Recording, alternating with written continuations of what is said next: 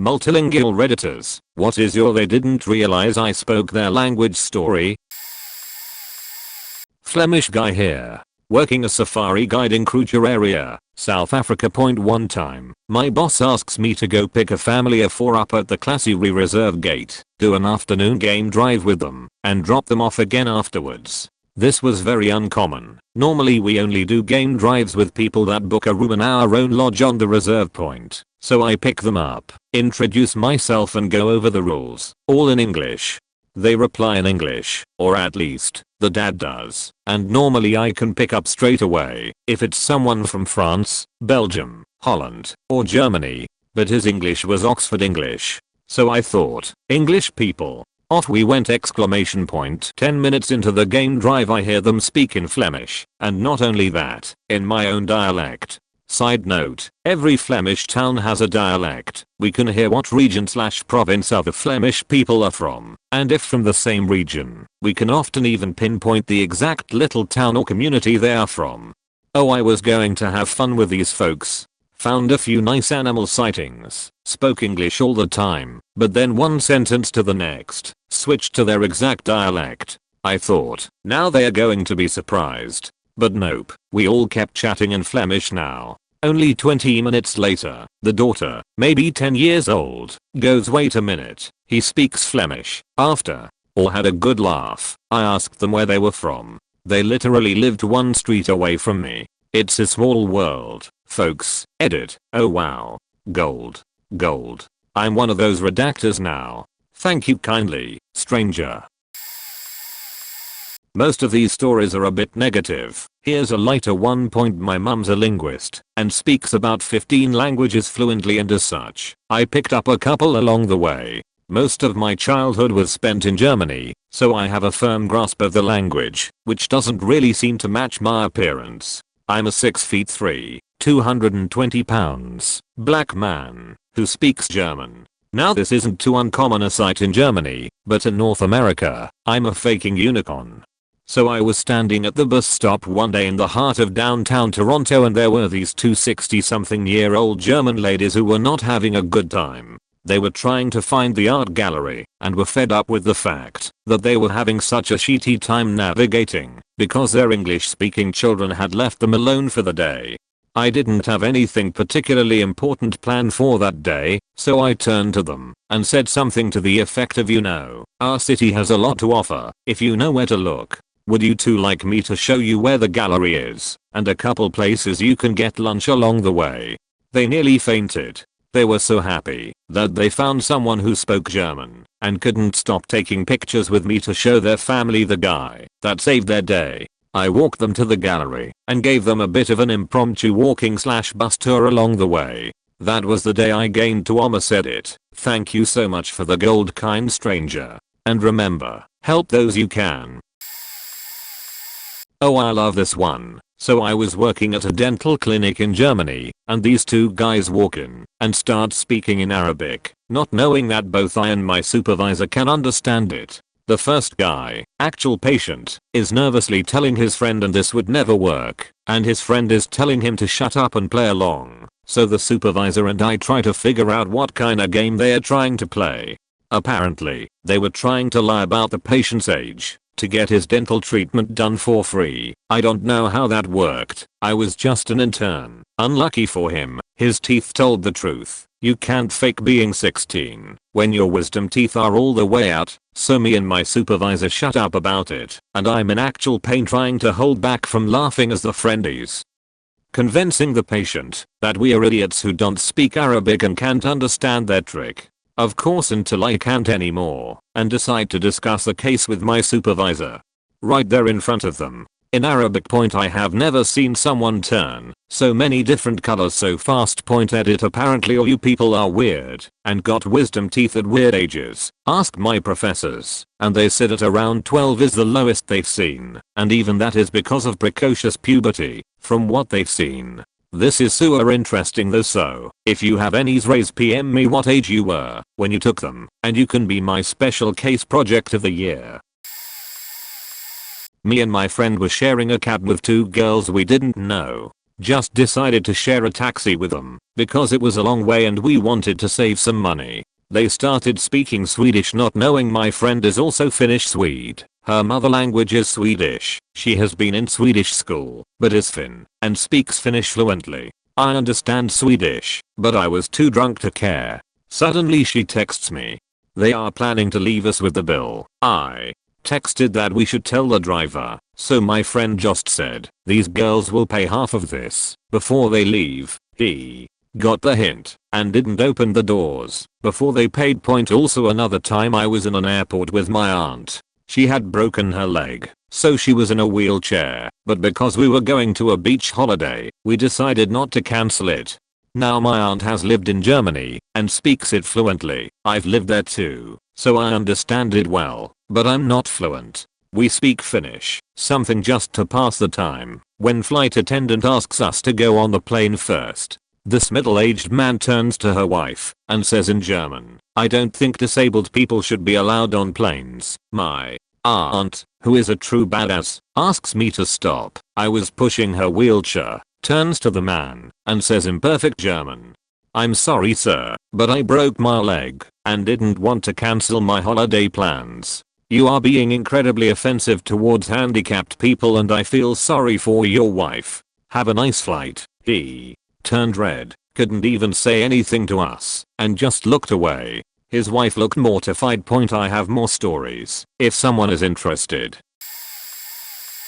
A friend of mine was visiting my country for a few days from Italy. He was staying in a hostel dorm that happened to have a group of German tourists sharing it.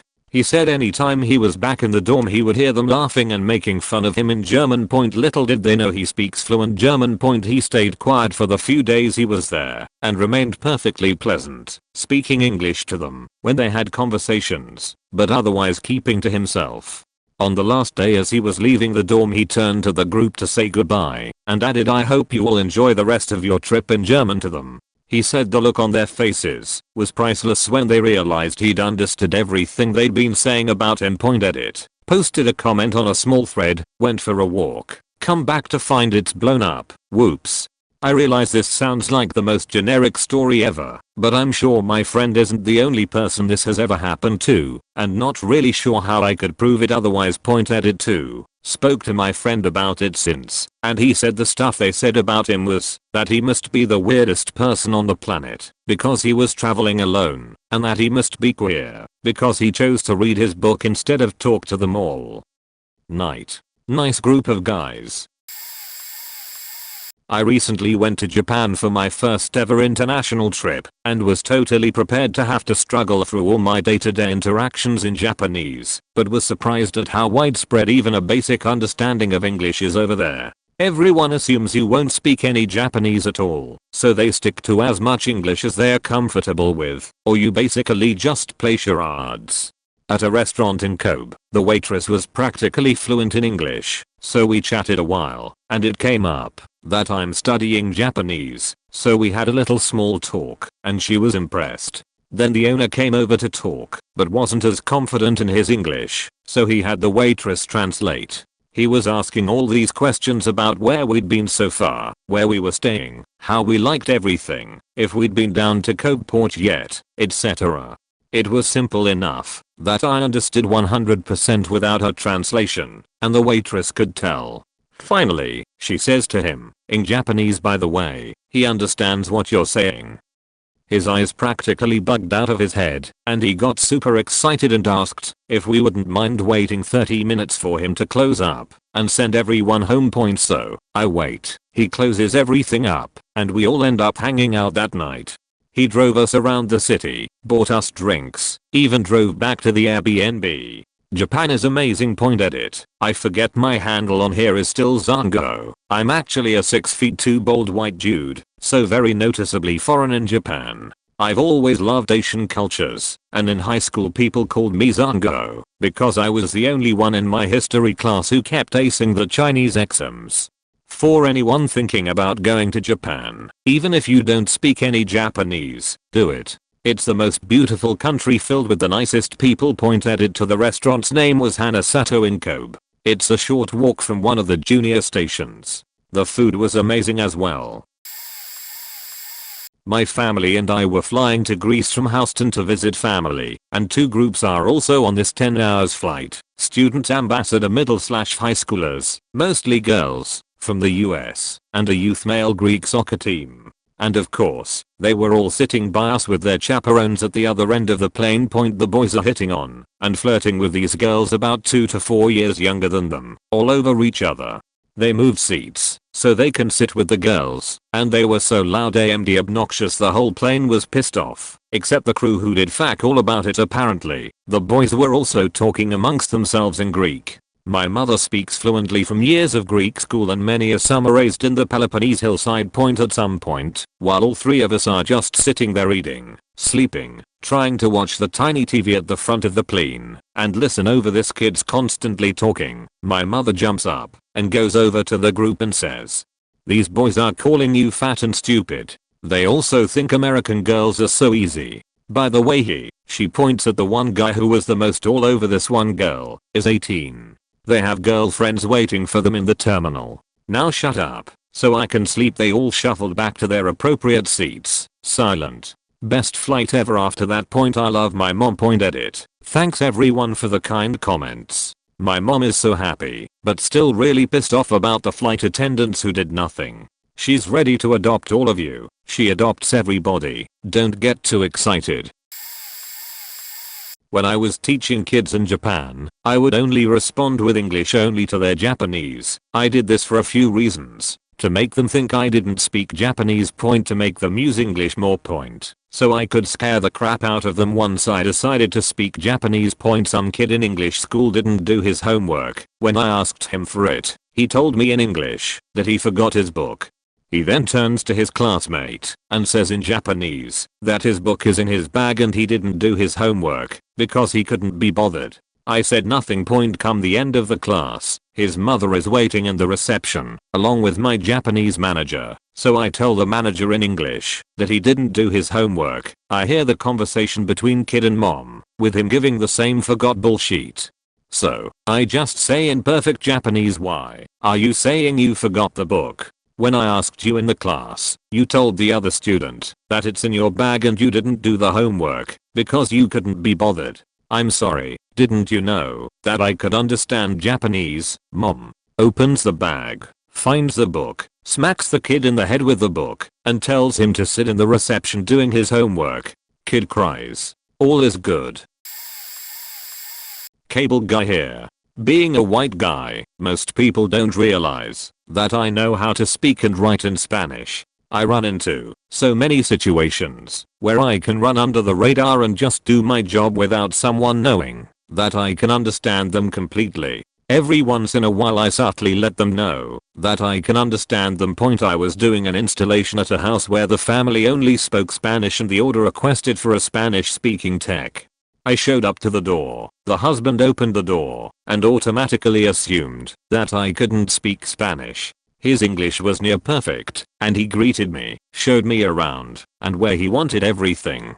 He let me do my work as he walked into the other room, where his buddy was, and automatically started talking shit about me. I can't believe they sent a faking white guy who can't speak Spanish.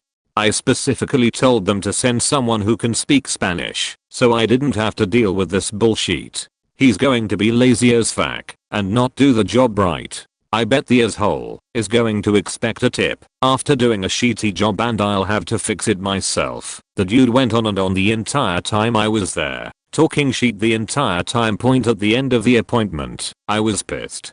I didn't show it, but he thought it was funny to talk shit in front of me, smile on his face, while acting like he wasn't saying anything about me. So I looked at him, told him in Spanish, "Your installation is done. If you have any questions you can call the company yourself, and they'll be able to get someone who speaks Spanish to help you."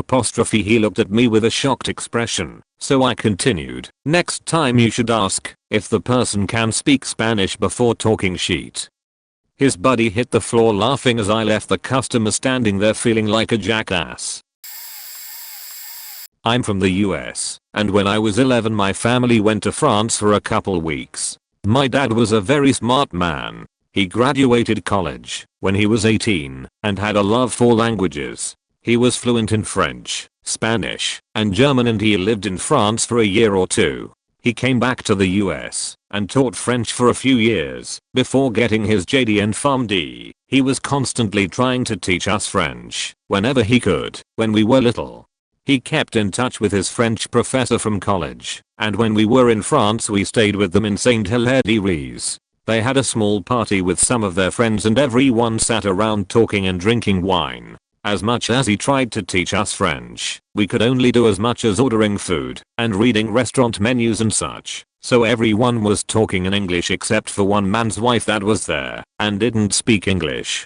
The hosts were translating most things for her. At one point, the man says something in French like Americans don't value things like learning foreign languages. Not knowing my dad spoke French, my dad looks at him and in French replies something along the lines of, "You're right. Lots of Americans aren't introduced to foreign languages until they are older and already out of the prime time of their life to start learning."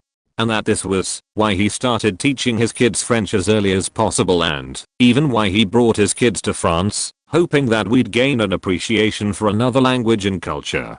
I didn't know what the guy had said or what my dad had said until after we left, but I remember the look on the guy's face and how he was clearly apologizing repeatedly. The host laughed too and explained my dad's history with French and his education. To say the man was embarrassed would be an understatement. Friday will be 13 years since my dad passed away at 55 years old. He was such an awesome person and loved by everyone he met. He would never take offense to something even like that guy. He was from a tiny southern town in the middle of nowhere and grew up with nothing and worked his ass off to get where he was in life. Cancer is a beach. I went on a class trip to France my senior year of high school. We learned about and enjoyed French art, history, and culture, of course. But being 17-year-old males, my friend Mitch and I were far more interested in the topless beaches we'd get to visit in Nice Point, so Mitch and I set ourselves up on the rocky beach one beautiful sunny day and awaited a parade of beautiful and topless French women. At first, we were a bit disappointed. Apparently, topless swimming was more popular with 80-year-old French women than we'd imagined. Eventually, a young couple set up a towel right next to us. As we listen into their conversation, we realize they're both Americans, and they're arguing. She wanted to go topless. He didn't want her to. "I don't want a bunch of guys staring at your tigs," he said. "But everyone here is French," she argued. "I probably stand out more by not being topless than I would without the bikini." Now, I was on this trip with other kids from French class, so Mitch and I both knew enough high school level French to get around. But that day, at that moment, we engaged in the most fluent and convincing French conversation of our young lives. No wide-eyed, horny American teens here, just two sophisticated French guys enjoying the beach, uninterested in some amazingly hot American girl, and whether she took off her top. We were conjugating verbs like our lives depended on it. Eventually, the boyfriend got pissed and left, and his girlfriend went topless. Mitch and I continued to play it cool, but this really did seem like the greatest thing that had ever happened ever. We talked about cheese and going to the library and whatever else our limited French vocabulary allowed us to talk about. Later that night, we both thanked our French teacher for the opportunity. She probably would have been disappointed to know what opportunity we exactly meant, but we left it vague and everyone was happy. C'est la vie. Being Canadian, I speak English and French. Years ago I was posted to Germany with the Canadian military. My friend came to visit me, and we booked a trip through a German travel agency to France. So we got onto a bus full of Germans and off we went. When we arrived at the hotel in France we were all lined up to check in. My friend and I were near the end of the line. As the line slowly progressed, the two French hotel staff members who were checking us in and speaking German to the tourists started speaking in a lower voice to one another, and they were bad-mouthing all of us tourists in French. I could hear speaking and understood every word. They were saying things about how Germans only drink beer and eat sausages and do not appreciate fine French food and wine or culture. How Germans are loud and other non-complimentary things. My friend and I were smiling at each other listening to all of this. When we got to the front of the line they asked, in German, for our passports.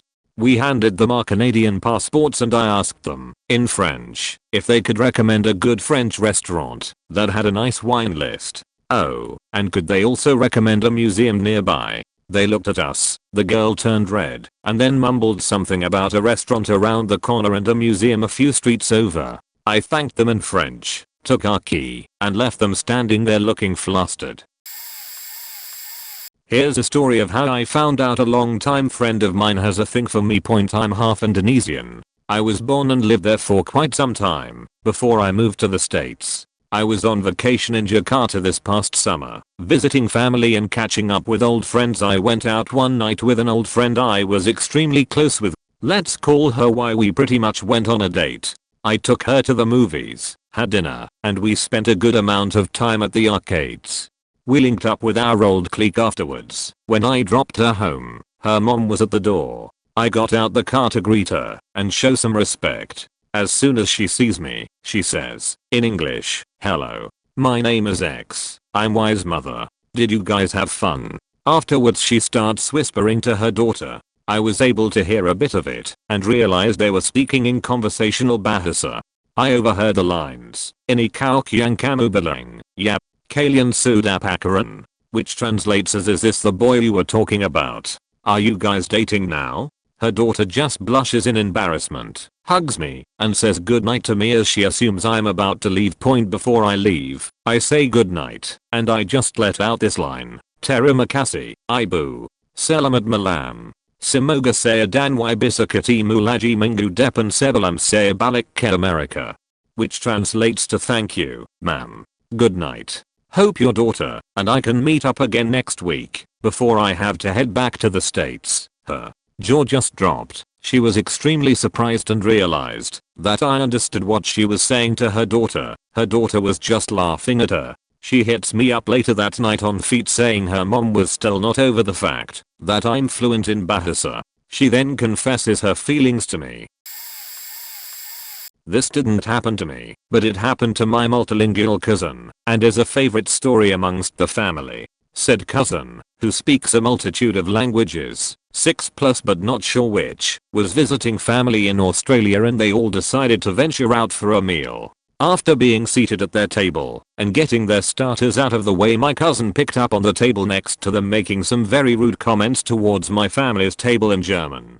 Considering that the cousin had worked for many years as a translator between firms for German and English business operations, she politely turned towards the rude individuals and requested that they stop. Ashamed and abashed, they apologized profusely and even sent over a bottle of expensive wine to the table as an apology. Following the arrival of the bottle of wine, there was a brief respite where my family were able to carry on with their meal. However, the party of rude individuals could not contain themselves and were very much determined to continue to make comments, but this time in Spanish.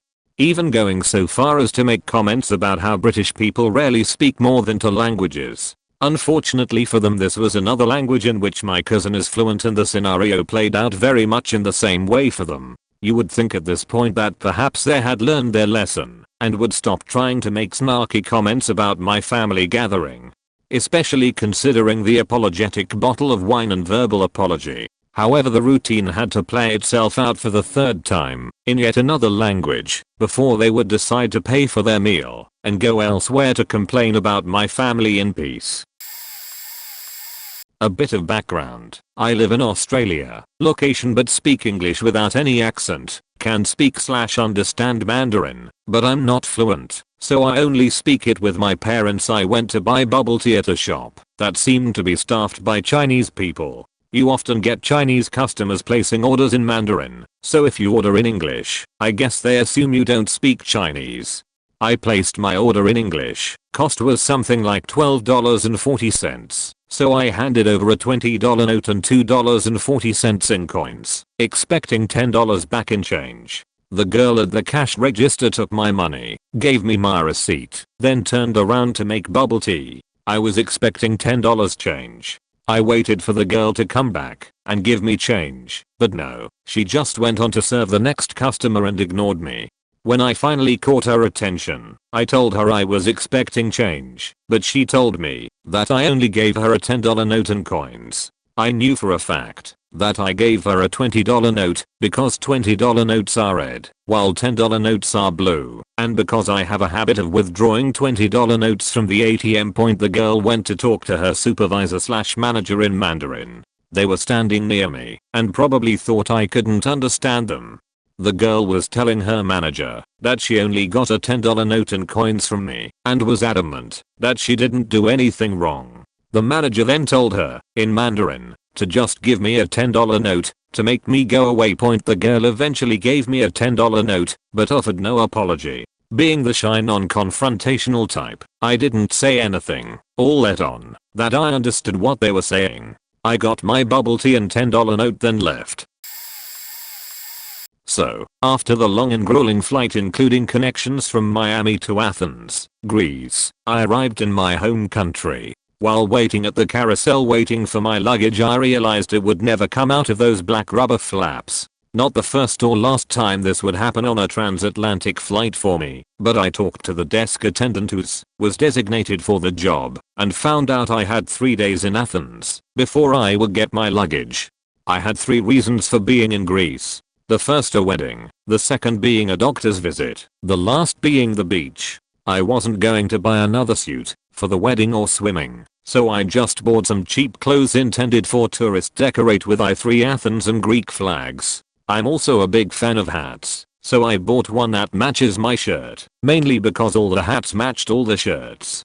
The next day as I caught a cab to go to a clinic to get some blood tests, I got a call from a friend back in the States. I had my headphones in and conversed as I handed the driver a Google Maps printout of the clinic's location point. At some point in the drive he must have assumed I was a tourist, as I did fit the bill, and he reached over to turn the meter off. I had an idea of what was going on, but didn't say anything. As we stopped in front of the clinic, the gentleman turned around and spoke in broken English. "This will be €36. The trip was really worth about 7. I told my friend, "I'll call you back. I have to pay for this cab." As I put my phone away and looked up to the cabbie, I responded in perfect Greek, "Look here, jerk off. I'm not going to get Egypt put of €30 for a walk that would taken 5 minutes. I'm not paying for shit." And promptly walked out the cab, into the clinic, and up the stairs. As you can imagine, this cabbie was not in the best of shape, so he couldn't follow so closely up the stairs. He barged into the waiting room full of elderly people and children. I was among them reading as he began to scream at me, calling me a crook. I told the nurse who rushed into the room that we would need the police to come and test this man's blood alcohol content, and he quickly became silent. I stood up and walked over to the melon-shaped man and exclaimed, "People like you, who treat newcomers to our nation with such disrespect and thievery, are the reason they do not come back. You should be ashamed to treat people who leave their country and bring money into our economy like that. Get out of my sight." He waddled out of the clinic and found the elevator down. TLDR, there is a reason Uber is taking over taxi business revenue.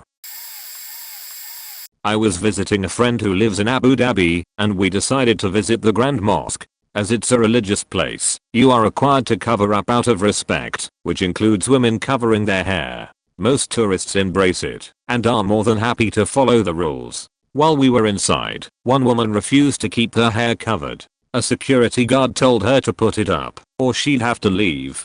I'd heard her and her husband speaking outside, and they were American. However, when the guard confronted her, she said to her husband in Italian, "Just pretend we don't understand English. I'm not covering my hair." And that's exactly how they responded. I was so pissed about how disrespectful they were being, I marched over and said to the guard, "It would seem these Americans suddenly only speak Italian.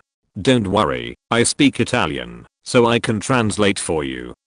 He said, "Please ask her to cover her hair or she must leave immediately." I nodded and smiled, then turned to them and said in Italian, "I know you're American and understand exactly what he is saying. Stop behaving so disgusting and disrespectful and cover your hair. How dare you come here and behave this way? You should be ashamed." She said, "I'm a Christian. If I don't want to cover my hair, I shouldn't have to."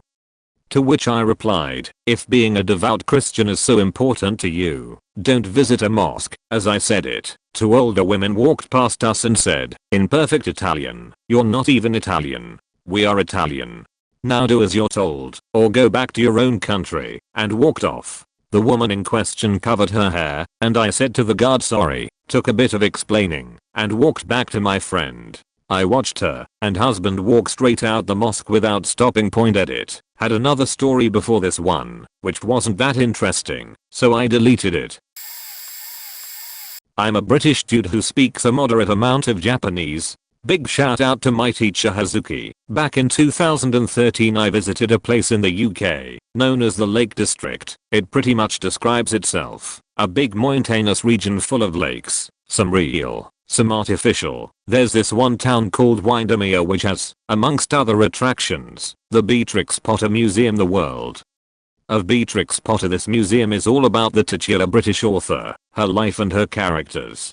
One character in particular, Peter Rabbit, is super popular in Japan and many Japanese visit the museum every year. In fact, if you visit the museum's website you'll see Japanese as one of the selectable languages. While most of the museum's signs are multilingual, the shop is completely in English. Inside the shop there's one of those funky coin press things. You know, the ones where you insert a low value coin, turn a wheel and it flattens the coin with an image relating to the venue.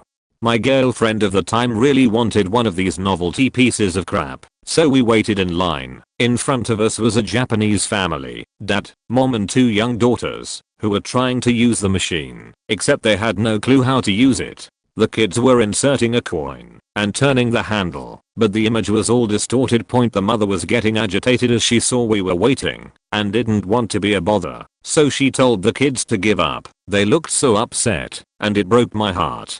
When I got to the machine I saw that the handle had to be in a certain position to start with for the coin press to work correctly. Basically there were 4 different images, and if you started to turn the handle in the wrong place it would combine the images in a horrible mess. The kids and father were still standing kinda close, so I turned in their direction and said, in Japanese, "Excuse me, are you Japanese?" The kids froze, and the dad looked startled, but he quickly nodded yes. "Can you speak Japanese?" I replied, "Yes, a little. Will you allow me to show you how to use the machine?" Yes please," he said. So I demonstrated to the kids how to select the image they wanted. Surprise, it was Peter Rabbit, and then they pressed their coin and were super happy. The eldest one, maybe 11, thanked me in Japanese and the dad prompted the little UN to do the same too. He himself said thank you. We had a brief chat, but my girlfriend was getting antsy, so we said our goodbyes and went on our way. I saw him talking to his wife and pointing our way as we left. Later on in town we got absolutely mobbed by Japanese tourists. Turns out they were part of a tour group and they all wanted to have chat. It was a bit overwhelming, but funny too. I taught many Japanese people British curse words that day. These are so great. I'm Pakistani American and lived in Shanghai, China for 5 years. I have tons of these stories. Here are a few. I was in line somewhere with my best friend while in Shanghai, and she's a tall, beautiful Belarusian woman. These 2 old Chinese women tried to cut in front of us, and we told them politely in English that the line ended further back. They gave us a stink eye and instead cut behind us and started talking about how these foreigner women were here to ruin their society and we should at least learn their language if we wanted to live there. We waited until we were about to leave to turn around and tell them, in Mandarin, that we were only here for school and it's not polite to talk about people behind their backs. The old Chinese man behind them threw his head back in laughter as we left. Another time I was on the last train of the night alone with my headphones in but no music. Keeps weirdos away. And there was a little boy with his dad sitting across from me, and this little boy was just straight out staring at me. He eventually asks his dad if I'm an India person and his dad says I don't know, probably. Why don't you ask her? And he said he's too shy and his English was bad. His dad encouraged him to at least try to say hello. I took my headphones out at this point and smiled at the boy. He hid behind his dad and waved and said hello. I said hi and waited for him. He eventually asked me if I was India. I laughed and responded in Mandarin that no, I was from America. Boy turned 3 shades of red and hid behind his dad again. The dad laughed and continued in half English and half Mandarin to ask if my parents were from Bangladesh, and I told him Pakistan and we talked about how his company does business there. Eventually the boy tried to whisper something to his dad, and I told him he could ask me. I'm not that scary. He then shyly asks if he could touch my skin. I said sure, and held out my hand. He then rubbed the back of my hand, and was shocked the color didn't come off. His dad was mortified, but I laughed and assured them I wasn't offended, and then my stop came and I left. Side note, that was the third time the skin thing had happened. A couple times since I've come home and have been working retail, and the Chinese women will talk about how what I'm selling isn't good quality, and I'll join in and tell them they're right and they shouldn't pay that much for the item. They're embarrassed and then delighted. Last one. I was on a flight from Cali to Texas with my mom. Guy next to me is this dude who looks about my age and is reading a medical book. My mom starts commenting about how he's good looking and probably a doctor and maybe I should get his number. And the whole time I'm like, Mom, shut up please, he looks brown. And my mom's like, nah. Well, mom falls asleep and I just start talking to him about his book. He's a doctor and needs to renew his license, and I tell him I just quit med school, and he laughs and says I'm the DC, India, Pakistan, Bangladesh, parents' nightmare. And I'm like, oh, where are your parents from? And he says Bangladesh, but he understands Hindi. So he totally heard my mom and understood her. I'm like, I'm so sorry my mother is this way, and he just laughs it off. My mom then wakes up as we're getting off the plane, and she's like, wow, his green eyes are gorgeous. And he finally responds and tells her thank you so much. I'm trying to disappear into thin air, and my mom then gets over her momentary shock to ask if I got his number and I should invite him over for tea tonight. I could not get off that plane fast enough. I'm a barely there American francophone. I don't get much opportunity to practice the language, so I understand it better than I speak it, which ain't by much. My boss is French Algerian, but I didn't make much mention of my crappy language skills when he hired me. During my first week on the job, I realized that whenever his wife would call, he would hold the conversation entirely in French, rather than excuse himself to have a private call. No need to worry about privacy if nobody knows what you're saying, I suppose. I did my best not to pay much attention, but I learned in that week that his wife was coming out the other side of massive emotional breakdown. She was incredibly lonely in our town, as they had moved 19 times in 12 years and friends were hard to come by. He was doing a great job of being supportive, but getting frustrated. I waited a while to say anything, as I didn't want to intrude, and it sure wasn't anything that he or his wife had invited me into knowingly. But one day, when he was having a very tough time, I volunteered my own story of mental health struggles, describing what I had been through and how hard it was to show gratitude to those helping me, even though I was forever in their debt. I accidentally mentioned his wife at the end. Everything clicked, and the look on his face was half anger, but half good job, boy. I apologized for not telling him that I knew my way around French. He forgave me. Now we hold French conversations whenever our users at work are being complete fucknuts. It's very freeing. I'm late to the party here, but I'll go anyway. I'm American, with a full Italian bloodline. My parents and grandparents spoke Italian fluently with perfect accents. I never considered myself to be fluent, mainly because of my accent and vocabulary, but I speak and understand enough to have Englishy conversations. Lol. I work in a busy touristy place, inside a busy retail environment. A man and women came in holding hands, just like a normal couple. They said hello, and when I said if I could help them with something, they replied, our English is not good and thank you. I get that a lot, so I said you're welcome and smiled. They went on to browse. Once I read them speaking in Italian, I was stoked. We rarely get Italian tourists. I started to think of what to say and feel them out, to see what they may be interested in buying, sales techniques and such, when I heard the women say this would be a really easy place to break into. I stopped in my tracks. The man started to talk about us not having security cameras, and pointed out our rear entrance had some glass panes they could break to get in. They went back and forth for a few minutes about their plan. The big thing I heard was tonight will be a good night. The women bought 2 cokes and made the awkward I don't know how to say goodbye to you thing a lot of us do when we don't know the language, and walked off. I contacted our local PD and told them about what I heard. As a precaution, they made sure they spent extra time near our shop that night. Around 3 AM, sure enough, they caught 2 people trying to break into my shop. And what would you know? They're a man and women. They're the man and women lol point at that month's meeting among all GMs, DMs, and the owners. I walked into a massive standing round of applause. Ha ha ha. It sounds corny, but it felt great. TLDR. Because of my Englishy Italian, I saved my workplace from getting robbed by 2 Italians. It was last summer when I had cracked a 15-day research project to Finland. P.S. I live in an average-sized city in eastern India. Over the weekend, we stayed at a little hotel in a small town called Lodja. While stumbling across the town, we found a cozy Indian restaurant, and as the food in Finland extremely bland, jumped at the chance of having something more home-like. We had a Finnish friend along with us who helped us around the town, and ordered food for us to the waiter in Finnish. The waiter lingered around the table for a little while, and then left away.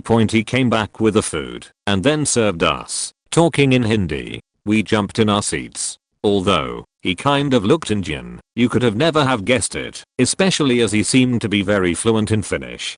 At the end of the meal, he took us into the kitchen, and introduced us to the cooks, who were both North Indians, Punjabis, who were more than glad to see us. They later explained that they hardly ever met Indians in that town, and it had been a long time since they had gone back. I guess we just reminded them of their long left homes anyway. They clicked pictures with us, took our Facebook contacts, and didn't charge a penny of the bill. The next night they took us out pub hopping, and bought us drinks. Although, we insisted on paying, they brushed off our requests, because they probably realized we did not have a lot of money on us, since we told them we were still in college. The day we left Lodja, we visited them, and hugged them goodbye. As a 21-year-old, when the world usually is full of cynicism, this was one of my happier incidents in life. I have a lot of these, but this one happened last night, and ruined my girlfriend's birthday surprise. Black American living in Tokyo, pretty much fluent in Japanese with no accent. This is a cause of a lot of issues, like the following. I made reservations on Saturday for an Alice in Wonderland themed cafe. There are 5 in Tokyo, and I'm sure I reserved it for one in Shinjuku, which isn't far from where we live. I told them I would like a cake, and gave them my girlfriend's name multiple times. When it came to giving my name, I said it once. They took it down with no issue. Q last night. We are waiting near the front of an hour-long line, when they open their doors. When we walk up, the guy at the front sees me, and asks if we made reservations, and I tell him I did, under my name. He can't find it. After spending 10 minutes trying to sort this, he goes, "Oh well, we have space anyway, so come on in." This sucks, because now my girlfriend won't get her cake. I was a bit down, and told her my plan, to surprise her with a cake and them singing to her. She is pretty shy, as most Japanese are, so I would love to have embarrassed her. The food took a while to come, and my girlfriend was done before mine even came, but all of it was good. Halfway through her plate, I get a phone call. I usually ignore all calls, as no one has my number besides my office for emergencies, and it was an unrecognized number. My girlfriend and I laugh and say, watch, it ends up being from the restaurant we are in, or one of the other ones.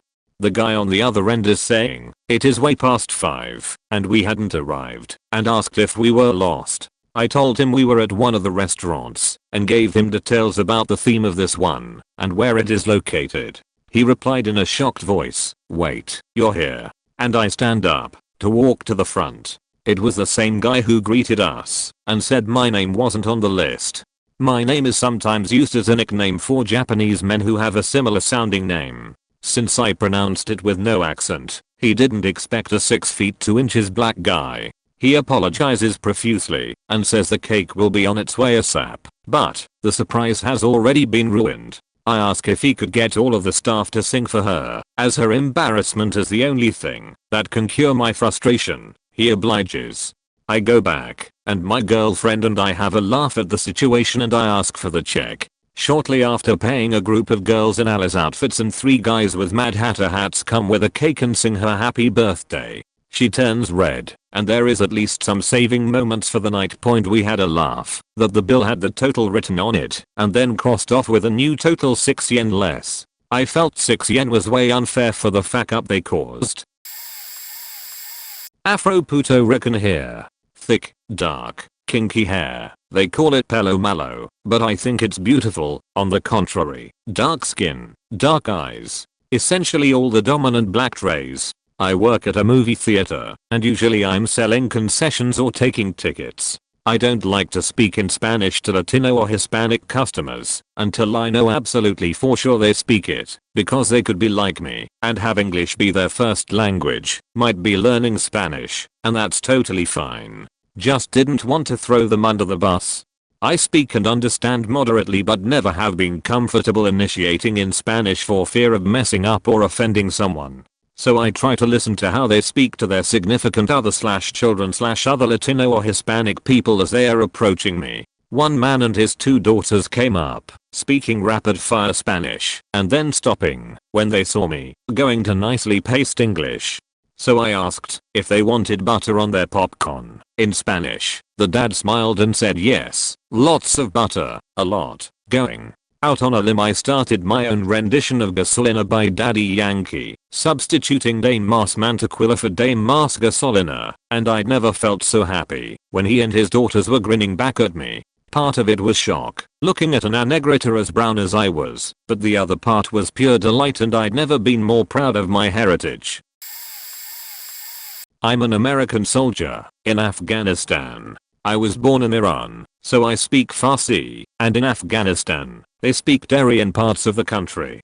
To the best of my knowledge, Dari originated from Farsi, so many of the words are similar, if not the same. Now some of the same words do sound a bit different, but it's still pretty recognizable. So me and my platoon are out on a patrol walking through a village, so my platoon leader can talk to the village elder. We are walking by the markets, saying hello, waving, trying to be friendly. Since I know the language, I say hello in Dari, but my English accent weighs in, and I probably sound like any other American trying to speak Dari. We walk past this shop with a young boy standing out front and what I assume his older brother and father sitting behind him at the storefront. The boy is probably 8 to 10-year-old and the other 2 are approximately 25 and 50 respectively. Me, hello, how are you, little boy? I'll faking kill you, waving his hand hello, with the sweetest little 10-year-old smile. Me, what did you say? Go ahead, tell me again. What was that? Readjusting my hands on my M4. Little boy, silence. Pen as a little brown ghost, mouth open, possibly peed himself. Father and brother stand up and grab son, proceed to tell me he's an idiot. He doesn't know what he's saying. They are sorry. Offered me something they were selling for free. Declined. Told them it was okay. Moved on. Platoon had a good laugh about it. I was eating soup in a back alley restaurant in an industrial city in northern China. It's communal style seating, so a few minutes later a woman and her son sit down beside me. The mother smiled awkwardly at me and pushed her son to sit beside me. I smiled politely and continued eating my soup. The woman immediately started hissing at her son in Chinese. Practice your English with this foreigner. It's not every day a witty is in this restaurant. The boy seemed really shy and did not seem interested in talking to a strange blonde woman. I continue eating my soup, mildly amused. The mother continued pushing the boy to talk to me, even scolding him, because what a waste of money on your English lessons if you can't even say hello to a foreigner when we see one. The kid looked totally embarrassed, and I felt bad for him, so I looked over at him and said in clear Chinese, "It's okay. I know it's really difficult to learn a new language and sometimes it's hard to talk to strangers. I'm from Canada, and it's nice to meet you." The mom turned beet red and started to make excuses on why she was so hard on her son. But the look on the boy's face was absolutely priceless. He was so stoked to see his mom embarrassed after she had been scolding him in public to speak English to me, assuming that I couldn't understand them. After that icebreaker, I ended up getting to know the kid and his mom and had a lively conversation with them in both Chinese and English. Win-win. I was born and raised in Canada. My family is originally from Lebanon. I look like the whitest Canadian you've ever seen. No hint of Lebanese, but maybe a bit of Italian. Anyhow, I was raised by my parents who only spoke Arabic in the house. Plus all my extended family, aunts, uncles, cousins, all spoke Arabic too, so this made me pretty fluent other than read/write point. So I'm at the gym one night around 1 AM. I'm a bigger guy and a bit conscious about my body. I go late to avoid seeing too many people. I'm in the locker room getting changed, and in walk these two Arab speaking gingos. Not sure what country they were from exactly, but anyhow. So I look at them, say hello, in English, and smile. They smile and nod back, then I begin to hear giggling point. I hear them calling me fat, hippo, elephant, etc. in Arabic. They also say they should go get me a burger in case I pass out from being at the gym. I turned to them, said I'd love a burger, but no tomatoes please in Arabic, and the look on their faces was incredible. I wish I had a camera to capture that moment. Sadly, at this point I had grabbed my stuff and ran out of the gym. My self-esteem was gone for the night and I couldn't bring myself to work out. The night duty guy had figured something was wrong because I left 10 minutes after I got there, so he chased after me to ask if I needed help. Story for another day. TLDR big guy goes to the gym. Small guys talk shit about me in Arabic. I speak Arabic. I'm a guy, Spanish but don't look it. Fully fluent in Spanish. I was in line at an airport about to go through TSA. Behind me there were two women in their 40s, I'm assuming talking in Spanish about life or something. All of a sudden I hear them giggling, and one saying hey das. Oh my god. I decided to pay attention to what they were saying and giggling about, since it was the only entertainment I could get, because my phone was already on a tray about to get expired. I hear one of them say Mirak bin lequet nessus jeans. Quisiera verlas en el piso de mi cuarto. Hehe, look how good those jeans fit him. I'd love to see how they look on my bedroom floor. Some cheesy sheet. The other woman says imagínate garando lesas nalgas en los bajulas cultures. Rico. Followed by more giggling. Imagine grabbing those butt cheeks at night under the covers. Yum. The other woman followed with esperamos que estén la maquinaria con las manos arriba vertigen al frente. More giggling. Let's wait until he's inside the machine with his hands up to see what he's got in the front. Talking about the body scanner, where you have to do the JZ hand sign while you get scanned. They keep going about what they would do to me, and then I go through the scanner. I see them looking, but I ask to get patted instead of x-rays. I want to laugh, but I keep serious. I get through, and then I'm getting my things off the tray as they come to get those. I heard them whisper I wish I could pat him, and some more quiet giggles ensue. I finish putting my belt and shoes back on, and I go sonoritas. Yo siempre religión no pasa por la máquina x-ray. Siento no haberals dado el shoquarian. Tengan un buen viaje y gracias por el entretenimiento ladies. I would choose to be posted instead of the x-ray machine. Sorry you didn't get the show you girls wanted. I hope you have a great flight and thanks for the entertainment. If a face can express fact, that's what they looked like. When I was in the army, I had a boss, a RSSGT, who happened to be from North Wales. He was one of a few Welsh folk in the unit who also happened to speak Welsh, and they were their own little clique in the unit. It was well known that they would speak Welsh among themselves, but no one ever knew what they were talking about. I'd always overhear them and pick up a few things, but I was never really interested in them or their convo, so I'd just walk on by. One day, however, as I happened to walk past them, I had a phone call, so I stopped to take it. Car insurance call. Had some time on hold. While I waited on hold, I heard them talking shit about Arco. Real nasty shit too. Stuff I don't care to repeat here. After a couple of minutes, they picked up that I was there and started talking shit about me and how they were going to fuck me up ECT. With bullshit punishments and the like, as I was not one of them. I'm also a Welshman, but choose not to speak Welsh. I kept my cool, partly because I was still on hold and really needed to get talking with the insurance folks. It was then these guys started going on about various nasty things about my family, parents, etc. This was when I spun around and started hurling various curses, insults, and threats at them in Welsh. That is, you say shit like that again, I'll rip your faking arms off and beat you with a soggy end, you horrible little cunt. sort of stuff. What I didn't notice until a few seconds later was that the one they had just been talking shit about, happened to step out of a nearby and started chewing them out. Also in Welsh, didn't hear a peep from them after that. This happened about 10 years ago. As a part of a scout regiment from India, we had travelled to the UK for the International Jamboree. We were in London 2 nights before we were supposed to fly back. We are all in the age group of 13 to 15 years olds, and there were only 3 teachers herding the 30 of us. Someone had mentioned how great the Tower Bridge looks at night with lights as opposed to the day. So 4 of us decided we'll sneak out one night and see what the fuss was about. After the teachers had turned in, we sneaked out and took the tube to where we had to get. The night goes by fine, and we all have a good time, until we realized it's past 2 am. It was then we realized that the tube service doesn't run from midnight to 5, and we had no way to get back to Tottenham Court Road. Panic sets in, and we start pooling all our cash to see if we could get a cab or ride back.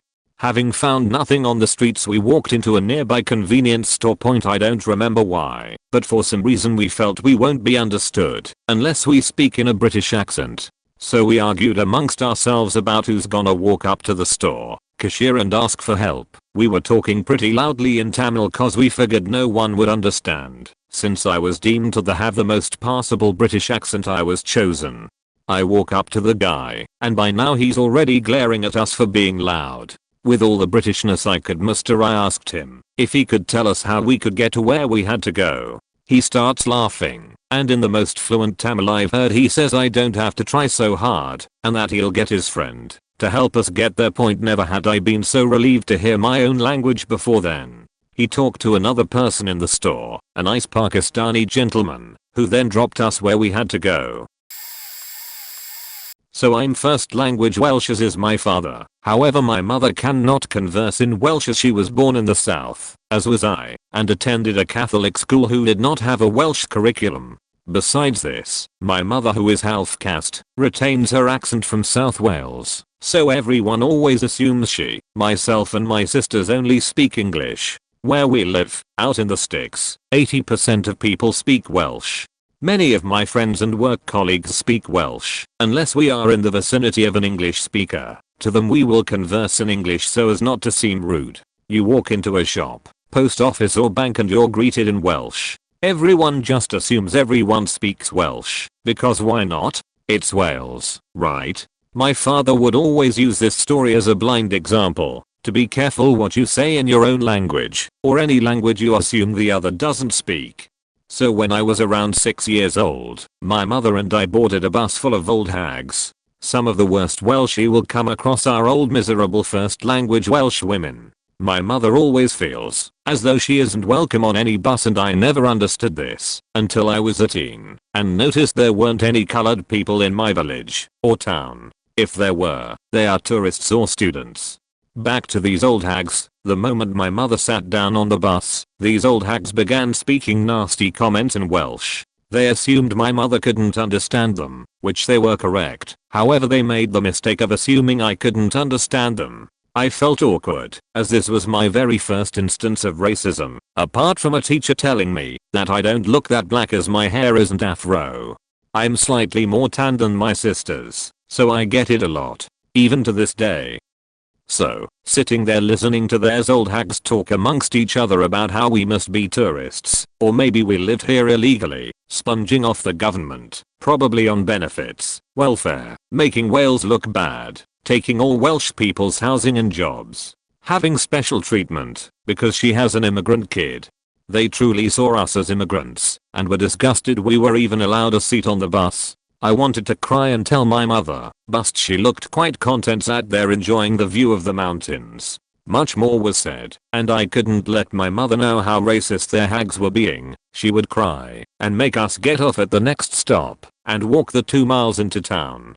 My mother had told me she came across a lot of racism since moving up north, after having my older sister and then me, and felt depressingly isolate. My dad would always have her back, and I told myself in that instance that I would too. So, I turned around in my seat, spotted the smug looking hag, and glared that ringleader down. I warned her in my native Welsh that if she didn't shut her mouth, I would have the driver throw her and every one of her hag friends off the bus.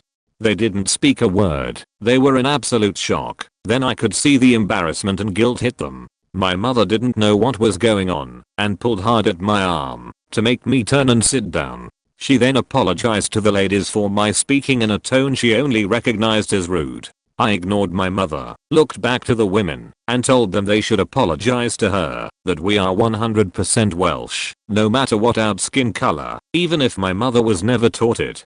They were silent for the rest of the long ride.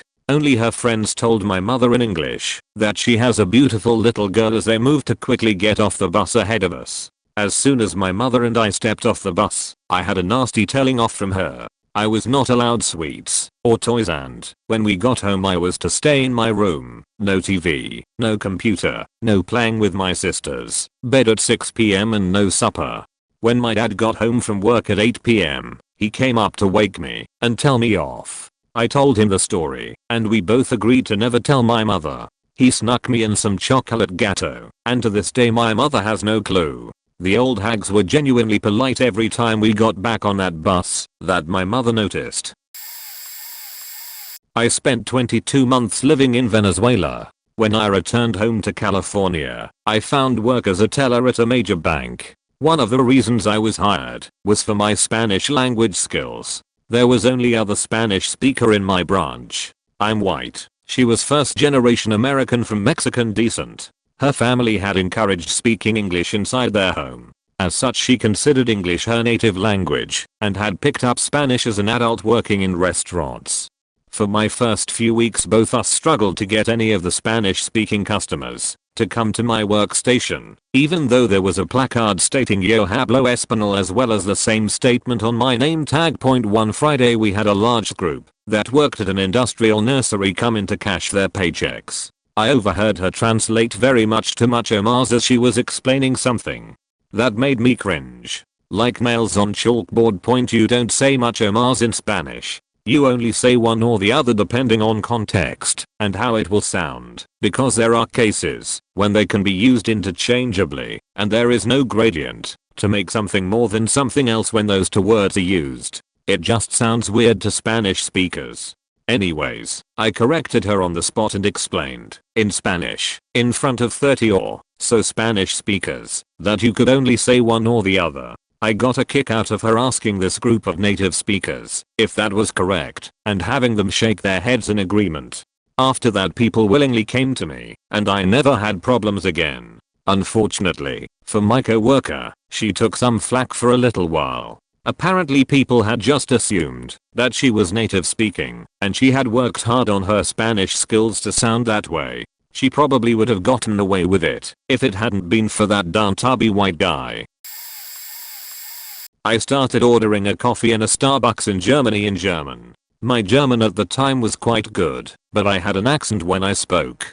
The barista rudely cut me off mid-sentence and said, in English, we can speak English too, you know. Cue dramatic sighing and eye rolling. I mean, yeah, it can sometimes be frustrating to speak to someone who doesn't speak your language fluently, but it's not like I just learned a phrase or two from a phrase book. I had a fairly good grasp of German, and even if I did only know a few sentences, there is no excuse for being so goddamn rude. Anyway, I digress.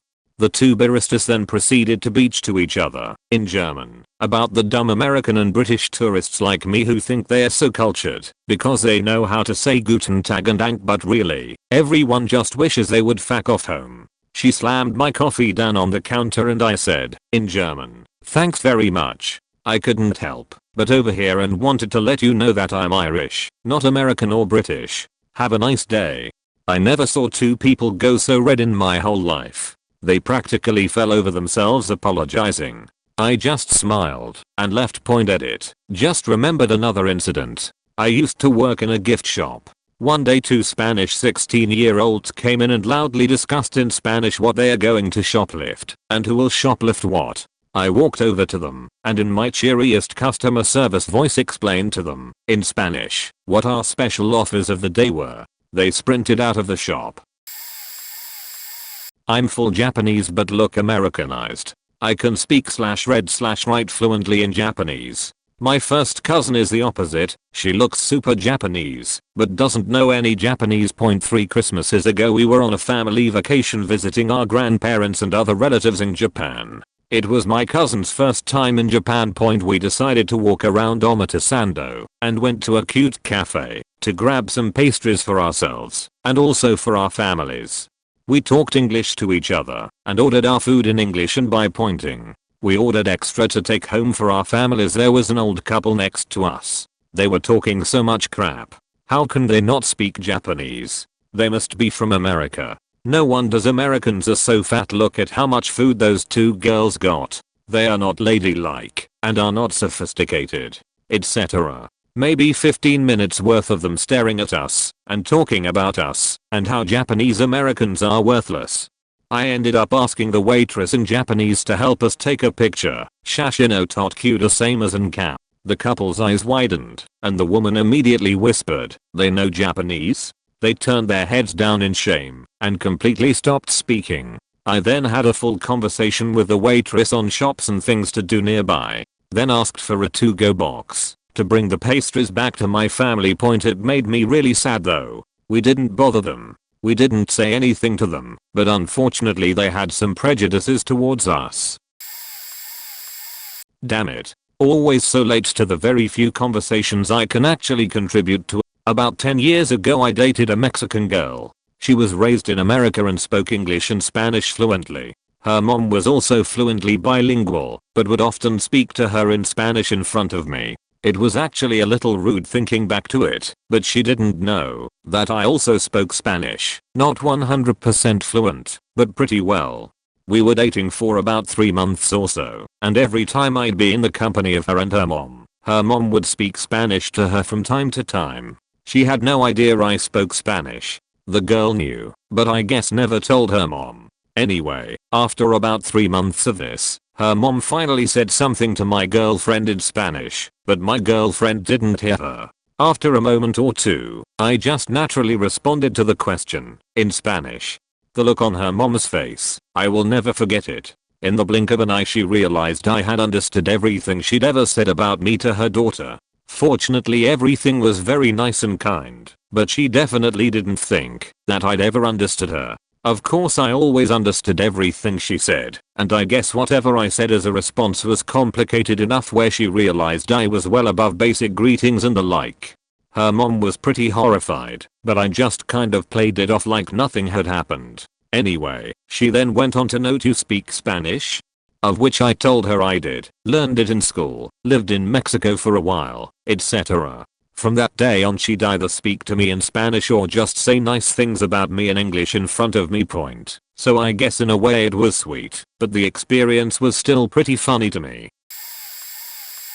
I'm a little late to this thread, but here's why I love being bilingual. I speak both English and German. Here's a few. Sitting in a car waiting for a friend to grab something from his house. My Serbian friend and I see a group of door-to-door canvassers walking along the street. I jokingly say to him, I wonder if they'd knock on a car door, or if only house doors count. He jests that if they do, he'd speak Serbian, and I'd speak German. Sure enough they come up to us.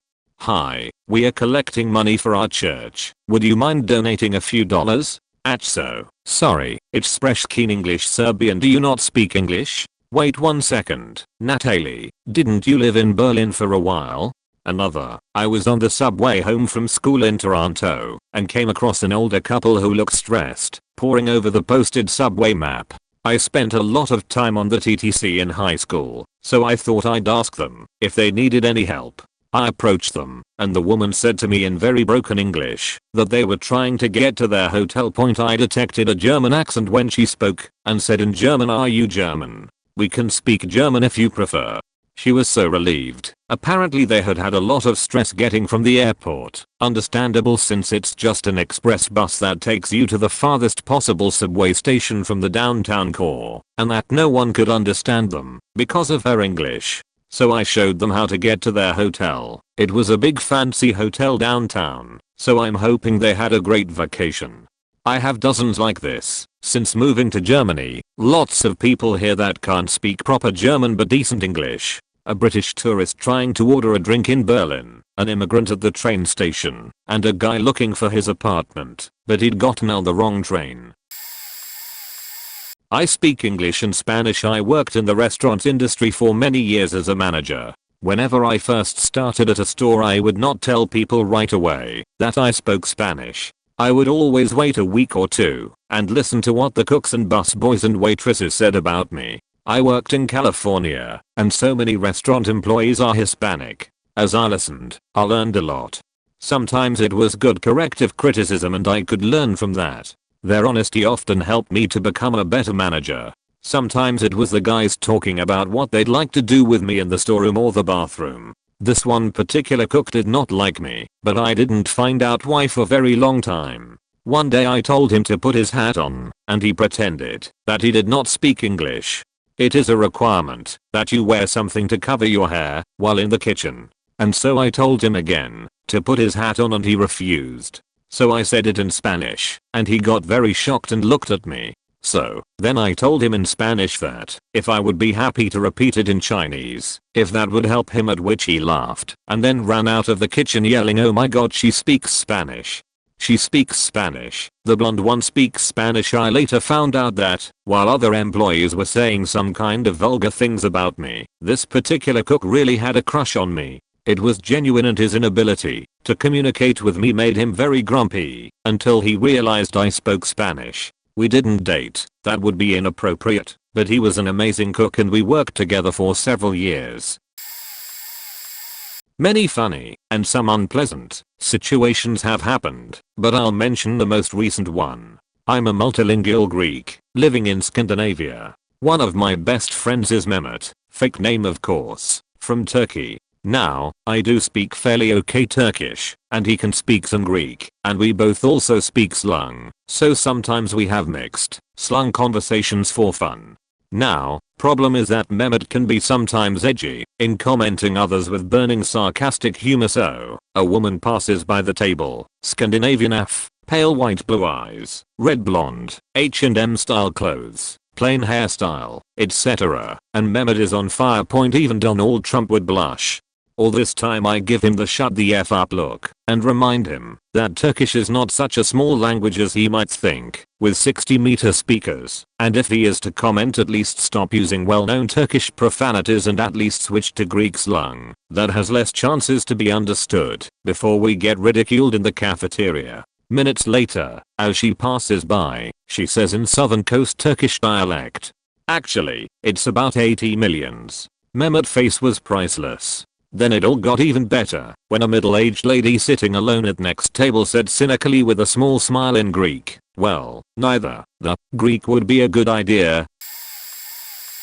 I used to study in Malaysia. I was in KLCC, in an elevator when a bunch of crowd comes in. I'm Indonesian, but I look Chinese, and they might mistake me as Chinese or Malaysian point. So this crowd happens to be Indonesian, and they started talking about the city and the people, and one of the guy looks at me and whisper to a girl and they started to giggle. Then slowly each and every one of 4 or 5 of them started to whisper between each other, and the silent whisper becomes louder, and I can clearly hear it.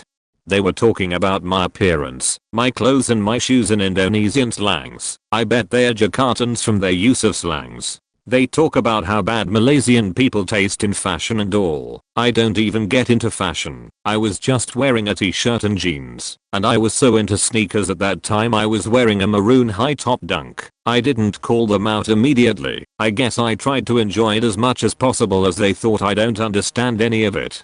So we almost reached our floor and I pick up my phone and make a fake phone call, loudly speaking in Indonesian, talking about their shitty clothes to my fake friend as loud as possible, and the look in their face is priceless, as the girl jaw drops and the guy can barely look my face anymore when I mentioned how one of the guy's haircut looks like chicken feet, and I can sense one of the guy were actually furious, but can't do anything about it. While I walk out from the elevator not long after that, I met them again in a student club. It turns out they are new students and they can't barely look me in the eye when I introduce myself.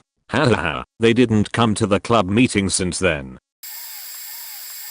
15 years ago in a city far away, I got on the tube at Heathrow, traveling into the city. I had just returned from visiting the Czech Republic and the girl who would become my wife. I was at the time learning Czech and had learnt all the bad words, expletives, as you do. I was sitting opposite a quite attractive young lady who had extremely large assets. Just before the train left, two young Czech lads got on, sat down next to me, opposite the girl with the large protuberances, and proceeded to talk about them, quite openly and loudly in Czech. The conversation between the two lads went something like, "Oh my god, look at those, they are huge. Christ, I would love to insert appropriate word, those they are enormous, and she's really pretty, I'd love to xxxx." This went on for a good 20/30 minimums. They were quite sure that no one sitting or standing in hearing distance could understand them. We arrived at my stop, and as I got out of my seat I turned to the two lads, and in my best, which was bad at the time, Czech, said, "Goodbye and have a nice day." The two lads sat straight up in their seats, mouths open, and turned red faster than you can turn on a switch. As I walked past, one of them tried to mumble an apology, but I was out the door and gone before I burst into laughter 15 years later, and I still tell this story and still laugh about it. At the time I didn't understand everything they said, but I did understand enough. This happened to me back in high school. I used to have an internship as a bank teller at Washington Mutual. Funny thing is, now that bank doesn't even exist anymore. RIP WAMU. Anyway, the way the floor plan was set up, people first opened the outside door and saw an ATM. You had to turn left to go into the main lobby. Past that was my station. I grew up in India in my youth, and so I speak Marathi. Kudos to my folks for keeping it going once we moved to the US. Now in English my accent is American. Important note, my name is common in India and the Middle East. This comes into play later. Nulai, what couple walks in speaking Marathi? Husband, in Marathi, will you stop pestering me? I need to deposit this check and I'll take you to whatever shop you want. Me, hi, welcome to WAMU. How can I help you? Husband, I'd like to make a deposit. Wife, sees me, in Marathi, oh look honey, a Mexican. Husband, in Marathi, sweetie, where we live now, they're all Mexicans. I nonchalantly readjusted my name tag after hearing this. Wife, in Marathi, oh my god, he's not Mexican, he's an Arab. Make sure he's counting the money, right, and not stealing anything. What the fuck? I was getting kinda upset at this point, so I finished their transaction and printed their receipt. Me, in Marathi, well here's your receipt guys, is there anything else I can do for you today? To say that their expression matched deer in the headlights is an understatement. We stood there for a few seconds just staring, and the silence was broken by the wife's quiet eek when it finally sunk in what she just heard. They hurriedly grabbed their belongings and bolted in embarrassment. I ran to the back room and laughed my ass off. Moral of the story, kids, don't be a racist dick, no matter what language. My then husband and I were on our honeymoon in North Africa, being cute and sweet and taking pictures in this really touristy spot around sunset. We were speaking English to each other, but we are both multilingual. We were saying things like, no, I don't like that one, let's try again. In this country, there are young men, locals, who go around and ask people if they want help get their picture taken, and when the unwitting tourists hand over their phone or camera, they run off with it. New hubby sees these two guys chatting nearby, and they come and sit closer to where we were standing, looking at their phones, doing a little acting, all while plotting their theft in a language they don't think these two American tourists understand. As the two guys walk over to start their spiel, new hubby, very clearly in the language they were using to communicate just moments prior, tells them to fuck off and get a job. You won't be stealing our camera today, before they even have the chance to get a word out.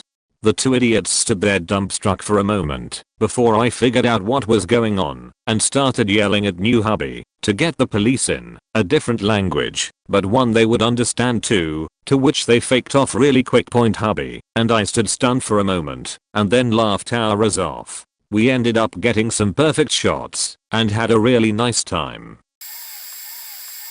I took 4.5 years of conversational Japanese in high school, and sometime after graduation my buddy called me up and basically said, I have tickets to Japan and Elise, are you coming? We Were there for a month or so. Trip got cut short due to illness, but he and I and another buddy had a grand time. Now, the other buddy is huge. Like, legit glandular problem huge. Easily 6.5 feet tall. Gigantic person. Very wide. He's large here, but he's a goddamn giant in Japan.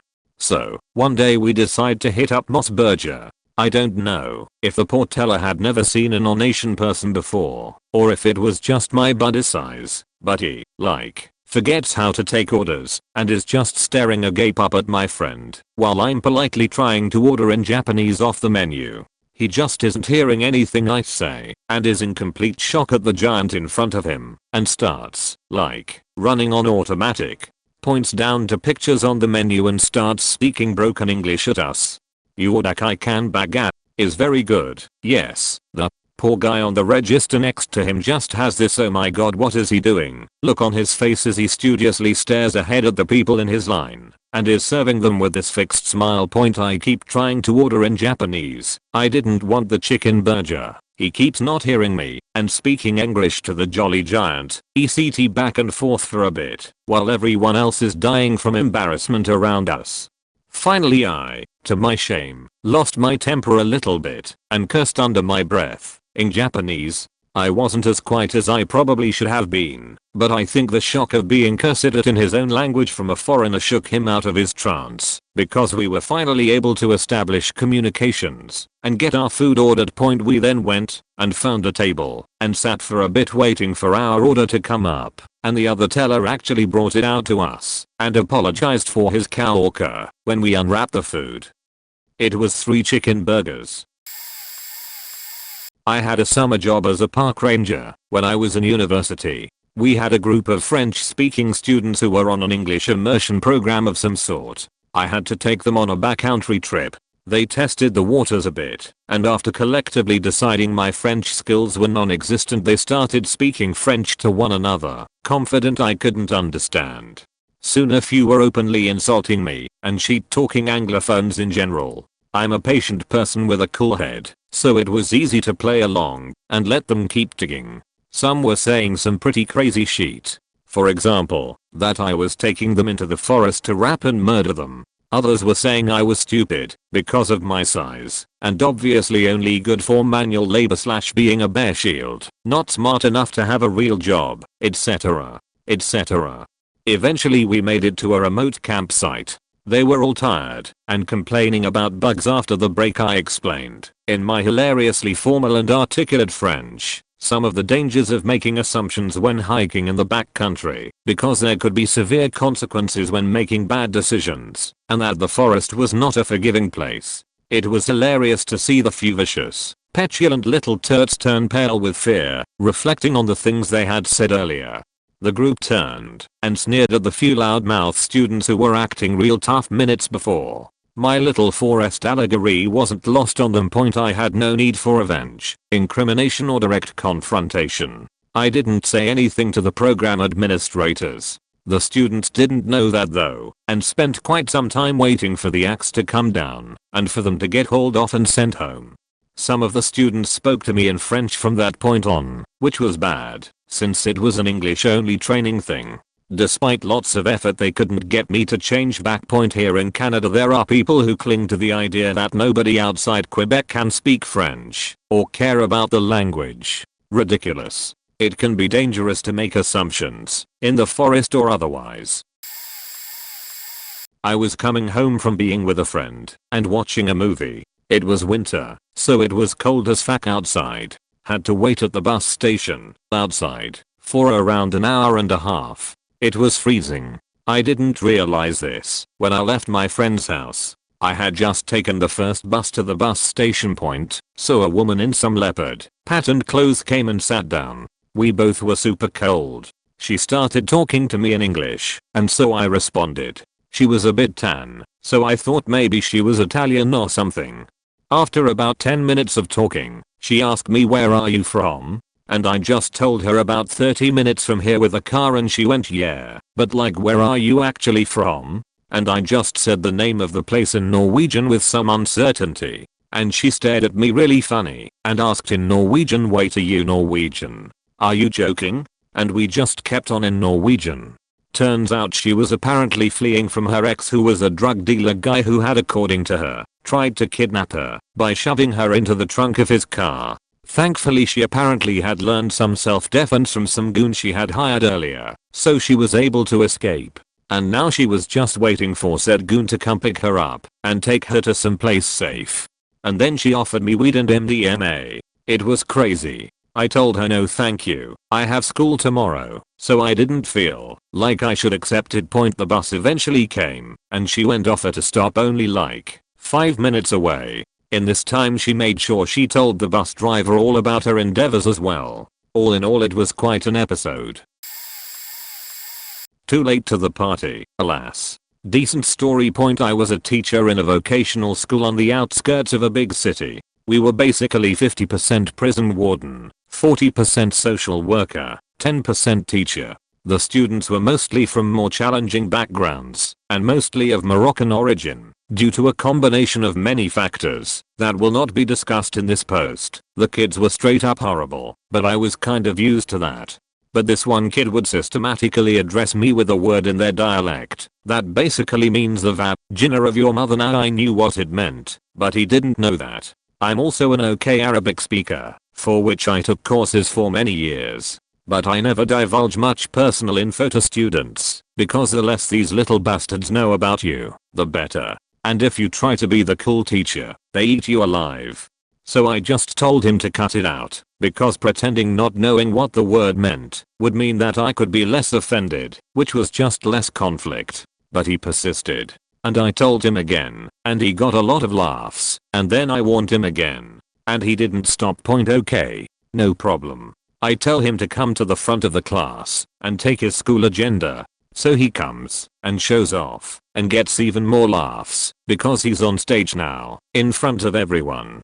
And he gives me his agenda and, with a smirk, tells me, write down everything you want for my parents, mister. They can't even speak native tongue of the country we live in. And I sit down and start writing in Arabic what he called me and that he needs to cut it out. And I swear to God, I've never ever in my life seen a Moroccan kid look whiter than a ghost. All blood just disappeared from his face, and I thought he was going to faint.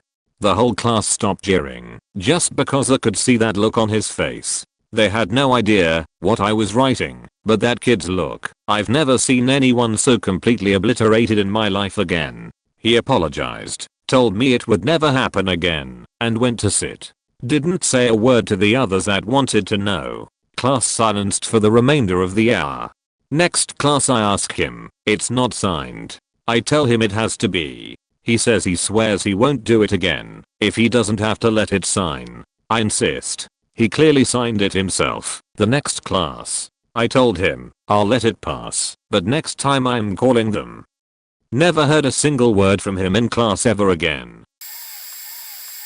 I'm Spanish, and so is the passport I showed at the door of an international bus going from Poland to Belarus, but I'm a geek and can speak Polish, Russian, Belarusian and a bunch of other languages. I did say good evening to the stewardess in Polish. I didn't know where she was from, since the bus itself was going from Germany to Russia, but we were in Warsaw, so yup.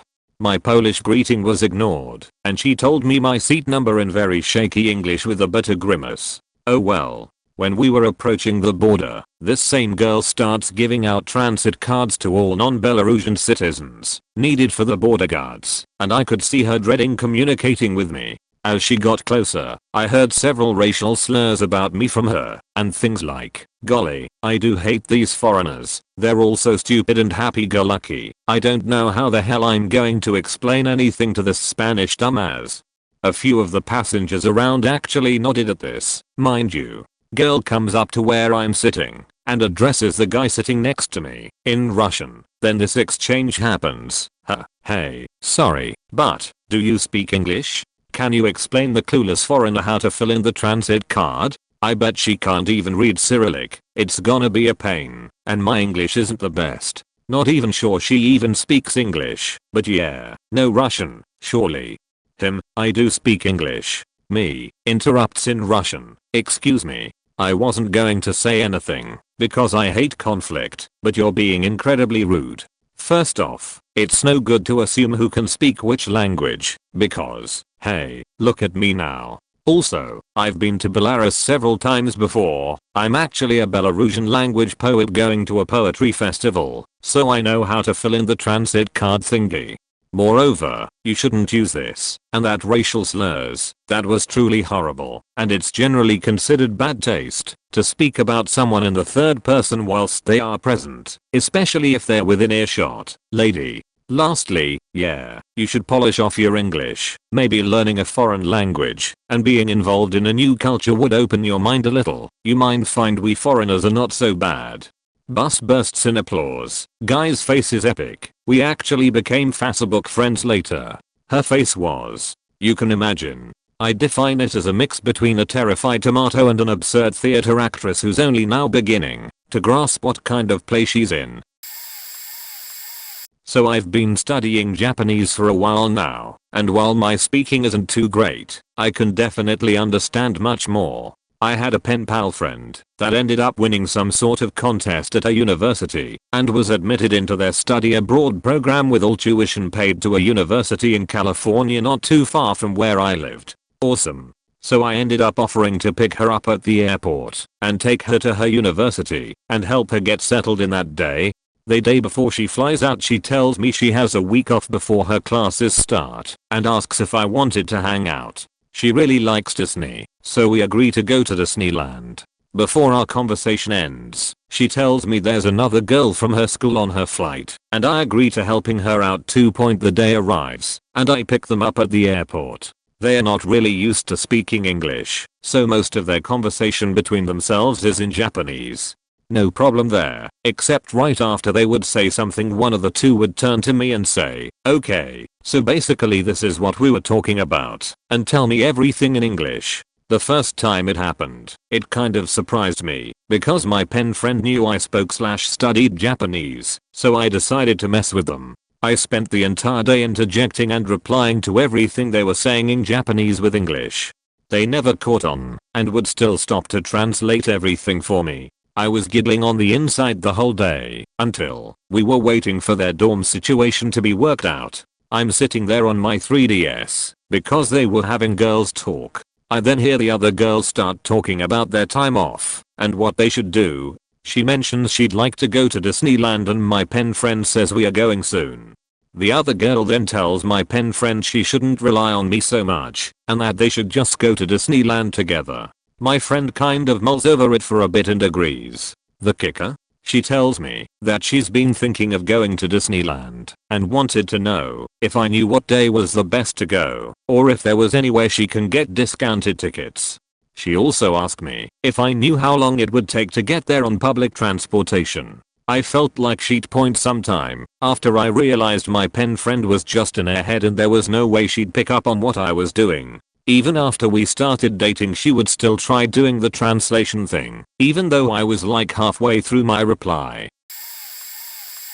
I was at a restaurant in the China district in Seattle. I'm a pasty white guy who just lived a few years in Taiwan, so naturally my waiter was a little surprised when I ordered something off menu, stinky tofu no less. He told me some of the locals order it, but he omits it from the menu because most non-Chinese don't like it and will leave bad reviews after a little while. A heaping plate of stinky tofu and 1,000-year-old egg is served to my friend and I, and as we start digging in, an elderly Taiwanese couple enters.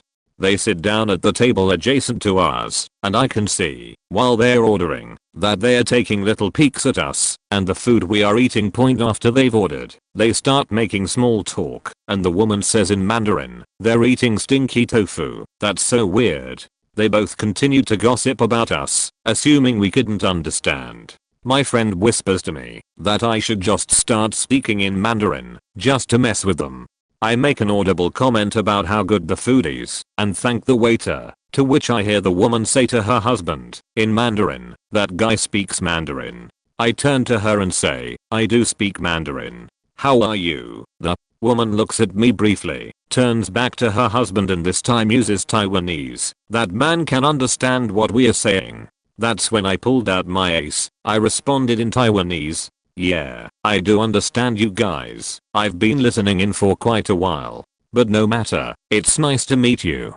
The woman, man, and the waiter who had been lingering in the back of the room watching all had their eyes grow real big, and the woman's jaw dropped right to the floor. FYI, Taiwanese is a dying language. Only the elderly population in Taiwan speak it. It's contained to the south of the island, is not taught in schools, and has no written form. Foreigners almost never try to learn it. She kept muttering. They understand us. They understand us. It took them a little while to snap out of it, and afterwards we had a pleasant conversation. I have many. You see, I'm half Hispanic / half white, but I speak Spanish fluently. White people think I'm white and Hispanic people think I'm white, and after marrying my husband, who's blonde with blue eyes, I have a white last name now. Usually, people I work with are shocked the first time they hear me speak. I didn't know you spoke Spanish, even though I usually have mentioned it.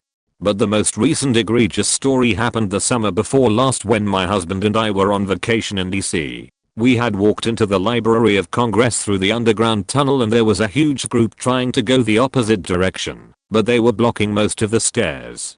So, we decided to take the elevator to the second floor. After walking into the elevator, we held the door for a child, mother, and grandmother. As the door closes, the grandmother says to the mother, in Spanish, something to the effect of, "Why didn't they take the stairs? They obviously need the exercise." To be fair, we are overweight, about 100 lbs, but this was our third or fourth day of walking / taking public transportation everywhere. At this point, what my husband calls my spicy Latin aside came out. I'll let her have it in Spanish. I can't remember my exact words, but it was something like, "Because we're so fat, right? So we can't possibly be people who exercise, right? You know nothing about us, so you should just keep your comments to yourself." Oh, and in case this has taught you nothing, lots of people speak Spanish, even people that don't look like they should. The grandmother's eyes just got really big and neither she nor the mother said anything. The elevator dinged. My husband and I walked off the elevator. After I explained what happened, he started laughing his ass off. I felt pretty vindicated. So I speak a little bit of Italian. I was in Prague on holiday, and I was hanging out with this girl I met at the hostel. We both had never tried absinthe, so of course that became the task du jour. There's this little medieval themed restaurant on the west side of the river in the old town that I'd gone to a few nights prior and really enjoyed, so we decided to see how their absinthe was. So we were sitting at the table, after drinking the absinthe, remarking on just how goddamn strong it really was, when one of the waitresses spilled a ton of meat juice down the back of my shirt as she was clearing the table of the diners next to us. The table was Italian, and they all see me get covered in meat juice. One of the women at the table gasps and says caso di murder, which means faking sheet, and a couple other choice phrases. I'm laughing at the situation, since I could care less. The waitress is super apologetic and nice about it, and she tries to wipe me off, and the Italians are also apologizing and talking amongst themselves. Anyways, I sit back down, and I hear the Italian woman swear again about the situation. I couldn't help myself, so I turned towards to the woman with a cheeky grin, and said "Parlo un po di Italiano." She instantly clasps her hands over her mouth and her eyes widen, and she says "Oh mio Dio," and apologizes and says a woman should never speak like that. I was laughing, and told her I thought it was hilarious, and that it was nice to hear some Italian, but she was bright red. I ended up talking to the table for a while, and had a good conversation that was totally worth getting some meat juice spilled on me. I'm half Cuban, with my father coming to this country in the late 50s, early 60s. My brother was dating, and is now married, to a girl who had Mexican parents and spoke Spanish fluently. Although my brother speaks / understands very little Spanish, I almost completely fully understand Spanish, because our housekeeper / babysitter, our grandmother, and my father used to speak to me in Spanish all the time. I don't know why my brother didn't pick it up as well, or they didn't try with him as much, but for some reason Spanish just didn't take with him. So anyway, my sister-in-law, whom not many people in our family liked, lived with me and my brother in our apartment for a while, and she would call her parents frequently and would talk in English and Spanish on the phone. Oftentimes when she would want to start bitching about my brother or something else related to my family, she would start speaking Spanish on her cell phone in front of me or him, very confident that neither one of us had any idea what she was saying. Well, one Thanksgiving she came with us to our father's, and in an effort to endear herself to him started speaking Spanish with him at the dinner table, even though no one else at the table really spoke Spanish. My father has a hearing problem and she tried repeating herself a couple of times, just not much louder, and instead was using different or simpler words, thinking it was more of a comprehension problem and not a volume issue. Well, after the third time, I just loudly said to him in English exactly what she was trying to say to him in Spanish. The look on her face was one of absolute shock. My father saw her reaction and just started laughing and said to her, "Oh, you didn't know he spoke Spanish? He understands every word you say, he just doesn't speak it, but he understands 100%. The mix of oh shit anger look on her face was priceless as she realized all the times she was talking on the phone in front of me in Spanish, and that I knew all of the shit talking she was dropping about my brother right in front of me. From then on out, she never spoke on the phone in front of me and would always go into another room and close the door. TLDR, my now sister-in-law basically shit her pants at a Thanksgiving dinner when my father told her that I understood Spanish fluently, and she realized that I understood all the shit talking she was doing about my brother to her parents on the phone in Spanish for the past year. I lived in Miami for a little while, and I speak absolutely horrendous Spanish. Necesito practica, pero no tengo la oportunidad. Point anyway, there's a certain variety of person who is absolutely despised in Miami by English and Spanish speakers alike. We originally referred to them as Cuban American princesses, but they are not exclusively Cuban anymore, now that Miami is the business capital of all of Latin America. These are the selfish rich folks who moved to Miami, because that way revolutions and protests can't touch them. They own everything in their home countries, but they are out of reach of consequences when they cause problems. If you think America has it bad in terms of rich folks, you've got no idea. They treat service workers like absolute shit. When I worked at Masses, we banned one of them from the store because she would walk in looking to buy polo shirts for her son, and instead of doing what a normal person would do and check the paper tag for the size or ask an employee, she'd unfold the shirt, turn it around, look at it, and if it was the wrong size, she'd throw it on the floor. She did this in every department and wouldn't listen to anyone, even the associates who spoke Spanish, when we asked her to stop. When we told management we were worried about her damaging merchandise, they stepped in. Point, these folks also regularly pretend to forget English if you ever call them out for behaving badly. Unlike poor folks in Miami, who don't have easy access to English classes, these folks usually speak excellent English because it helps with business. There was one extremely rude woman in a grocery store called Millam's Market. This one was in Coral Gables, I think. Anyway, I'm picking up some beer and some steaks for a cookout. I've got 4 items. She's chattering on her cell phone as I'm grabbing some spices and looking at the shelves. Runs her cart straight into mine. Point, no biggie. Bumps happen. But instead of acting like a normal person and saying whoops, sorry, she shouts, "Watch where you're going," at me, in English.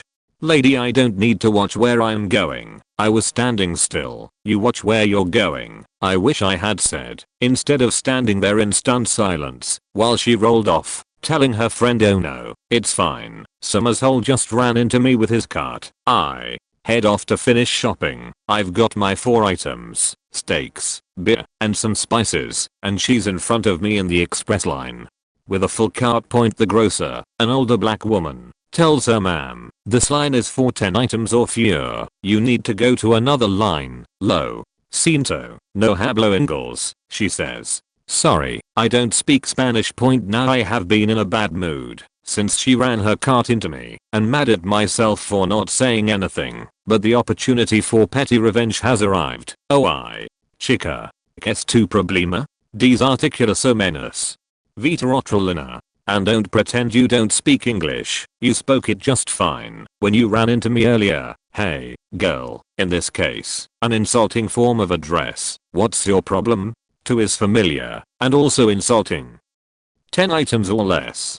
Go to another line. Point, she looks at me, embarrassed and angry, but there's not much she can do. I move my cart out of her way, gesture for her to move, and she walks off in a huff, muttering insults at me in Spanish so quick the only one I catch is cabron. As whole point I wish it was a moment where like, everyone applauded or something, and Obama was there, but actually everyone was pretty uncomfortable about the whole thing. Maybe it's due to the fact that I'm a big white dude who has whatever the male version of resting beach face is. It was a really awkward checkout moment for everyone, except the Latino couple who happened to be walking by and burst out laughing at the exchange. But at least I got her back for being incredibly faking rude to multiple people point, and on the bright side, she hit me with her cart, and not her Porsche Cayenne. I'm just guessing here, but that was a popular car with this crowd at the time. I live a city in the US where speaking Spanish isn't really uncommon. Point that being said, I'm a cashier at a retail store. I had only been there for a few months, so I was still getting used to the hang of things. I had these two ladies who were taking a lot of items. This was a clothing store by the way, who were making comments in Spanish about me and how slow I was. The first lady had said, "Why is this cashier so slow? We have to go to insert some other store here," and I honestly paid no mind to the comment. But what really got to me is what the other lady said. She said, "I agree, he's too slow to be working in a store like this. People of his generation are so lazy." Point I honestly didn't think I was going that slow, and they had nearly 50 items in which you have to remove hangers and sensors, so I did what anyone else would have done. I went even slower. I took my time to carefully remove the hanger and sensor off each item and fold the item nice and cleanly onto the counter, because I'm slow, right? I saw their faces getting anxious and even more annoyed. Finally, when I had charged them, in the most snooty and happiest tone I could give them, in Spanish I said, "I hope you ladies have a wonderful day. It has been a pleasure." Their jaws dropped at the realization that I spoke Spanish. They turned white, grabbed their receipt, and scurried out of there. Hopefully that taught them a lesion. Point TLDR to customers called me slow, not thinking I spoke Spanish, so I went even slower without commenting on their remarks. Their jaws dropped when I told them to have a good day in Spanish. So way back, when I was working it in my college, I'd spent several months living in Belgium a couple years before, so I spoke serviceable, not fluent but conversational, French. Point anyway, my college was kinda small, but we still had several hundred students living on campus, and this was right around the Windows XP SP2 days, when security was a major concern and the operating systems weren't super proactive about it. So we had this policy that once a semester, if you wanted to connect your computer to the dorm networks, you had to drop it off with CampusIt, and we'd make sure the OS was updated, that there was AV on it, that the firewall was on ECT. Yeah, right, no, kinda crappy, but those were the days. Anyway, if for any reason we couldn't install the latest patches or get AV running, we were supposed to help as far as we could, but ultimately we couldn't let them on. So these two French girls came by dropping off a laptop. Now it was weird, because it's kinda rare for laptops to not have genuine Windows keys, but I guess in Europe there are some boutiques that abuse Windows licenses. Anyway, the computer won't update because of this key. They come by, and I explain to them that I can't pass their machine because of the bad Windows license. I explain that I'm not the morality police, and if they want to go to the bookstore and buy a copy of Windows, which was like $20 with the student discount, I'd be happy to switch out the key. It was a pain in the ass, but it was doable in those days. Not sure now, and work with them. Point the second girl asked the first in French what I was saying, and the first girl responded in French that I was an idiot and didn't know what I was doing and that they'd just come back later on. To which I replied in French that actually I was pretty good at my job, that no one was going to tell them otherwise, and that now they're on their own about the Windows key. It was 1984. My parents, who were born during WW2 in Germany, took us to Germany for a vacation. Point we saw our relatives, like Castle Neuschwanstein, the Brandenburg Gate, and visited our relatives in Stuttgart, and the small town of H. My parents just called it H, where my grandparents were. No, I cannot remember the name. But on that holiday, our parents took us to a concentration camp. I was 13, my sister 10. For us, It was rather boring, just rows of wooden empty buildings and wooden walkways in the middle of what was a large gravel yard. We were too young to understand what this place really was. My parents were very quiet. Point now, this place has a caretaker and I guess we were there very close to closing time. All of a sudden a man comes up to my parents and in broken English says very emphatically, "It is time for the site to be closed." He was about 60 years old. Just for the curious, he then starts venting in German about how the bloody foreigners are going to make him late again, that we are just keeping him off his schedule, and how we're so rude by making him be behind and not understanding and following the rules. Of course, we look the typical tourist. We had Canadian flags on our coats. Don't ask. Mom thought it was a good idea. My dad had a Canadian pin in his hat and was carrying a camera around his neck. My dad speaks perfect German, 100% fluent German, having grown up in Stuttgart and emigrated to Canada in 1974. He waited until the caretaker had finished his tirade in German and led into him in fluent German, calling him a disgrace because of a few minutes late in schedule. Takes importance of the thousands of your countrymen and women who were murdered in this memorial. The caretaker turned basically stock white and apologized profusely, but my dad wasn't having any of it. Told him how shameful it is for him to treat this place as a carnival museum and to expect that there will be "shut down" exactly at 17:30 feet because it affects his schedule. During my freshman year of college, I took a Punjabi language course. Because I speak and fluently understand the language, I thought it would be an easy A, and it was. Imagine the shame if I got a B lol. But majority of the class, and I mean 99% of it, were all Indian kids who could speak the language. So, during the second week of school, our professor took roll, and I was the only Indian girl in that class with the most American name possible. And to add to that, a lot of people don't think I look Indian in general, whatever looking Indian means. Anyways, I digress. While working on an individual assignment, the class tar and one of the students started talking in Punjabi about how some of the students in class that they both knew were stupid and didn't know anything, and how they couldn't understand why some of the non-Indian students in the class wanted to take this language course. Then they look at me and started to say, "Oh, that Mexican girl right there. I bet she doesn't even know what's going on. She's probably struggling with that assignment, haha. She's like the other non-Indian kids in the class who don't know what is going on." And I looked over at them and they're laughing, and I deadass look into their eyes and say in Punjabi, "You guys are being disrespectful to people who want to learn, and I can understand every word you are saying. If you want to talk crap, do it outside of class, but not in a room where we can all understand you." The look on their faces was probably the best thing, because not only did they look super uncomfortable and embarrassed that I called them out, but they had that look of sudden realization that I was Indian.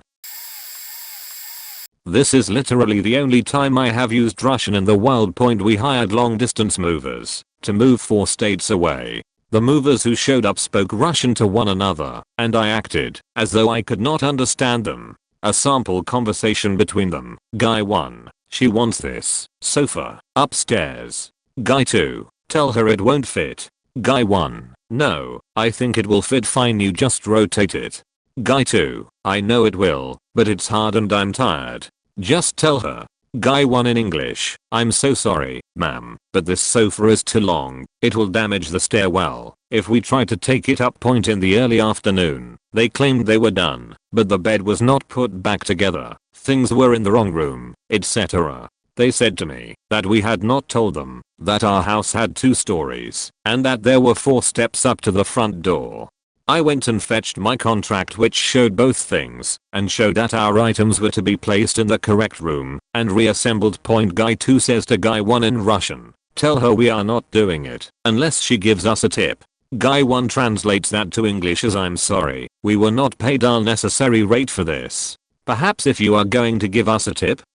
I reply in English, still not letting on that I understood the first guy. "I have only requested things that are in the contract. We always give a tip, but we wait until everything is done." He translates that back as, "She's probably not going to tip us, but let's just finish it and get going." Guy 2 starts seething at this point. I walk to the adjacent room, and he starts bitching about me. My Russian professor would not teach us cuss words, so I had obtained a CD called How to Make a Russian Sailor Blush, so I recognized most of the terms he was using. They half-assed finished a couple of the punch list items and told me they were done. Guy 2 is still muttering and tells Guy 1 he could tell I was a cheap beach. I look at him and calmly say I was already rusty by this point, but it let him know, when you speak Russian, I understand you. He turned white as a sheet, his face dropped, and he turned and walked to the truck and sat there while his buddy settled up. Totally worth 3 years of tuition for otherwise relatively useless Russian language classes. It's been 13 or 14 years, and I can still cheer myself with the mere memory of that guy's I'm faked expression. I'm half Korean and half white, grew up in different parts of Europe, then moved to Alabama when I was 17. So for the last 15 years, my accent has changed from British to Southern American to Californian, if that makes sense. To Americans, I look Asian, and to Asians I look like a typical white person. Well, my Korean mom started a retail business when we moved to Alabama. To purchase wholesale merchandise, we would go to Atlanta once a month and place orders. Eventually, my mom became a frequent buyer and was well known by these wholesalers. One day, while my mom was placing a large order, I walked into the warehouse after she had been there for a while. The wholesaler looked up at me and started talking to my mom in Korean about how dumb white people were a nuisance to his business. He called me a few dirty names and asked her to excuse him while he got rid of me. He comes up to me and asked me in English if I needed any help. I responded in Korean that I was there waiting on my mom to place a wholesale order. He turned so red from embarrassment and in Korean profusely apologizes to me and to my mom. My mom then tells him to cancel her order and any back-ordered merchandise, as she would no longer be doing business with him for obvious reasons. Later, when her and her friends in the same industry would meet up, she told them about the incident and they too stopped ordering from that same wholesaler. I'm Swiss and American. One time my mom's parents, my parents, sister, and I went to Switzerland to visit family for a few weeks. Our first week there, we decided we would have some fun and spend a week in Zurich before proceeding on to where our family lives. When we checked into the hotel, all of us are dual citizens except for my dad, so we all just checked in on American passports. While staying at the hotel, I was taking a shower in our room, and the shower had a sliding tempered glass door. After I took my shower, I went to slide the door open, and right as I barely touched the door, the thing shattered in an explosive manner and glass shards went everywhere. I was also cut up pretty bad on my hands and feet. As a side note, my grandfather, who was with us on the trip, happens to be a solid-state physicist. Apparently, because tempered glass is under such a large amount of internal stress, any minor structural defect or pre-existing damage to the glass, like if they were rough with it when it was put in, can cause the glass to eventually explode like it did, especially when coupled with the temperature change of the hot water from the shower. At that point, my mom calls down to the front desk to let them know what happened.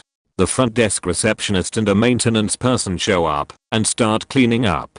Then the manager walks in and starts talking to the other employees in Swiss German about what happened.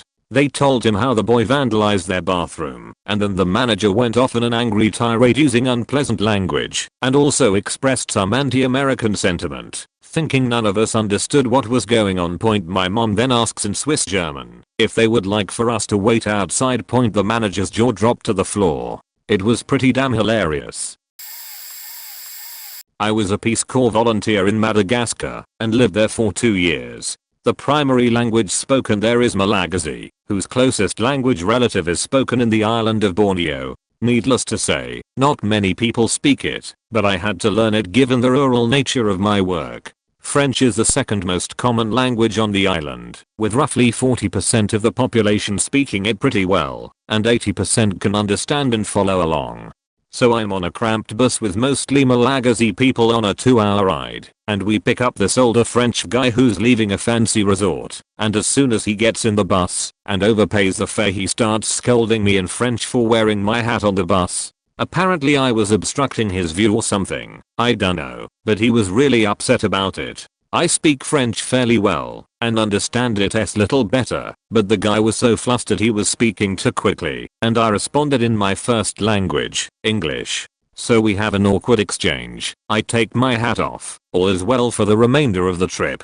Where the story gets interesting is as we are to get closer to our final destination. The driver is talking to his bus helper guy about ripping off the French guy for his fare, something like $5, and how they are going to try and charge me the same as well. Because I'd responded in English, they just assumed I didn't speak French, let alone Malagasy. While they are bickering about how much they are going to overcharge me, we pull up to the final destination. I get out with my stuff and tell them in their own dialect of Malagasy that the old French guy actually paid my portion of my fare already, since they ripped him off and just walked away.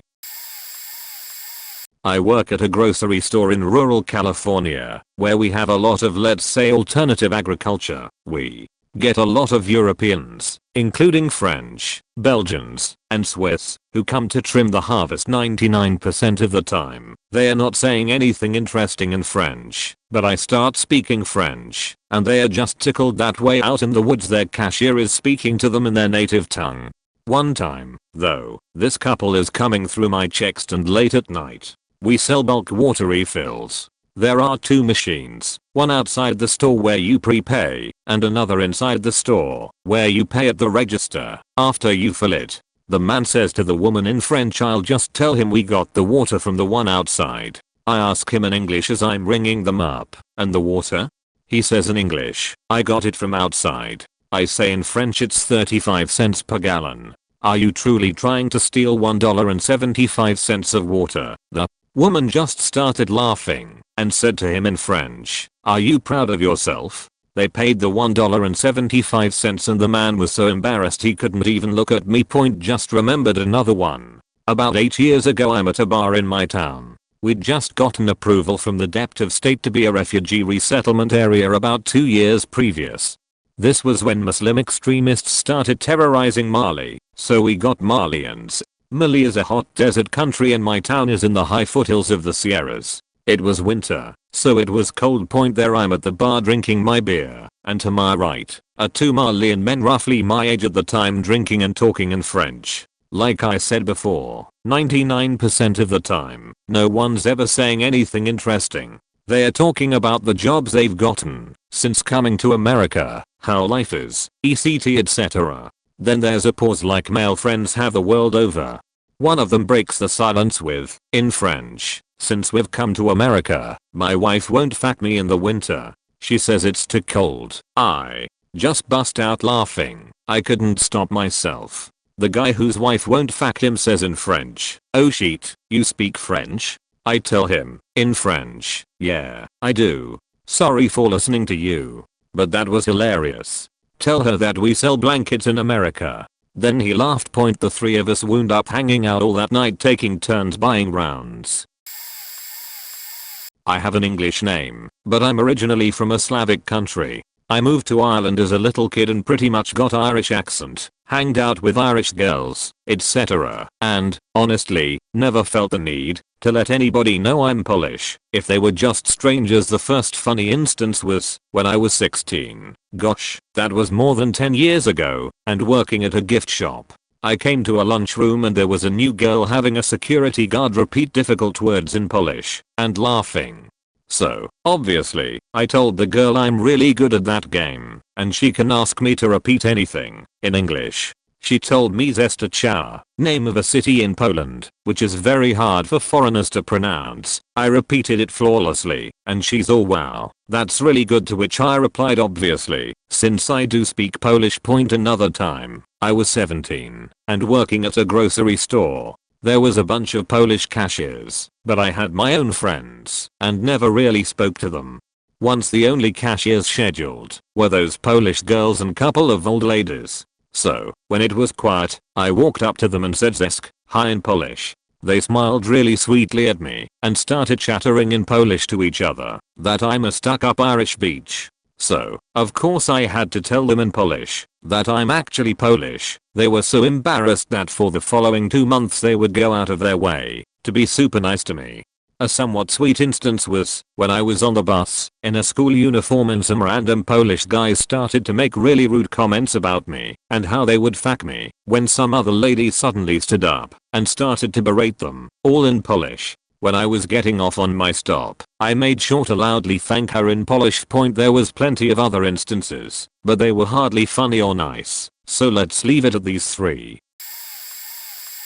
Paramedic here. I'll preface this with that my first language was Spanish. I can read/write/speak perfect in both languages with zero hint of an accent. We make a call to an assault where we find a mid-20-something-year-old female who had the living sheet beat out of her. Her mother, grandmother and a few kids are there. Story goes, as she was walking home from the store, she was jumped by 3 men who stole her purse and her phone.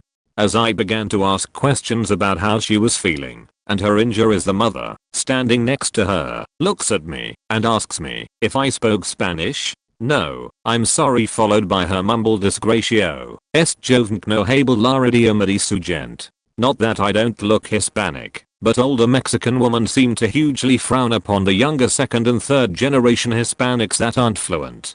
After my assessment, I overhear them speaking. Her boyfriend/baby daddy did it. He was over at his brother's house a few streets up the neighborhood. Who's going to help me with clothing and feeding the kids? He pays most of the bills here. He has the car. What am I supposed to do? We can work this out. He was just drunk. He didn't mean it. I shouldn't have angered him.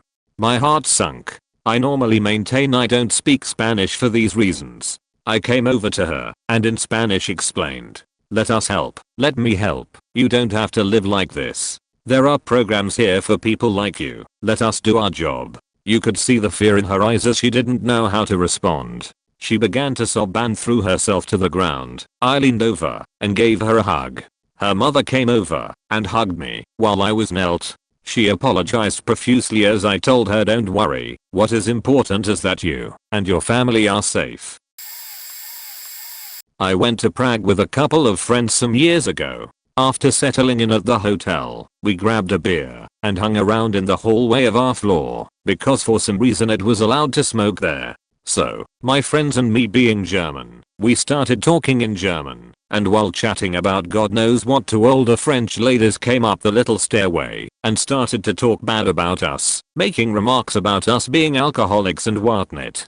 I'm lucky enough to have a French mum, and I was raised bilingual, so I obviously understood everything they said. I waited until they walked past us and said in French, "Welcome to Prague, mesdames. In case you don't have plans tonight, feel free to join the alcoholics for a drink." The look on their faces were priceless. They declined the offer though.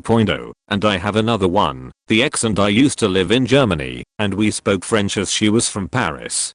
One day we are sitting in a restaurant, and at the table next to us is a lonely guy sitting at a table for 2. Obviously missing someone, as there were 2 plates with food and 2 drinks. After 10 minutes or so, I turn to my girl and tell her in French, "Look at that poor guy. His burger is getting cold while his date either left him hanging or is doing some big business in the restroom." 2 minutes later she comes back to the table, tells him something about how sorry she is in French. My ex bursts into a laugh and I get the meanest look from the next table while slowly turning as red as a tomato. One time I was with a tour group in Japan for a few weeks. I have a basic understanding of Japanese, or I did at the time at least, and at one point in Hiroshima, our tour guide told us he was feeling tired and he was going to skip dinner that night and just go straight to bed. The group walked around outside for a bit before deciding to stop at this ramen chain restaurant for dinner. After we walked in and sat down at a table, about 10 of us, we had 2 waiters come to take our order. They seemed a bit apprehensive at the idea of trying to speak English, and they said to each other in Japanese, "I hope this goes well." The rest of the tour group had already seen me reading Shonen Jump issues during the trip and had seen me speak a little Japanese, so they started asking me about each ramen dish and asking me to explain what the differences were, what the broth flavors were, and how they'd taste. If I didn't know, I asked the waiters. They smiled and started talking back to me in Japanese while I translated for my group. We got all our orders sorted out, and then one of the waiters said in English to our group he speaks very good Japanese, while pointing at me. So the waiters and myself were both surprised that we could speak each other's language. Another time on the trip I went to this village that had two artists known for their dragon paintings that they do with one brush stroke. I had to choose one artist to visit. From memory, the man was famous for painting the faces on the dragons really well, whereas the woman was famous for her detailed work on the scales. I decided to go to visit the woman's shop. When I walked in it was just her there, and I looked at a few paintings before picking one to buy. She sort of looked at me and asked in Japanese if I'd like a tube to roll the painting up in for protection, and I said yes please back to her. She immediately said oh wow you can talk in Japanese, so she left her place from behind the counter and brought me over to this part of the shop and pointed above her, showing me this really nice dragon painting that her father made when he first started the shop. She was giving me all these details about it, and she seemed really happy when she realized I could understand her.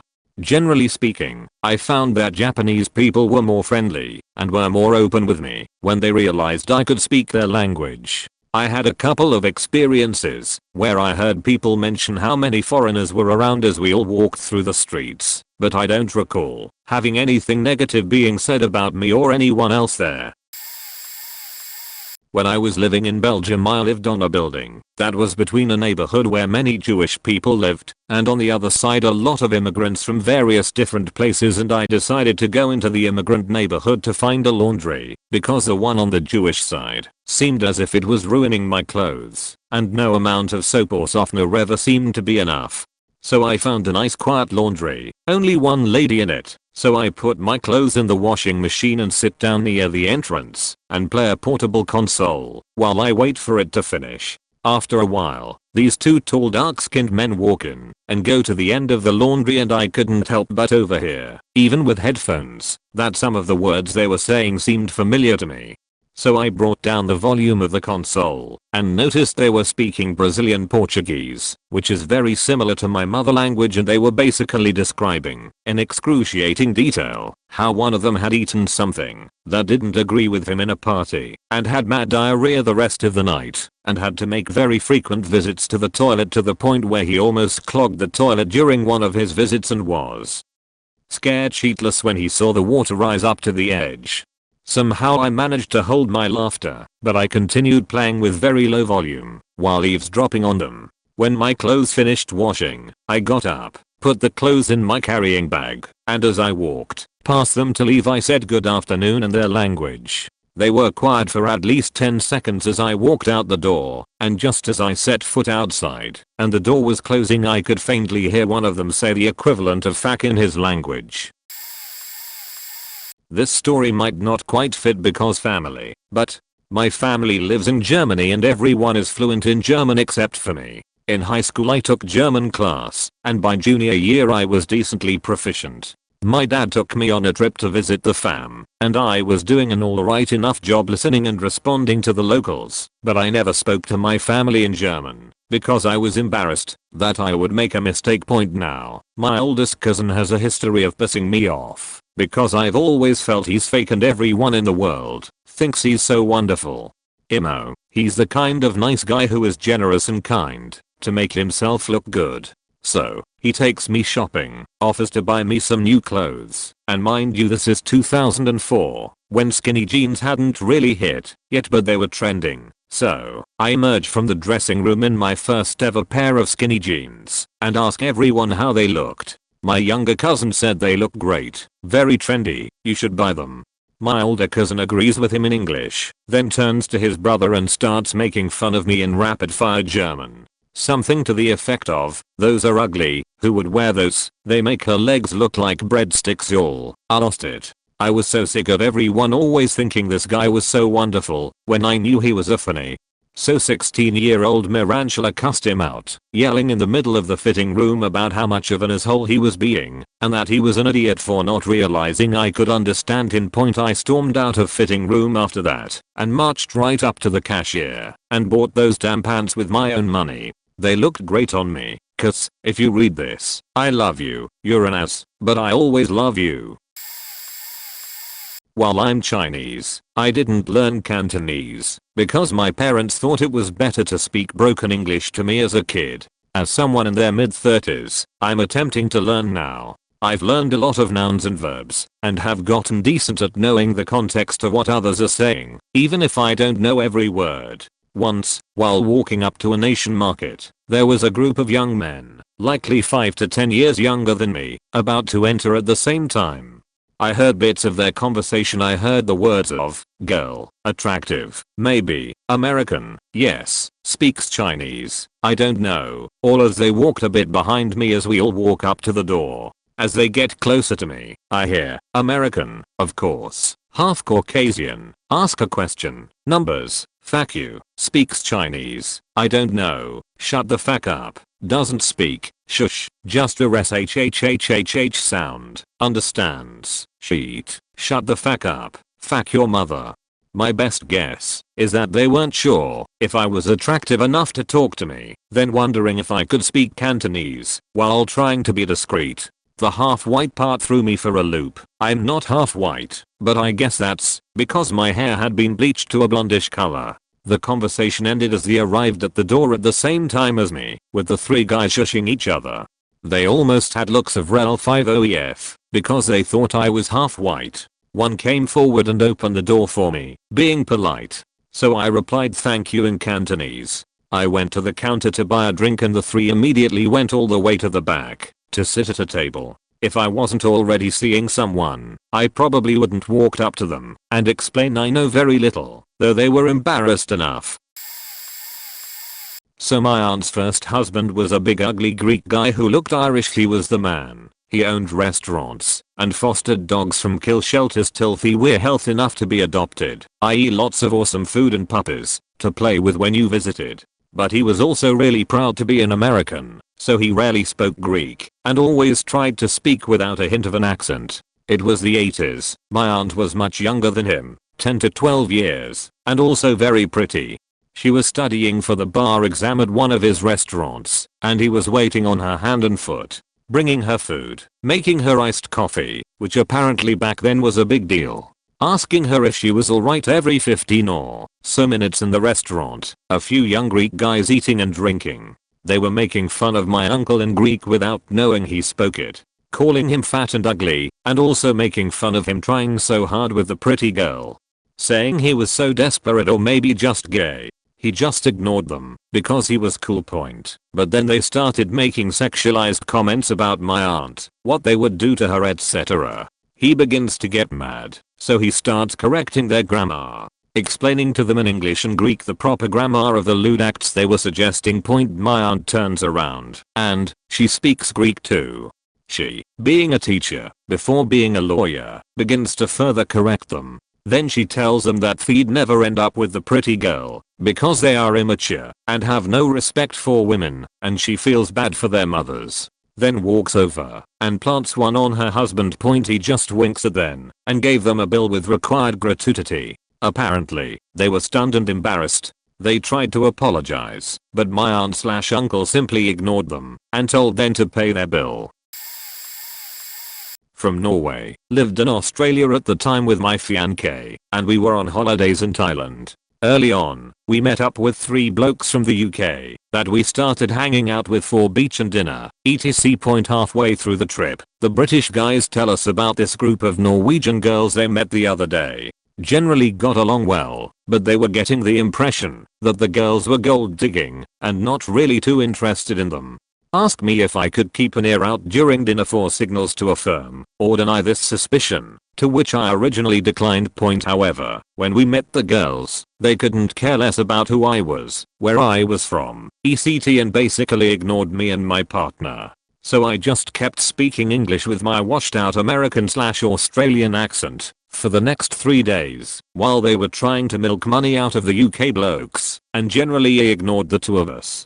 The final night, before we were leaving, we joined them for dinner. During dinner, the girls had the British guys trying to pronounce Norwegian words and sentences. The Brits suggested that I should have a go at trying to say something in Norwegian. I got fed a short line that I made sure to more or less fuck up entirely the first time around before I asked her to repeat it again. Second time around, I made sure to nail it perfectly and finished with how'd I do, point there. Jaws were all in their laps. One girl couldn't stop laughing her ass off. The others turned a shade of red that I've never seen on anyone either before nor after. They were all thinking about everything they had said in private around us for the last few days, of which quite a few things didn't exactly paint them in a pretty light. They never bothered to ask where I was from, nor take much of any interest in either myself or my partner. Quite clearly just trying their best to get as much of their expenses covered by these British guys. So yeah, I didn't feel the least bit bad for what I did, and I still feel all warm and cuddly inside whenever I think of that night. I was reading through the topic and I completely forgot that I actually had a situation like that. So I had a second, part-time work in Germany, where I used to clean offices, laboratories and such. Easy peasy. As I was doing my thing, this one dude, standing quite far in front of me with his colleague, said a sentence, "Putz Merzin," where putz means to clean, and Merzin, being a Polish word, is equivalent to an N-word.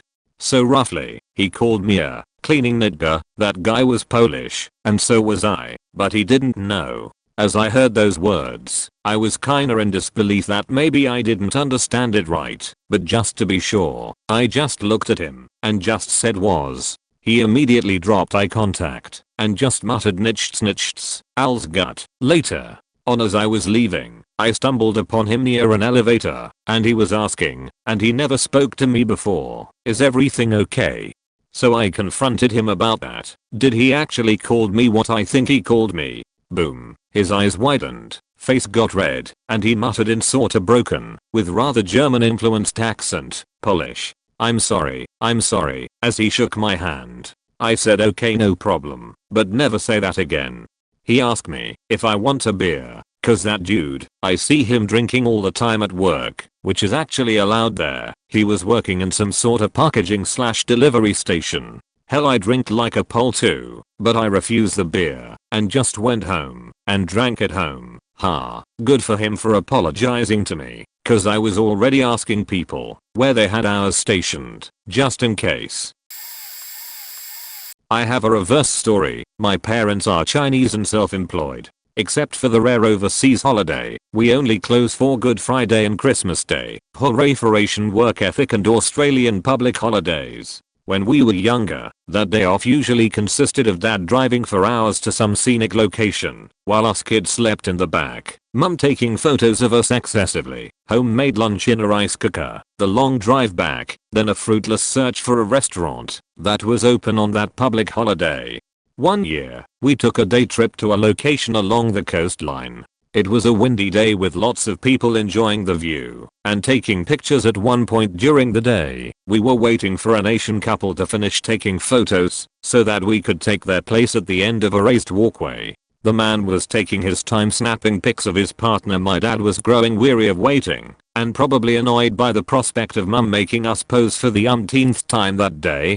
As the man called out to his partner to reposition herself for a better shot, my dad said sarcastically in Cantonese dialect, "Now we are going to have to wait for her to hold back her hair," as the wind whipped her hair over her face point without skipping a beat. The man calmly called out to his partner in Cantonese, "Make sure you hold back your hair, okay?" My family exploded into embarrassed laughter. I don't remember if the couple otherwise acknowledged us or just moved on. I remember that they were Asian, but they must have looked non-Chinese for my dad to be bold enough to sheet talk them at close range. Or perhaps he didn't anticipate his voice being carried by the wind. I attend a state university that has a large number of international students, typically from China. I've been taking Chinese for 4 years, converse with some of my friends in it, and have even studied briefly in Taiwan with the intention of attending graduate school there. The amount of international students who act like they are better than state students because they paid the full ticket price up front to come here is a little ridiculous. We get it, Yorick. You're not always the smartest. There have been a few amusing cases. One of my friends started conversing with 2 girls on the bus in Chinese, and I was just listening in. One of them asked my friend if I was part Asian. My friend said no. They had some more meaningless conversation, and then they started asking why my friend would associate with someone who looks like me. They started tearing into me, making fun of my clothes, my hair, glasses, etc., and didn't let my friend even defend me. After a few minutes of just hearing them go back and forth between themselves about me, I threw on a smile and looked at my friend and said I now understand why they're friends in Chinese. Both got very flustered and got off at the next stop, practically in the middle of nowhere and definitely not where they wanted to be. If I see them on the bus now, I'll compliment them in Chinese, just to see them squirm. Another time I was riding the bus by myself and had to stand in front of a guy and girl that were sitting. I was heading back from dance practice and I honestly felt bad because I was late and didn't get to shower before getting on the bus, so while I didn't necessarily smell bad, I was sweaty. Guy started saying I was just another fat American, that I'm out of shape, etc., and the girl was obviously uncomfortable. I'm just ignoring him because I don't have the energy to deal with it. When he made another comment and said he was going to try to push me away without making it obvious, she told him to stop it and that obviously I was just at some sort of sport practice. He kept going, saying I was too fat for a sport, and she asked if he thought she was fat then, since we were about the same size. He hesitated and without thinking, I went, "You're definitely not fat, don't worry." Guy went bright red. Girl started apologizing for everything he had said and made him apologize as well. I've seen them on the bus twice since that happened, and she always makes him give up his seat for me. Edit. Remembered one from my time in Taiwan. I had fallen ill while there, but was still attending classes and all, since I wanted to make the most of my time. On a crowded subway with no seats available, barely any standing room, I nearly fainted. Immediately, people were moving to get me to a seat and I ended up next to an angry elderly lady that claimed I was faking it for the seat. My classmates were trying to ignore her to make sure I was okay, and I could barely speak, but I managed to say I can understand you to the lady, to get her to shut up and let my pounding head rest. Classmates all stifling laughter as she goes tight-lipped and glared at me until we got to the next station point. Not everyone is bad though. A guy in Taiwan was telling his friend how I looked so pretty that my skin was so pale and just sounding love-struck. When I thanked him for the compliments, he nearly died and his friend was red with laughter. I worked at a high-end handbag retailer for a while. One of the ones that requires the employees to be up yours the second you walk in the store. I hated it. I totally get that people just want to look around and shop and that if they need help I'm there. But it was my job and I had to follow store policy. A couple comes in one day and I greet them. No response. I head over to them and talk about the new product launch. The girl does an awkward little giggle and walks away with her man. At this point, I notice they're signing to each other. Woo. This is my chance. I'm conversationally fluent in sign language. So I start to head over towards them again, proud of myself for not getting angry that they weren't at least feigning politeness. When I see the girl sign to her man, I'm just gonna pretend to be deaf too, so this bitch will leave us alone. I decided to back off. Whatever, I don't have the energy. But they continued talking badly about me, my store, the product, and my coworkers. Eventually they chose to buy something, and at that point they had to interact with me. All our product is out back. So the girl brought the item up to me and I asked in ASL if they had found everything okay and if there was anything else they were looking for. Her face went white and she verbally stammered out that no, they had found everything fine. That was a nice day. I had lead a few trips up Mount Whitney in California over the summer and decided to plan a quick one day up and back for myself before end of the season. By the time I made the summit, several groups of hikers from base camp had made their way up and were sitting around lunching, so the only available spot to sit was fairly near the lip, where a Swiss couple were sitting, dangling their legs over one of the technical climbs. Swiss German is like German spoken in Bavaria, already hard for most to understand the dialect, crossed with the sing-songy tone of the Swedish chef. Pretty hard to understand for most native German speakers, except I had just ended a 2-year relationship with a girlfriend whose entire family spoke Swiss German. I largely ignore the couple's conversation over my banana and power bar until they start first with some flirting and sexy talk. Trust me, it's not pretty in German of any flavor, and I decide that's a good time to pack up and head down.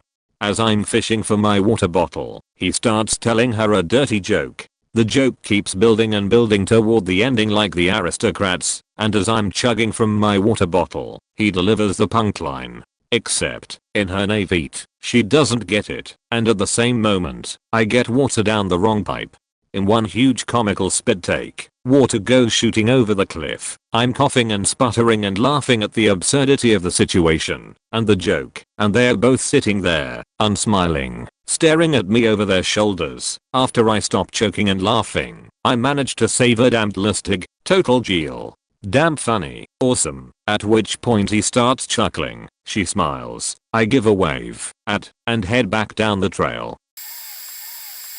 Oh man, back in the day I used to work the freight team at a Coles. We'd pretty much just show up in the early hours of the morning to unload the truck when it first arrived and have everything set up before we opened. One day in particular the GM asked if I wanted to pick up any extra hours, which is a shitty way of asking you to stay late, because if you said no she would passive aggressively say well I know who not to come to when I have extra hours. But anyway, I agreed and got put on the replenishment team. Their jobs is to essentially take everything the freight team unloads and restock the store. Now keep in mind this particular store is out in the country, where most people have to drive at least 20 minutes from the home to reach this shopping center. That said, we got a lot of backwoods people. So I'm stocking some clothes in the men's section and I hear a couple fussing over something. They didn't know where to find a particular item and the woman wanted to ask for help, while the husband just wanted to keep looking himself. I could hear them walking towards me, and right as the old lady says excuse me, my intercom goes off with chatter from the manager. I guess that must have distracted me and delayed me response too long, because before I have the time to turn and acknowledge the couple, the husband just rolls his eyes and says see, I told you. Paco here probably doesn't even speak English. They just put these people to unload the truck. Let's keep going. I figured the man was just flustered to begin with having to ask for help, so I didn't dwell on it too much. Although I did stand up and turn off my headset, turn to the woman, and say sorry about not responding sooner. I got a call from the Grams. I'll make sure to send an associate here immediately to help you out. I've had the opposite happen in Montreal. I'm Irish, lived in Montreal for a while. My French is pretty terrible, but I'm good at following the gist of a conversation, knowing when to smile, laugh, shake my head etc without actually understanding specifics of what the conversation is about, but then deflect and ask a simple question like how much is this? There was a lady who worked in the local store down the street from where I lived. Every day I'd go in and buy something, so she knew my face well and would always chat for about 5 minutes to me. She was one of those people who would just talk at you, never requiring an actual answer, so for a few months this happened. She loved to gossip and chat and would even pat me on the hand to say goodbye, almost affectionately. One day while waiting to buy beer or bread, she was chatting to a guy up the counter, looked at me, including me in the conversation, made some comment about the weather, which I pretty much understood. I rolled my eyes, gave a monosyllabic answer and smiled. Then her friend asked me a direct and quite complex question. I froze and just awkwardly stuttered I don't understand in French. The woman behind the counter's face dropped into a frown, and she turned back to her friend. I think she was genuinely a little hurt. We were shop friends. I paid for my bread and beer and left feeling embarrassed, and from then on, made that longer trip an extra few blocks to go to the next corner store, so I didn't have to face her ever again. This story happened a week ago. I'm Lebanese, so I obviously speak Arabic. I work as a receptionist in a Parisian palace, and a man comes to our front desk to ask about 2 reservations he has made for his 2 guy friends. I directly realized they were Lebanese by their last names. I confirmed everything to him, and he asked meantime if there was a room already ready for 2 Russian girls that were behind him. I didn't realize why he asked until one of my coworkers made me understand that they were escorts and all the purpose of their stay was to be able to have fun besides each one having their wife and kids. Note that all this time I decided to not speak a word of Arabic. So I went upstairs with the 2 escorts and showed them the room to rest in. My coworker and I were looking forward to meet the 2 guys since no pre-authorization was taken and we were scared they would consume from the room service minibar while putting it on the room's bill. 3 hours later, the 2 guys were standing by the front desk and my coworker asked me to accompany them to their room since it's the palace's procedure to make sure you accompany the guest and explain some things in the room. So we were on our way and then we went inside the elevator. While inside, guy 1 says to guy 2 in Arabic, "Don't let the girl come with us so that she doesn't see the sluts." At that moment, I was dying of laughter inside and my face was so red I couldn't but say I saw them in Arabic. 1 second later they both exploded of laughter and we kept laughing for 10 seconds altogether while there was other guests in the elevator that didn't understand a sheet. It was the funniest moment I experienced in this palace until now. I don't speak fluent Spanish, but I know enough to get basic ideas across and understand simple sentences. Anyway, I was helping my Colombian friend move, and he also had a moving company helping him as well. The entire company was made up of Latinos, so there was a lot of Spanish being spoken as we tried to unload everything from the truck into the new house. It was raining that day, so they brought the truck right up to the garage door to keep things from getting wet. There was a point when a few moving guys were trying to get a dresser out of the truck, and it was really heavy, but they couldn't use the ramp since the garage ceiling was too low. So they were lowering it down, and I was watching since I have about the same muscular strength as a tablecloth and didn't want to get in their way. Since I'm really white, I guess they assumed I couldn't speak Spanish because I heard 2 of them say, "Why isn't he helping us? I don't think he understands us." So a few minutes later, I come back out to the garage and there are some of the guys just moving some last little things. I look at them and ask in Spanish, "Is there anything else on the truck, or is that it?" And one of the guys just stared at me wide-eyed and another guy started laughing. They told me no, and I went back inside, but I'll never forget that guy's reaction.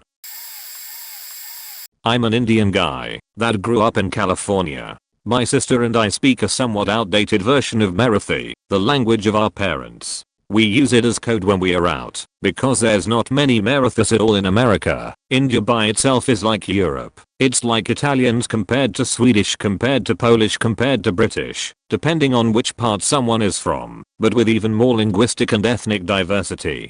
Most of the Indians over here are Gujaratis or Punjabis or Tamilians. Not many Marathis. We are the Bitcoin 5kg people, by the way, so we are pretty absurd and loose when we are talking in Marathi because no one has ever caught us. We crack jokes, we are generally nice, but we'll bust on someone when deserved. So one day we are at a small local restaurant. Waitress comes, takes our order.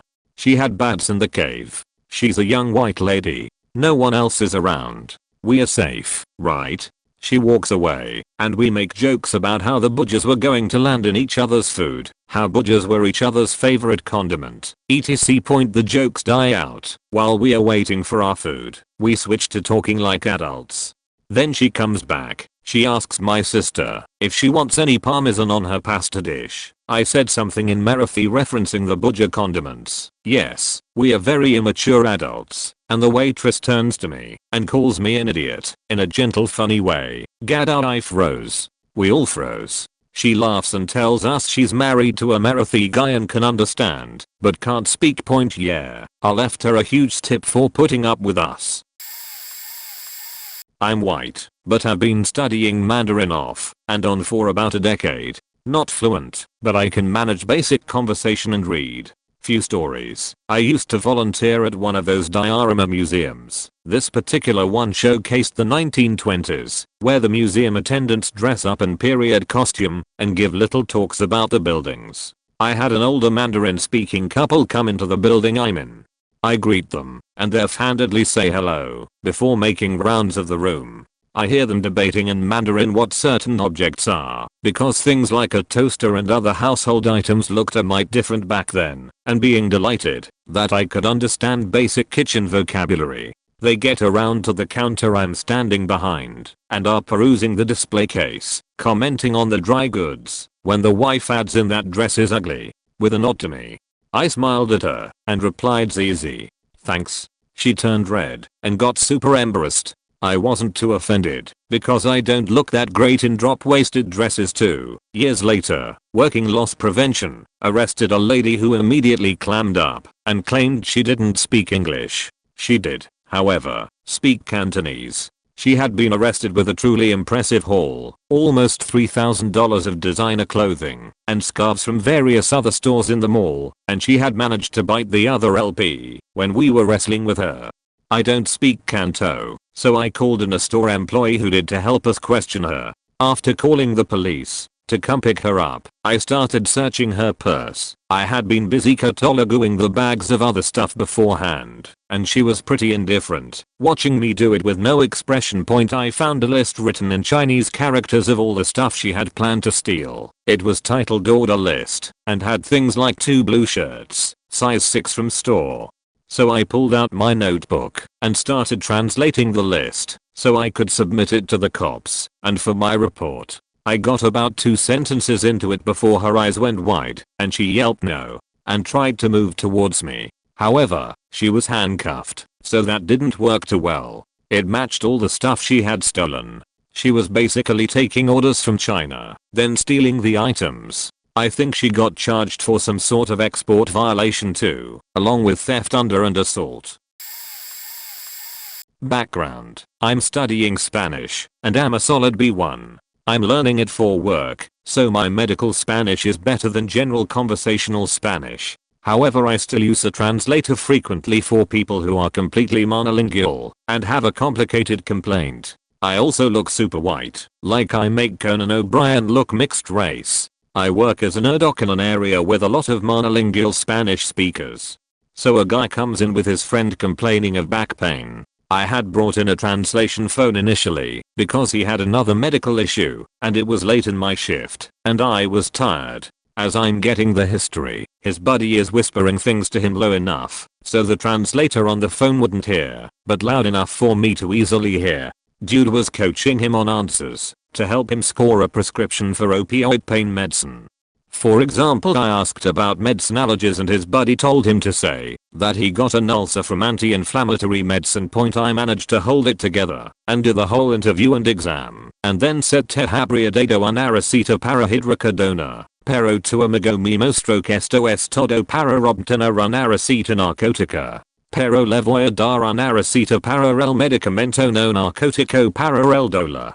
I would have given you a recipe for hydrocodone, but your friend showed me that this was all to get a narcotic recipe. But I will give you a recipe for a non-narcotic medicine for the pain. The two of them looked like they were both deers in the headlights. Best part was, the translator actually had heard some of what his friend said and started laughing her ass off on the phone. While I was on exchange, a large group, 100 plus, of exchange students including myself went on a tour of Europe together. The language groups began to form, so most people hung out in groups of people who were either from the same country or spoke the same language, and we all kind of knew what languages the other spoke. We did not get to pick who was in our hotel rooms, and it rotated every night in a new city. I'm a Canadian who speaks fluent French, and I was put in a room with 2 French girls. I was excited because I figured I'd be able to become good friends with them because I spoke the language. Fast forward a few hours and we're all in the hotel room and Steve invited a 3rd French speaking person into the room. They all began talking about how they wished they didn't have to stay with a fat American and how rude it is of me not to switch out to a different room. They went on to say some pretty rude and frankly kind of weird things, like they suggested I would bring home another fat American, and they would have to listen to us have sex all night, and they also talked about how I was going to stink up the bathroom with my American bowels. I'm pretty upset at this point, but I was getting ready for a night out with my friends, so I don't say anything. I finished getting ready, and as I was leaving, said in French, "My ladies, I'm Canadian and speak French. I won't be coming back here tonight, but I hope you have a nice night," and left. The next day they tried to apologize to me several times, but I just ignored them. I had a renter from Quebec that assumed since I live in Ontario and my accent was English, that I didn't speak or understand French. She wanted to break the lease since she dropped out of university 2 days in. I told her there was a cancellation fee, and she was understanding of it. Her mother on the other hand was this real beach who was entitled and rude. She comes into my house without knocking. The daughter was working, and she knew this, and started talking to me.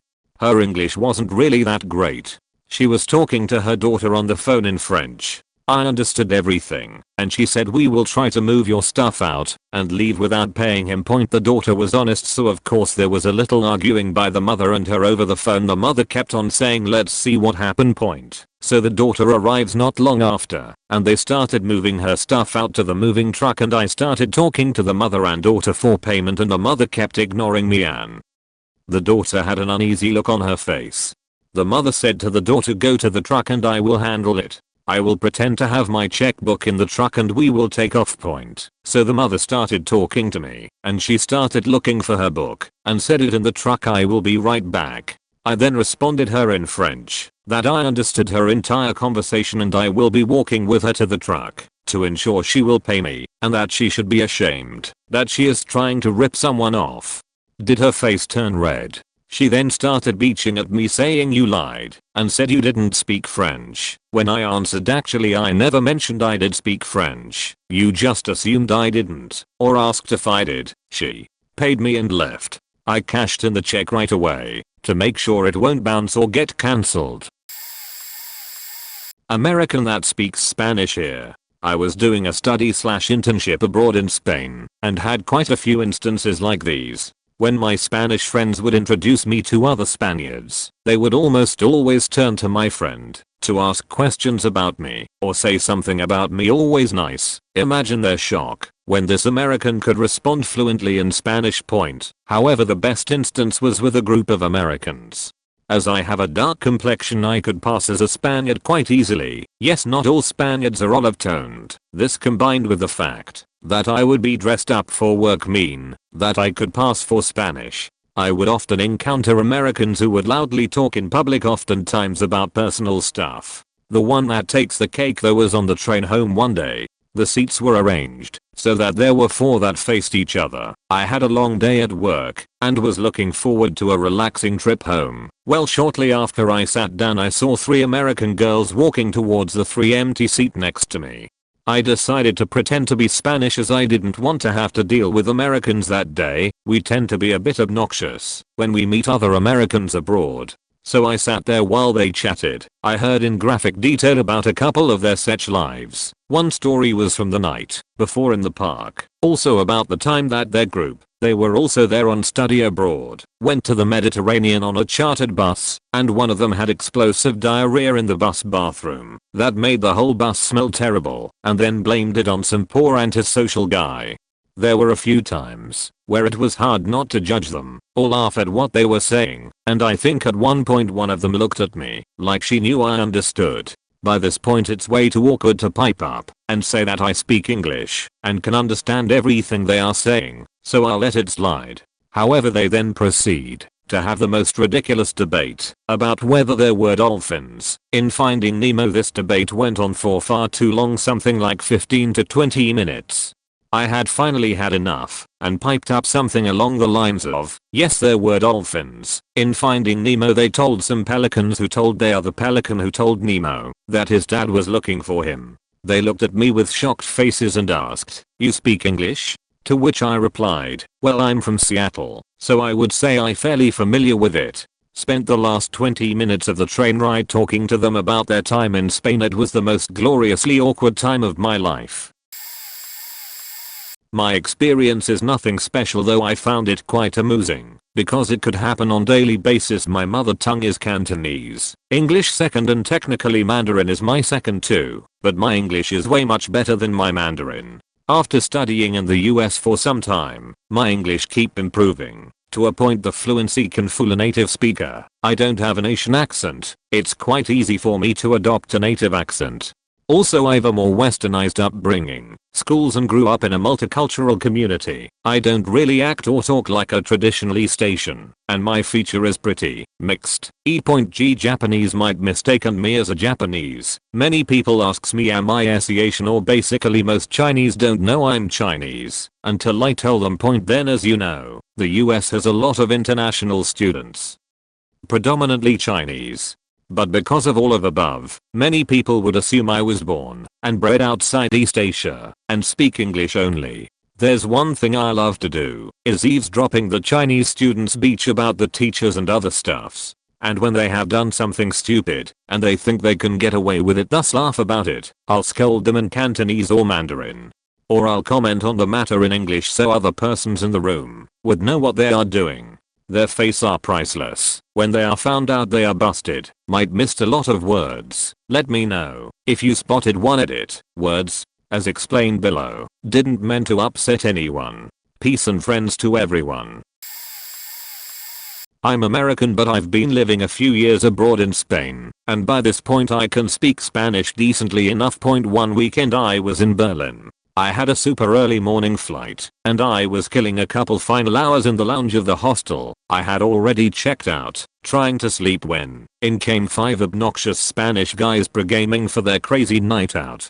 Very quickly I found out they were from Barcelona, and if there's one thing you should know about Spain, it's how much these two cities hate each other.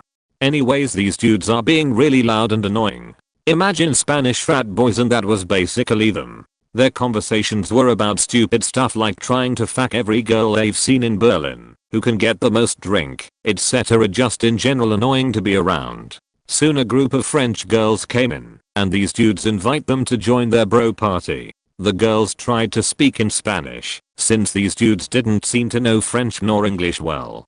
They asked the girls if they'd ever been to Spain, and they replied yes, Madrid, and we loved it. Instantly these guys start cheating Madrid and its people. I'm talking extremely offensive racist things. Shit, that was making even more pissed, especially considering I was exhausted and not looking forward to heading to the airport at 3 AM. This goes on for nearly 15 minutes before they finally head out to the club.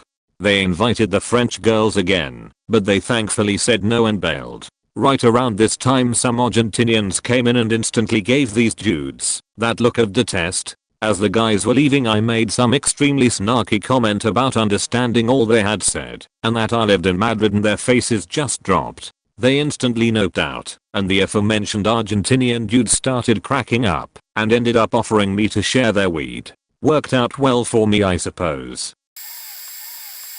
I'm conversational in Spanish. My research group recruits heavily out of South America. Out of 30 graduate students in the group, probably 12 are native Spanish speakers, and to speak Portuguese, which I can sort of understand sometimes.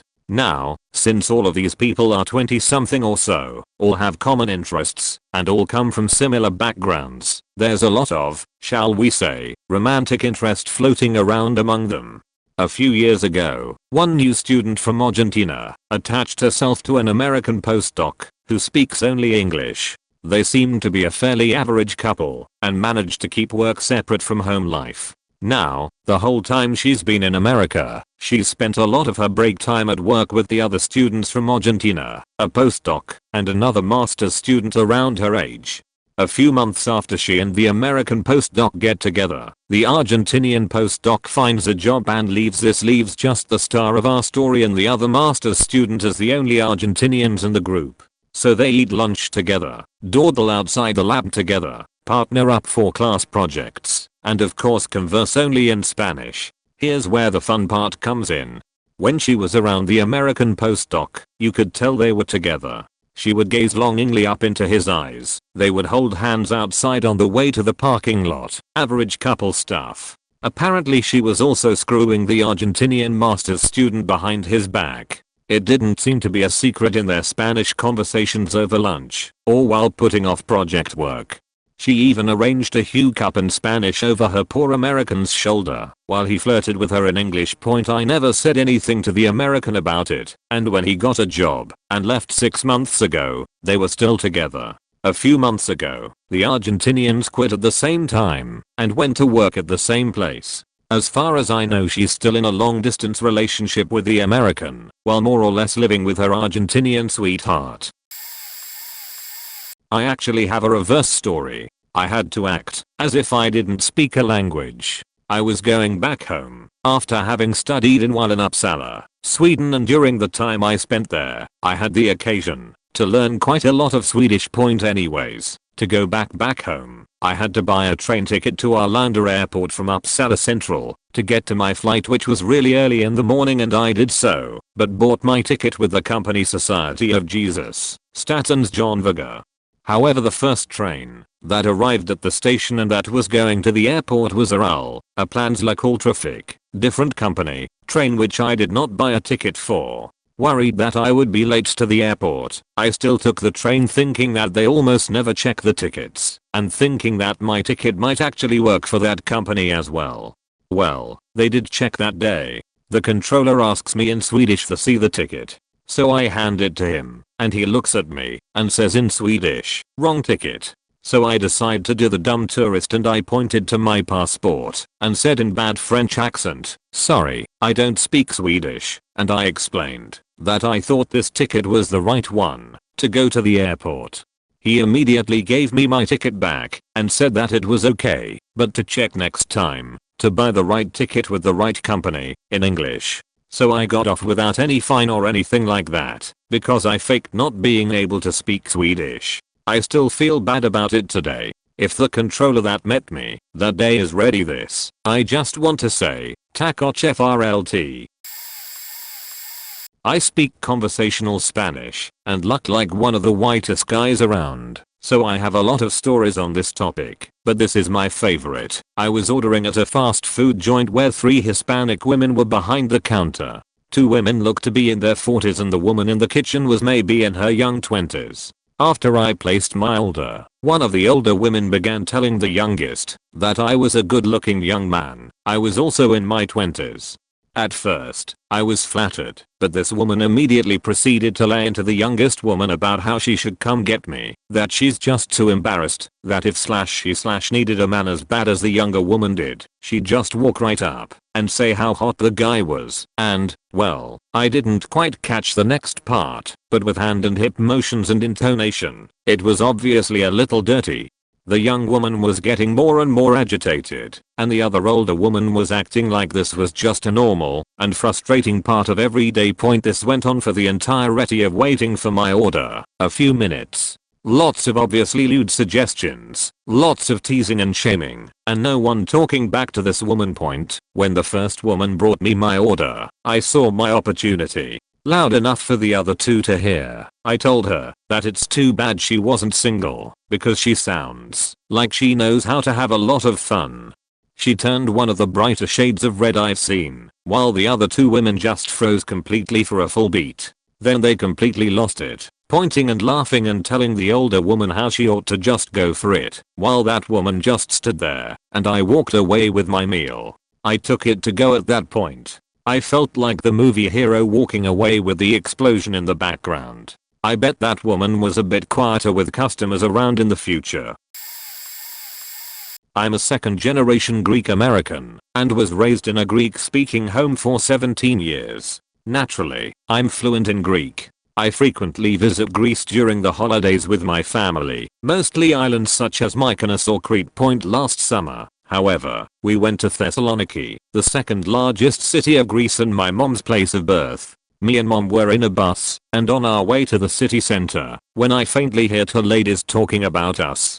I usually only speak Greek with mom when we are inside the house, so we were communicating in English during that time, and apparently they heard. I very clearly hear them say, which roughly translates to "fuck" in English, "go to hell." I exchange one look with my mom, and, after her nod of approval, swiftly turn around and instantly meet the eyes of the 2 middle-aged ladies, who are staring right into my soul, and say, which translates to "we are from America, thank you very much." I expected more politeness from citizens of such a fine country. What a shame. The look on the ladies' faces. They turned around and never bothered us during that bus ride again, while I enjoyed my 5 minutes of fame in that bus, because lots of people apologized on behalf of these 2 ladies. I of course told them I understood that there are bad apples in every environment, and that experiences like this will never spoil my outlook of a country and its people in general. Now this is where my previous experience of being a bartender helps. Around a year and a half ago, before I began my current job I was tending to the bar, basically serving drinks and putting the orders for snacks when the customers wanted to eat something. Normal stuff point. While I continued to tend the bar, a pair of Americans come in and sit at the bar. We receive foreign customers every once in a while, and while none of the staff save for me and the owner know English, most of the tourists know the local language to a working degree, so it's not such a big deal. Plus the Europeans tip well. Now we had a new waiter, younger guy, relatively unexperienced, never served a tourist, so he began to take their order at the bar, which I didn't really mind, because the guy had never served tourists, and was excited about it, and I figured out that he needed the experience, but the guy couldn't speak a dollop of English. Thankfully our tourists were being cooperative, and, for the most part, were being patient with the new kid. After ordering like $60 in food and beers each, I begin to hear them talk about how they are going to walk off and pretend that they paid and the server forgot to return their credit card used for payment, act offended and basically get a $120 dinner on the house. Suddenly I'm very interested on seeing where this is going and begin to discreetly record the whole thing. The good thing about Costa Rica is that if you are an employee in private property you can do these things as long as they are not expressly prohibited by your employer and don't record things such as credit card numbers or other financial or personal information. So up they go and begin to walk off the front door when suddenly the waiter comes in and explains that they forgot to pay, and now they begin to be uncooperative. They begin to argue with the guy, and knowing that he cannot speak English they begin to wail on the guy, calling him all sorts of stupid shit. Calling him an idiot hick in a piss poor as country who would never amount to nothing besides being the father uncle of a kid with his sister wife and other things that are worse. So out comes the owner to see what in the world is going on, begins to speak with our pair of gluttonous rapscallions. Then he begins to speak with the server, who explains what has happened up until now. Then the owner turns to me and asks if I saw what happened in English, and I explain in English that I saw these two guys at the bar ordering a lot of food, and then they began to discuss how to dine and dash.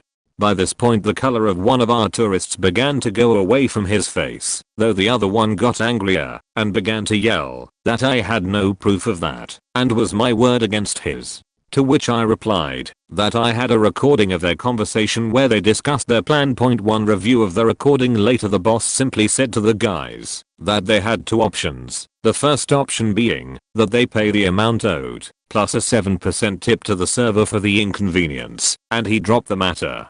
The second option he provided was that if they refused they'd be detained by the staff with a reasonable amount of force and then turned over to the police. When they arrived, needless to say, our pair of raccoons ended up paying without so much as a whimper. I know that this is not how most Americans are, but Jesus fact you, the tourists you guys can send out can be faking cunts, second only to the Chinese. I have a bunch more of similar stories if someone is interested in hearing about them.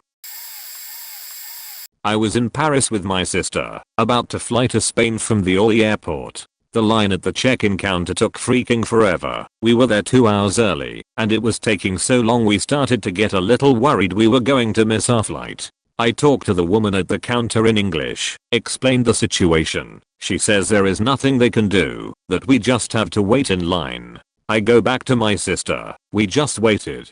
When it was our turn, the same woman goes on a rant on how she will have to walk with us so we can pass security quickly and basically giving us crap for checking in so close to the flight time. My sister, who is one of those people that is calm, always says that we talked to her to avoid this situation, but there was nothing the airline could do at the moment and we were going to have to work with what we had.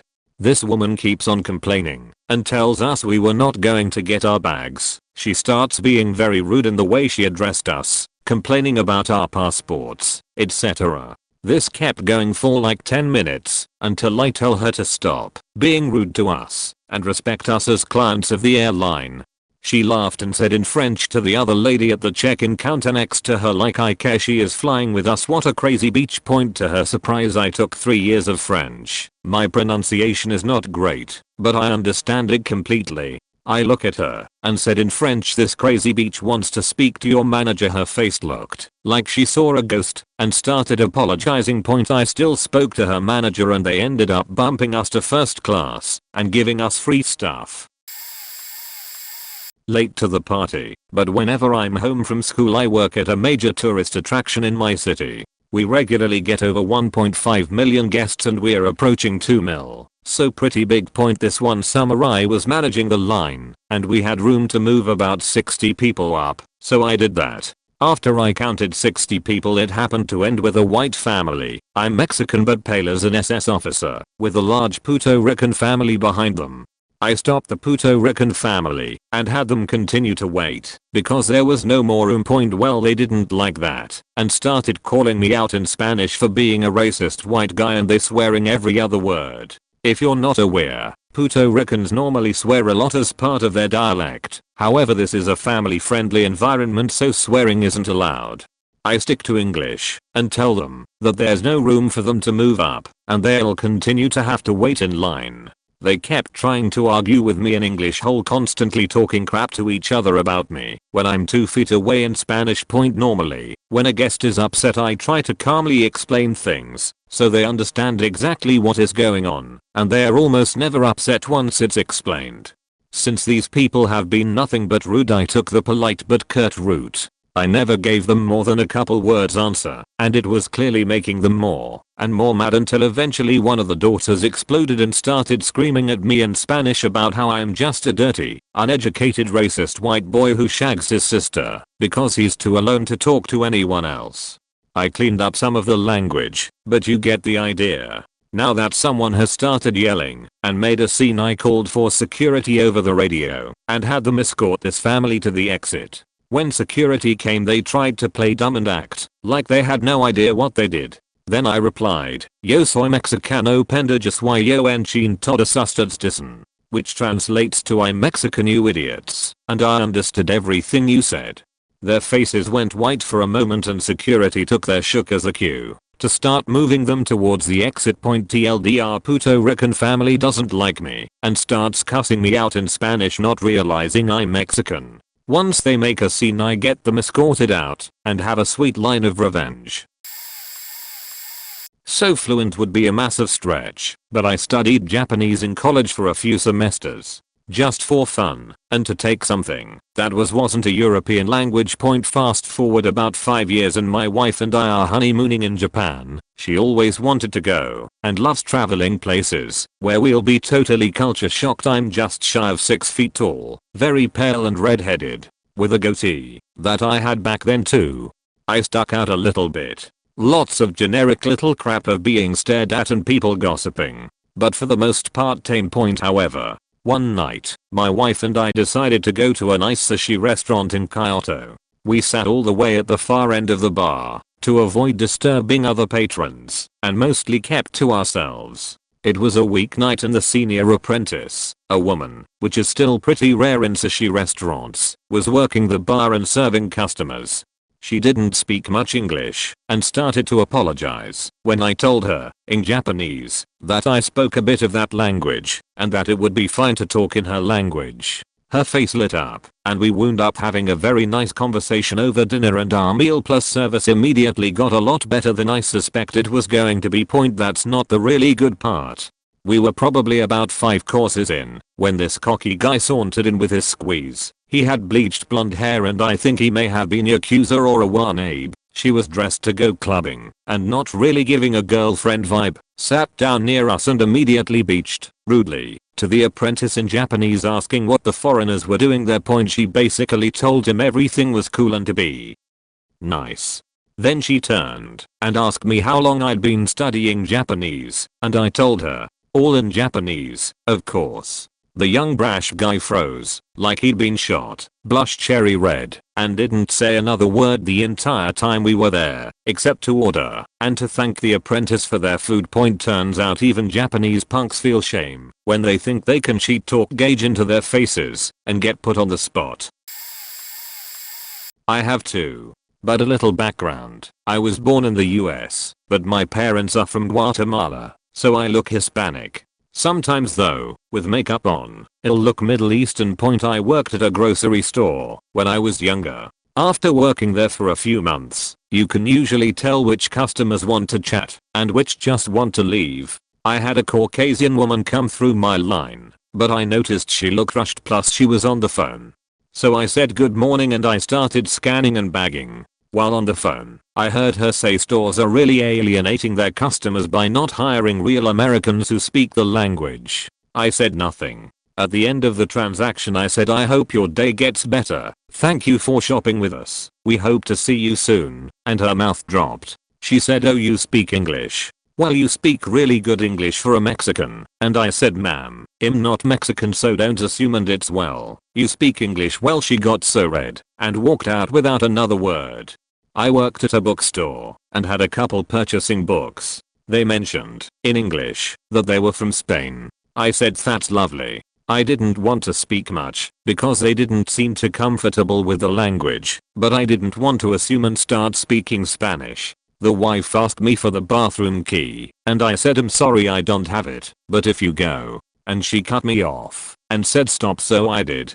She then proceeded to tell her husband in Spanish that I was lucky to have a job because the US didn't like people from the Middle East. She also said how I was rude and just didn't want her to use the bathroom. Her husband tried to get her to be quiet, but she kept saying how incompetent I was. Finally I gave them their total, and as they were leaving, I said in Spanish, have a great day, I hope you like your stay in America. And she flipped out. Lol. She said I waited till she talked shit about me so I could embarrass her after. Her husband dragged her out.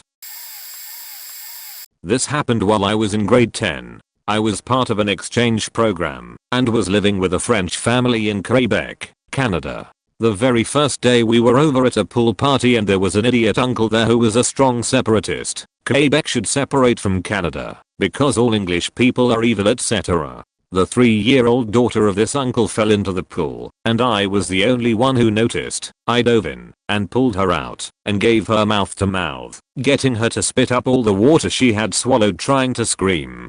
I was greeted by a stream of French invective in which the general message was that I keep my disgusting English mouth off his daughter, or he will break all my bones and do other terrible things to me. He said this in a perfectly pleasant tone and with a smile, assuming that I didn't understand in point. When I responded in flawless French that it is customary to thank people for saving your children from drowning, even if they are English, he doubled down and went off on me for real.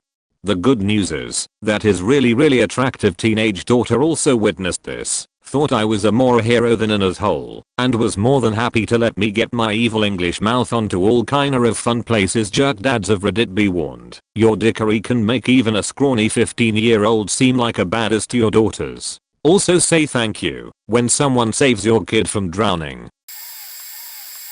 Oh, where do I start? I grew up as a blonde in China, so this is a story of my life. Every time someone is shouting out a price for goods in a public square or from their shop in Mandarin, I love to go up to them in English and ask them the price.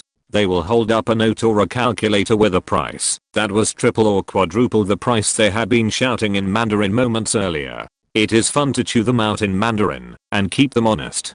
I also had a lot of people comment on my appearance as they were standing right in front of me. This happened a lot on the metro. My favorite way to deal with it was to say something to the people talking about me right as I was getting off the train. I would say something that had to do with what they were saying about me, but without being rude or nasty about it. For example, I was wearing a skirt to school one day on the metro and a group of women were tearing apart my outfit and trying to guess my age. They particularly commented on the fact that they thought my skirt would look much better on me if it was shorter. As I was leaving, I said to them in Chinese, yes, my skirt would be cuter if it was shorter, but it is pretty cold outside for a mini skirt, don't you think? Have a nice day.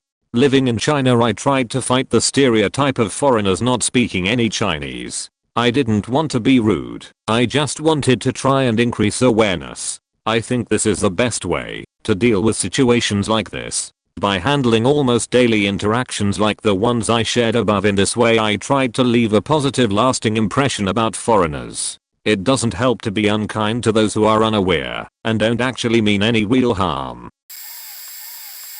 Since I'm an Afro-Latiner besides being Asian, when I went to Japan most of people thought I didn't get what they were saying, and it was mostly funny. I've studied Korean as a hobby too, mostly because I love learning new languages, and because I found their history interesting. So one day I prepared a trip to Jeju-do with one of my best friends, who is also black, but she doesn't speak Korean. Once we got there it was really fun. People were always surprised when they saw I spoke Korean that well, and stuff like that. The days go by, and we finally decide to explore a bit further from where we were. I caught a flu in the past days, so we really couldn't go around as much as we wanted to, and we get to this really empty restaurant, and we decide to give it a try. Everything was fine, until two old businessmen enter, and sit to the table next to us. At first I just thought they were a bit curious, because they kept making comments at how cute the agashes, ladies, were. Then they started talking about prices, and how much they thought we were, not as prostitutes, but like if they sold us. So I finished my meal really quickly, before telling my friend to get the fuck out of there. I didn't tell her anything, because she gets too nervous, and doesn't act like she should. When we got out I called a taxi, and we had to wait at a bus stop close to the restaurant, so we started walking. There was a white car that followed us all the way, and when we got in the cab I thought they were gone. But they followed us very discreetly to the hotel. Then I started to realize that things were getting way too real, so I told the reception that the agashes, old men, were following us. Security went out and scared them off, but still I was too scared to get out my room the day after. My friend got mad at me for not telling her, but she got my choices and almost couldn't believe me when I told her I'm never going there without at least a group of 4 people. 2 summers ago, me and my friends were chilling on the beach at night when a group of guys approached us. It was obvious they wanted to just stick to us cause we were girls and had lots of booze, but we let them, since it could end up being pretty entertaining. When they were introducing themselves they also mentioned the country they are from. It was Belgium, Austria, and Macedonia, so we pretty much talked to each other in English. Me mostly because out of all my friends my English is generally the best and it almost sounds like I'm native when I speak. I noticed throughout the night that the guys were talking to each other in German and I gotta say they were not even trying to be subtle. Fun thing is that I actually know German, but I kinda taught myself by watching TV when I was 6, so I was more than a bit rusty. I tell one of my friends this, and she turns to the guys and says, "Hey you guys, she actually understands everything you are saying," which would be true if I wasn't drunk and generally just had bad hearing. So they all turn to me, and the Macedonian guy first says in English, "Oh yeah," and proceeds to ask me when will I buy my car in German, to which I somehow managed to coherently respond by saying, "Jetzt noch nicht, ich habe keinen Führerschein." They promptly stopped speaking German so loudly, even though I actually had no clue as to what they were saying beforehand. I lived in China for 2.5 years and picked up some of the language. In general, the Chinese never even consider the possibility that a foreigner can speak their language. They'll quite openly talk about them, even in the same room, on a train, etc. Although tbh that's more because they don't care if you know they're talking about you. The reality is that a non-trivial number learn enough to know they're being talked about, and some become very proficient. I'm in the former group. It doesn't take much to recognize the words that mean foreigner, nor weights and numbers. I'm a big guy, about 195 kilograms. When I first went to China, I overheard a lot of people discussing my weight. I usually ignored it, but a couple of times I'd hear one person ask their friend something like, 200 pounds you think? And I'd reply 400 actually, and they'd get all embarrassed. About a week after arriving in China, I was sitting down having street BBQ with a colleague who'd been in China for 8 years and spoke the language quite well. A local stepped out of a taxi and on his way to a restaurant, addressed my colleague and I with magnanimous, sweeping gestures, speaking in a very welcoming tone. Suddenly my friend stood up and got verbally stuck into him in quite an upset tone and manner. While that was happening, the BBQ lady gave me the bill, which we hadn't asked for. After my friend sat down again, the Chinese guy's attitude had totally changed, and he was obviously trying to convince my friend of something. My friend said that when the guy was first speaking, his tone was welcoming, but his words were along the lines of all foreigners are dog shit, you should go home, etc. After he got set straight, the guy was saying how cool it was that my friend could speak Chinese and was inviting him to their table, etc. Basically trying to recover face, since all his friends were now laughing at him instead of the dumb foreigners being the fat guy. I had to play Santa at the school's Christmas party. During setup, I'd put my costume in a plastic bag and put it behind the bar. When it was time to be Santa, I went over to the bar and asked, in Chinese, for one of the girls to pass my bag over. As per my earlier comment, the girl assumed that, since I was a foreigner, I was speaking English, and therefore she couldn't understand me. I recognize that my Chinese isn't great, but it was good enough for the task. I repeated myself slowly and clearly a couple of times, but she didn't get it. Finally one of her colleagues said, "You idiot. He's speaking Chinese. He wants his bag, behind you." I speak Spanish and Italian, and have a story for both.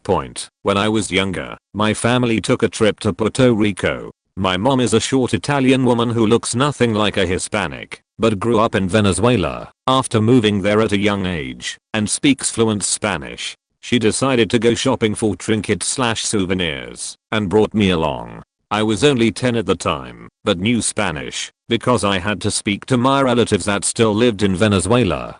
While shopping, the two girls running the store were talking about how stupid gringos will buy any crap they see on vacation. My mom kept her mouth shut and the two girls kept on going. When we got up to the counter, one girl said to her coworker, "I thought they'd never pick something, geez," or something to that effect. I just remember the look on their faces when my mom started buying everything and speaking to them in nothing but Spanish.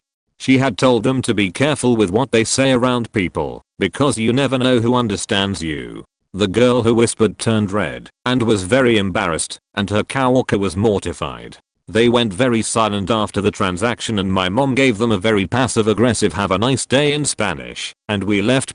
My story for the Italian comeback takes place in my grandparents' neighborhood when I was 13/14. My best friend lives in their neighborhood, and every year they hold a giant feast celebrating Italian culture. I've been speaking Italian longer than Spanish, because my family in America uses it more, not to mention my grandparents speak absolutely no English, so I had to be able to communicate with them. I'd go every year to this feast, since my grandparents lived up the road from the main street it took place on. I'd get money from them, and win myself a fish or something. My best friend also lived about a block away from this feast, and so, since we were older, we decided to go together that year. While walking the main road, these two old Italian ladies sitting in chairs started talking shit about the way my best friend was dressed. She had on a skirt and blouse, but to these women she was dressed like a hoe, and they even called her a hoe. I turned around and called them out hard, saying, "Shame on you, people here know your language, and that some younger kids still speak it too."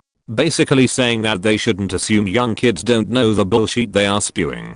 I also defended my friend's dress and said that we don't live in the 1800s anymore. These two women sat there mortified and looked at me in disgust as I just kept walking with my friend. I didn't care though, they were assholes, and they faked with the wrong person.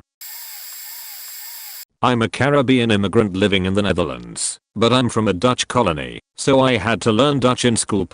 While I'm nearly fluent in Dutch, but my language of choice is often English, which I speak fluently with no foreign accent. But my favorite event is, while sitting in first class in a train, I won a month free upgrade. I'm hungover as hell, half asleep in the train, looking sloppy and basically looking like I do not belong in first class. About an hour into my trip, an older couple walks in and sees me. Suddenly they start complaining about how these goddamn foreigners can't understand that this is first class and how I should be sitting in second class and that they paid extra to sit in first class. And they were deciding if they should tell me to leave or just let the train inspector give me a fine point. They decide they will just leave me alone. All the while I looked at them a few times with a dumb face and just give a courtesy smile. 30 minutes later the inspector walks in and they say finally. When the inspector comes up to me, I use my best Dutch accent and go, "Good morning, would you give me a second? I'll find my train pass. Also inspector, I want to know, do you do random checks, or is there a quota?" Basically had a 5-minute conversation, all the while the older couple turned bright red and went to sit in the second class. When I moved to the USA from my country El Salvador, many kids would walk around saying things like, "Oh, look it's that faking Mexican. What's up stupid?" I, having studied English before moving here, would respond with broken English. "I'm from El Salvador, idiot." Of course back then here in this part of Virginia, there was a large concentration of whites, a few black and Hispanics who made like 10-13% of the school. Most of those Hispanics were Mexican and those fakers loved to cocksuck the white kids, so they would also bother the new immigrated children. They would go around saying she'd like go back to El Salvador when they found out I was from there. Of course the idiots didn't know I came here with papers. They would only talk in English to me and other kids who sometimes wanted to ask a question from something we could not comprehend. A year later they made ESL for the first time in my school and me knowing broken English, but enough to make a conversation, advanced through it real fast, and got out of it in 3 years. Program was 5 years. Now that it's been 15 years in the USA it's the opposite. I work at a place where people come in and can't speak English correctly, but talk to me anyways, thinking I don't know Spanish. I begin with English, but at the end, we end up talking in Spanish. It has been a long time, but I still remember how I was treated as a child from people who though I couldn't understand them, and so I try to be nice and respectful to people who are struggling to as well. Probably be buried, but back in high school I excelled in Spanish, and my friend who was a few years older than me grew up in Mexico. Before moving to the States we went to Six Flags and there was a group of Mexican kids our age, about 5 girls and 3 boys. They kept making fun of me and my friend in Spanish, thinking we didn't understand them. But we didn't say anything, because who cares? We kept running into this group throughout the day, and they kept making jokes. I asked my friend if we should tell them we understand Spanish, and she said no, that she didn't really care. Point on one of the intense roller coasters, a few of the girls were paired up with us. It was one of those rides that seat 3 across and back to back. So my friend and I were facing the 3 girls. As the roller coaster started, it pulled us upwards and backwards for the first huge vertical drops. The girl in the middle started freaking out. She started crying, then bawling, then screaming. Kept saying she wanted off. She couldn't do it. She was really scared. Then her 2 friends started making fun of her, which made her even more hysterical. I glanced over at my friend, she glanced over at me, and we both started consoling her in Spanish, letting her know she wouldn't fall out, her harness would hold her in, and that it was going to be okay.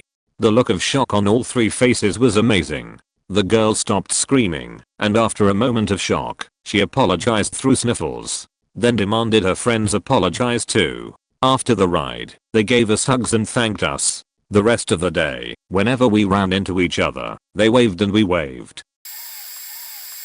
So the bit of England I'm from basically has its own language, probably less than a few thousand speakers. It's referred to simple as dialect. It's sort of a mixture of English, Welsh and few Nordic words. It's usually spoken by older people in the villages. Most young people don't speak it in such a pure form these days, but it's clear to others that they are from those parts. The accent that goes along with it is a surefire way to know if someone is from the Shire.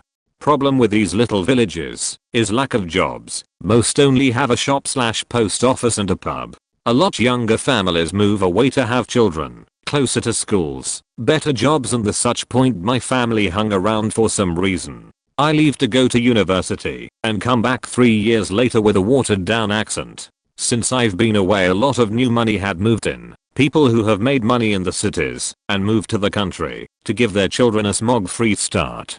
After a few weeks settling back and I go to the local pub for a night of reflection. I'm a self-employed writer. Seeing a new young man in the village, a lot of elders presume I'm one of those mucky outsiders. After about half hour, the local pilfermen come around, usually local farmhands who make a bit extra on the side selling stolen goods or poached game. Landlords turn a blind eye as they usually in some way benefit from it. The pilferman went around shouting "Cometh and herdlops," rough translation is come one and all, and buy yourself a rabbit with said aforementioned rabbits hanging around his neck. Whilst I look like one of those modern boy with my fancy haircut and clean shoes, I'm still country to the core. Bringing home some rabbits for mum for warm dinner is nothing I don't mind. As he walk past I beckon him over, only to be met with "Nathi ain't welcomer, bugger on ome new brass." Roughly, "I don't think so. Your business isn't welcome here. Fuck off home new money." His face was a picture when I replied with "Narcork, the ain't, Thiago or all else, nor trees for a Gemini." Again, roughly, "You have got me wrong. I'm not one of them. I'm as good as everyone here. Is it 3 for a fiver?" I am now a regular customer of his. He usually call by my cottage before you goes to the pub to sell his catch. Mother is most impressed by the rates and quality of goods. I'm not completely fluent in Spanish, but most of my family, including my parents, are, so I've picked up much of it over the years. Well, my boyfriend and I moved to Miami a few years back. I grew up there as a kid, so I'm well aware of how some of the Latin community treats white boys like him. Sometimes it's endearing, other times, not so much. Anyway, we went in to buy a pack of cigarettes. He's picked up on conversational Spanish pretty well, but he definitely lacks the, I don't know, accent. He asked the cashier in Spanish, and he pretended not to understand what my boyfriend was saying, making him repeat it twice, while kind of smirking and shaking his head. He was saying it perfectly fine, by the way. I mean, there's no mistaking Paquite de cigarellas. I mean, yeah. Not perfect, a little awkward, but he did it. So I got pretty aggravated and said, in English, "Give him a faking pack of Marlboros." Now, usually I'm pretty calm, and I don't like being rude to people, but, you know, well, he started muttering under his breath when he turned around about a beach and the gringo speak no Spanish. So I just answered him enchiendo, bastant and deadpanned. The look on his face was priceless. Hopefully that taught him to be a little less of an asshole. I don't speak it perfectly, and ensure I definitely get things confused, but I try, and so did my boyfriend. The cashier, on the other hand, who I'd heard speak some English many times before, didn't even try, and was just being pretty rude. I tried not to go back there often. Haven't had to encounter much of that outside of that incident. My boyfriend did, however, learn some stuff from, I want to say, the Somalian language, unfamiliar with what it would be called, or if that's correct in the first place, and always says good morning / good afternoon, and have a good day to a woman who works at the Walmart near us, and is always very quiet. She seemed really happy when he did that the first time, and was waving and stuff. Not sure how he knew, but it's pretty cool to be able to break a language barrier, even just a little bit. 8. This is one of my dad's stories. Here goes. My dad used to be a scout coordinator / leader, whatever you wanna call it. Like 5 to 6 years ago. He speaks fluent French and English. Every 4 years there's this big event where lots of scouts from many different countries all go to the same camping site and do whatever it is scouts do for a week. There were actually over 19,000 scouts back when he was there. Now here's the fun part. Since there were so many damn scouts, the showers were really big and also really open for everyone to see. It was literally just one massive box, so everyone had to shower in the same room and almost everyone showered with bathing suits on. One night, my dad goes to shower really late at night and finds the showering space completely empty. So he says fuck it and goes for a nice naked shower, just like good old times. A few minutes later, one extremely drunk French guy comes up to the shower, followed closely by 2 other friends, yells back "Holy shit, there's a fat naked guy in the shower," and runs back to his friends. After a lot of screaming and laughing, they finally grow some balls and come back into shower. While getting ready, one of the lesser drunk guys says back quote, "You know it would be real fucking embarrassing for you if this guy spoke French. After all, the French camp isn't that far away." So my dad, who'd been listening in, walks up real close to the really drunk guy while still being butt naked and says back quote, "You embarrassed yet?" Poor guy just said sorry and left while my dad and the two other guys laughed their ass off all night. I think it's safe to say that he was indeed pretty embarrassed.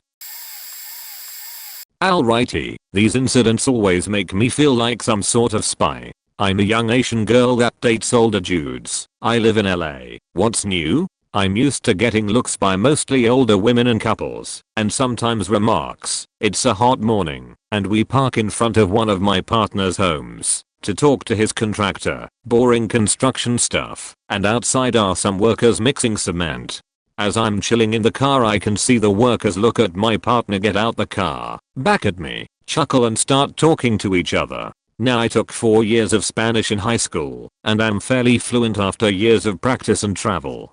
Curious, I roll down the window and pretend to look around. Wish I hadn't, but it started with light jokes about him being old enough to be my father, I guess possible, but a young cool dad, and my gold digging status, nope.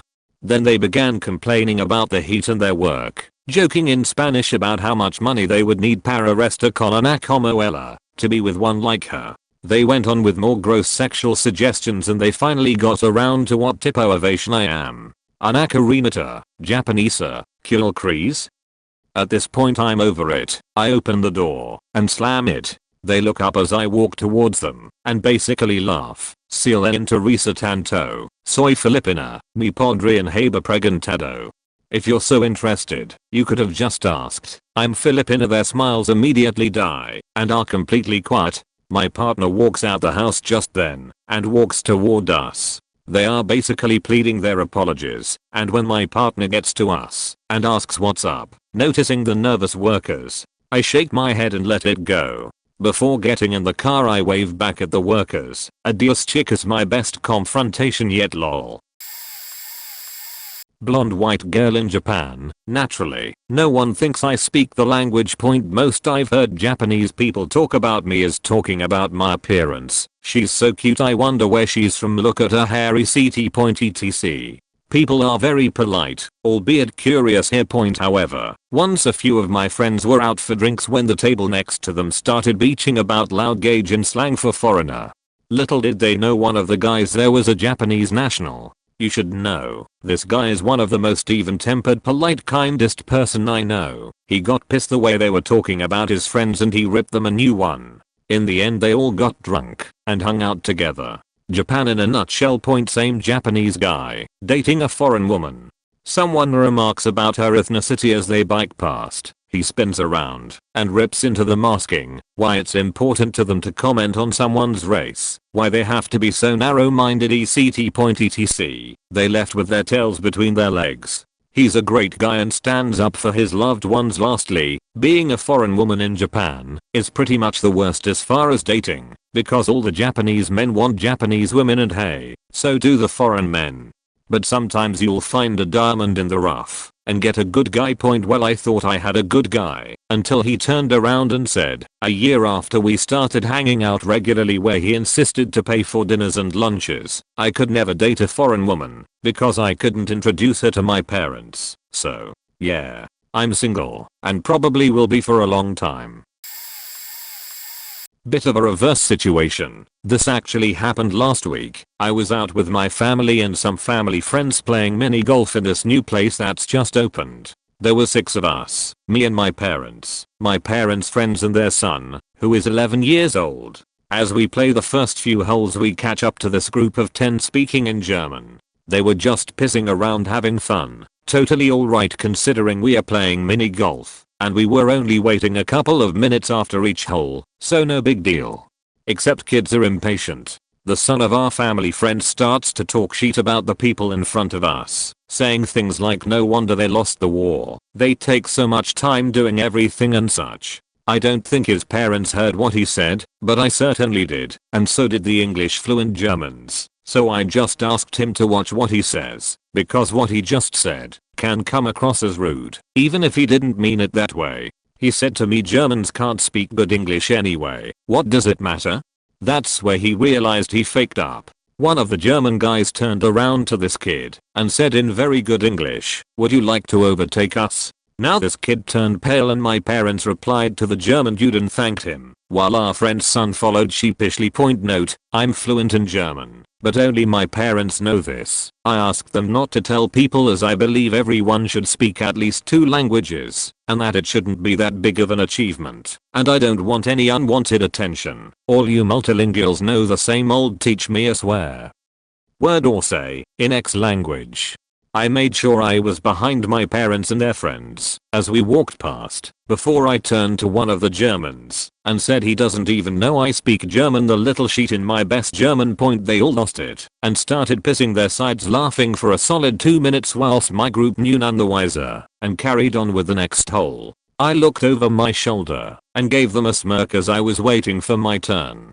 It was a great feeling, especially knowing our friend's kid has no clue what they are all laughing about, and I had stood up to this kid's ignorant comments for them. It's one of the first times I've used my German on a practical basis. Usually I just talk to my 2 German friends on Discord and play games and fuck around, so it was interesting to see how powerful it can be to know another language.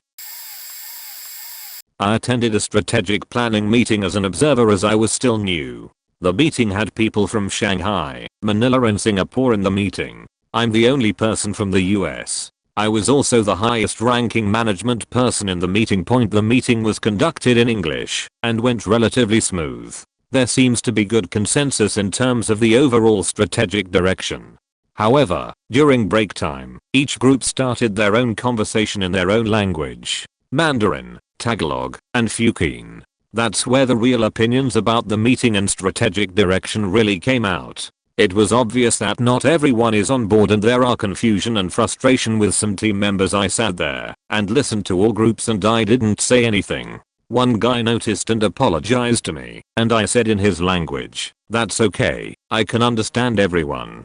All blood drained from his face, and he made a loud gasp that made everyone stop their conversation and turned their attention to him. Point a couple asked him what's going on and if he is okay, and he just stared at me not knowing what to say. So I had to explain to everyone in English that I can understand all their local languages and I think there's still some work that the team needs to do to truly align the strategic direction between each group.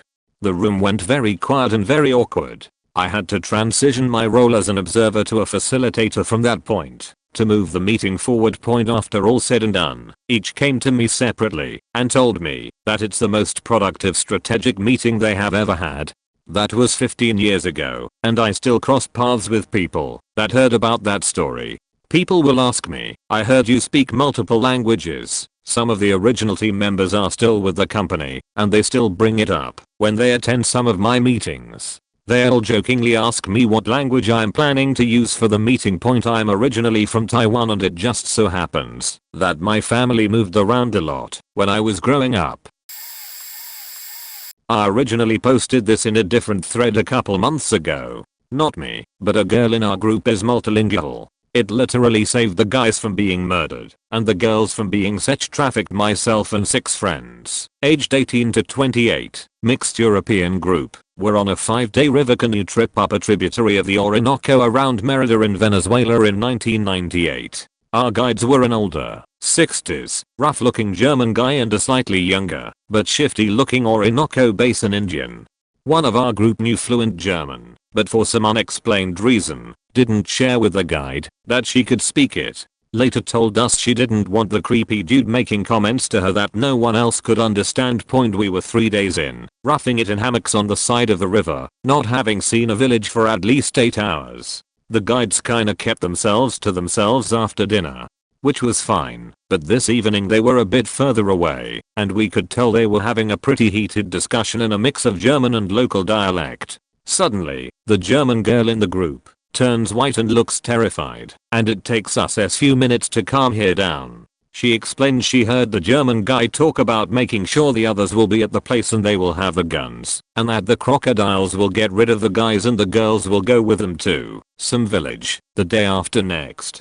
We kinda freaked out but decide that being alone with these two dudes days from anywhere in the middle of the faking rainforest, we were pretty much trapped. We decided on a plan, which, fortunately, went our way. Early the next day, we decided that the next time we saw another canoe expedition pass us, we would essentially shout and scream at them that we were being kidnapped and needed help. Fortunately, a 4-canoe group came past, and we enacted our plan. Our guides immediately just got the fuck out of there, didn't even protest about our crazy accusations or anything, other than to pull a sawn-off 12 gauge from under a blanket and point it at us to stop us chasing them, which kinda validated to us that they were planning to kill traffic us, and they didn't hang around to get caught. We got taken to the nearest village a few hours down a branching tributary, where we explained the situation to the local police and some soldiers that were on exercise or something. Turns out there was a suspected serial killer operating out of the Maracaibo area targeting tourists going into the forest, active since 1996. I was never able to corroborate any of the info we were told by the police using any Western media source or internet searches. We still occasionally email each other about our close call, but it's been 20 years and we've moved on with our lives. I've never told family or my wife, and I don't think anyone else ever told more than a handful of people. My parents were really insistent that my brother and I speak Slovak fluently once we moved to North America, but when they weren't around, we chose English because it came more naturally since we spent most of the day in school. During one of our visits back to Slovakia, my brother and I went to hang out at the mall and get coffee and ice cream. We were conversing in English and neither of us had accents, so most people were taken aback when we ordered in Slovak. Once we sat down, a couple came in and sat beside us. In the midst of our conversation, I heard the man telling the other that me and my brother were typical Americans, and that this was exactly how they spent their time, just hanging around the mall all day. I laughed and the man had a little jump before realizing that my brother hadn't actually stopped talking, so he assumed it was something he had said. They didn't leave till my brother and I got up, even though they only had one coffee, and finished it a good 15 minutes before we left. I was younger at the time and the idea of saying something to them just didn't cross my mind, because it might have been seen as rude. It's pretty rare to come across Slovaks where I'm at, so my brother and I basically always have a secret language to go to, but I'm waiting for the moment when it backfires on us. I'm Scottish born with a French mother and otherwise mixed European grandparentage. Mum speaks 5 languages and has tons of her own stories that would fit this thread. When I was 10 years old and in primary school in Scotland, I got attacked by a pit bull, pre-DDA/BSL, loose in the playground. The headmaster, formerly a high school French teacher, took me to hospital where my mum came to meet us/take me home after treatment. Sitting in the waiting area, with me in obvious pain, covered in blood, and still a little shocked, he started trying to flirt, in French, with my happily married mum. She politely smiled and shrugged as he tried to impress her with his proficiency of language, complimenting her and telling her how regardless of the circumstance, i.e. my leg being near half chewed off by a dog on school grounds, he was so happy to spend time with her outside of the school environment. Yep, inappropriate AF, but my mum is awesome and stayed super calm for my benefit.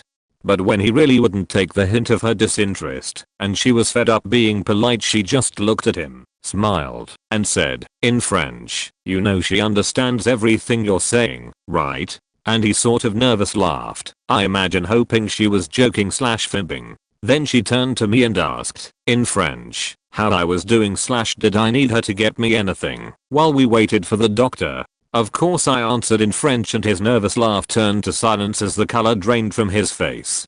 To be fair, I had only half heard his attempted chat up, since you know, agony, shock, blood, R&D, but nearly 30 years later my mum and I still laugh about this idiot of a language professional assuming I didn't speak my mother's native language, and b. cringe at how creepy it was for a school head teacher to hit on a student's parent in front of the student while awaiting treatment in R&D.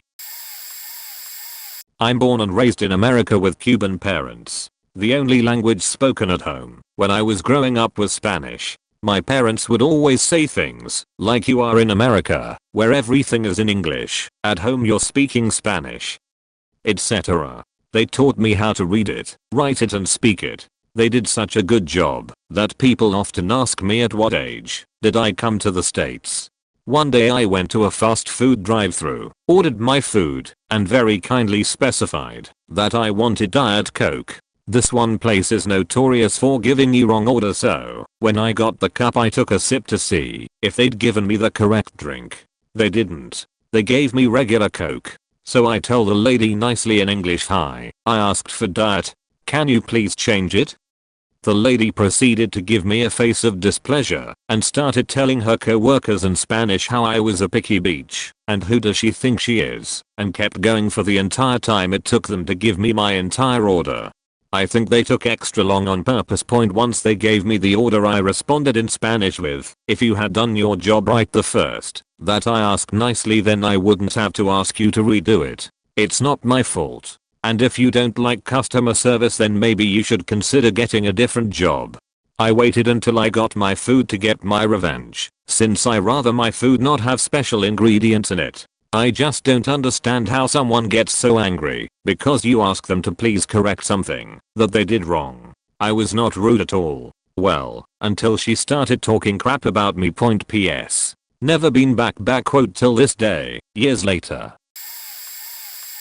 I'll start by saying I'm not actually bilingual, but I managed to undo a night of work by knowing a few German phrases. I joined a tour group crossing the border to TJ from San Diego for dinner and drinks, and ended up befriending two Austrian males in the group. Naturally, we spoke English together, but as they said they weren't confident in their English, the two towering Austrians would often talk over me in their native German tongue, and one would generally translate back to me. I didn't think much about it. Pretty early into the night, it became obvious that they were trying to crack onto me, and I started to assume a lot of their German conversations were turning into them trying to figure out which guy I was into. The answer was neither. I didn't want to lead them on, so excused myself and branched out to befriend some others in the group, but it seemed their targets were set. Their tequila consumption didn't help. Given my declines at dancing or accepting drinks wasn't working, I decided to talk it out. So I went outside for some quiet, and when they followed, I asked them about their language and hometown. Now, it's important to mention that a few years prior, I had spent 6 months studying in a small German town. Everyone spoke English there, so I don't speak or understand German, but I got good at picking out random nouns, verbs, and a few phrases. Nothing to follow a conversation, but enough to convince someone I could point. So as I asked them about their home in Austria, and they spoke in German, to formulate their English answer, I concentrated hard to hear something familiar, and took a guess as I responded in English to something they'd said in German. The looks on their faces told me I'd guessed right, as one of the guys said in English, "How did you know what we said?" And that's where one of my memorized German phrases kicked in. As I said in perfect German, "I studied in southern Germany for 6 months." In shock, the other Austrian said, "Have you understood everything we've said tonight?" This is how I knew my suspicions were right. So I laughed and said, "Now you're safe. I don't know German. I just memorized a few phrases and words." Then went back inside, leaving them second guessing everything. Needless to say, for the rest of the evening, they stopped speaking German around me and left me alone. TLDR, don't speak German, but got two Austrian guys to back off by convincing them I'd been spying on their conversations all night. Truthfully told them I didn't understand. They stopped believing me. I studied abroad in Daegu, South Korea. After being there for about 2 weeks, I was getting pretty good at reading, writing, and basic conversation. Absolutely loved it. Students at the university that housed us each took one of us. I was one of a group of 8, out for a day and home for the evening. I took the opportunity away from my American counterparts to practice as much as I could and thoroughly impress my new buddy, nicest Korean on earth. We had a blast, and he used me to mess with people because I'm a big white guy who does not look like he can speak any Korean. Minor really fun stuff that doesn't really translate easily. We did the same with his family that night at dinner. Again, had an awesome time, and bulgogi from a Korean family for dinner blows all other beef dishes I have ever had totally out of the water. Then after we went to bed, I got up to go pee, not thinking I wiped the seat and threw the TP in the toilet and flushed. Went back to bed, then the amazing bulgogi and kimchi made a spectacular run for the exit. Went back to the bathroom and popped. Then caught myself before throwing that too in the toilet and completely forgot that I flushed TP. When I peed earlier, I flushed the toilet and stared in horror as the water did not go down. I spent the next 55 minutes furiously trying to get my fesses down this tiny Korean toilet. And of course not a plunger in sight. Even tried reaching down the toilet and snaking it with a toy I found there. 0.40 minutes in my buddy starts knocking on the door to see if I'm okay. Just a minute is all I can muster in my horror. In perfect Korean, I finally left the bathroom at 1:30 in the morning like the quietest ninja who ever ninjaed. I hear my friend walk into the bathroom and mutter something incomprehensible and then knock on my door. I explain, in English, that yes I popped, but swore I didn't flush TP because I still didn't remember about going pee. I woke up and joined him, his sister and mom for breakfast. The quietest breakfast of my life. I was no longer the life of the party and breathed the biggest sigh of relief when I was dropped off back at school, only to turn around and see my friend from the day before starting daggers at me from the car. When my teacher asked about my stay, I responded in perfect Korean, just fine. I was at a friend's baby shower where my friend, the father, invited a couple of his buddies to eat, drink, and ultimately move boxes of gifts at the end of it. His wife is from Cuba, as is her entire family, many of which do not speak English. My friend's Spanish is nearly non-existent, so there's a lot lost in translation when he is with her extended family and friends. So I'm with about 4 other guys there just hanging out and catching up with one another.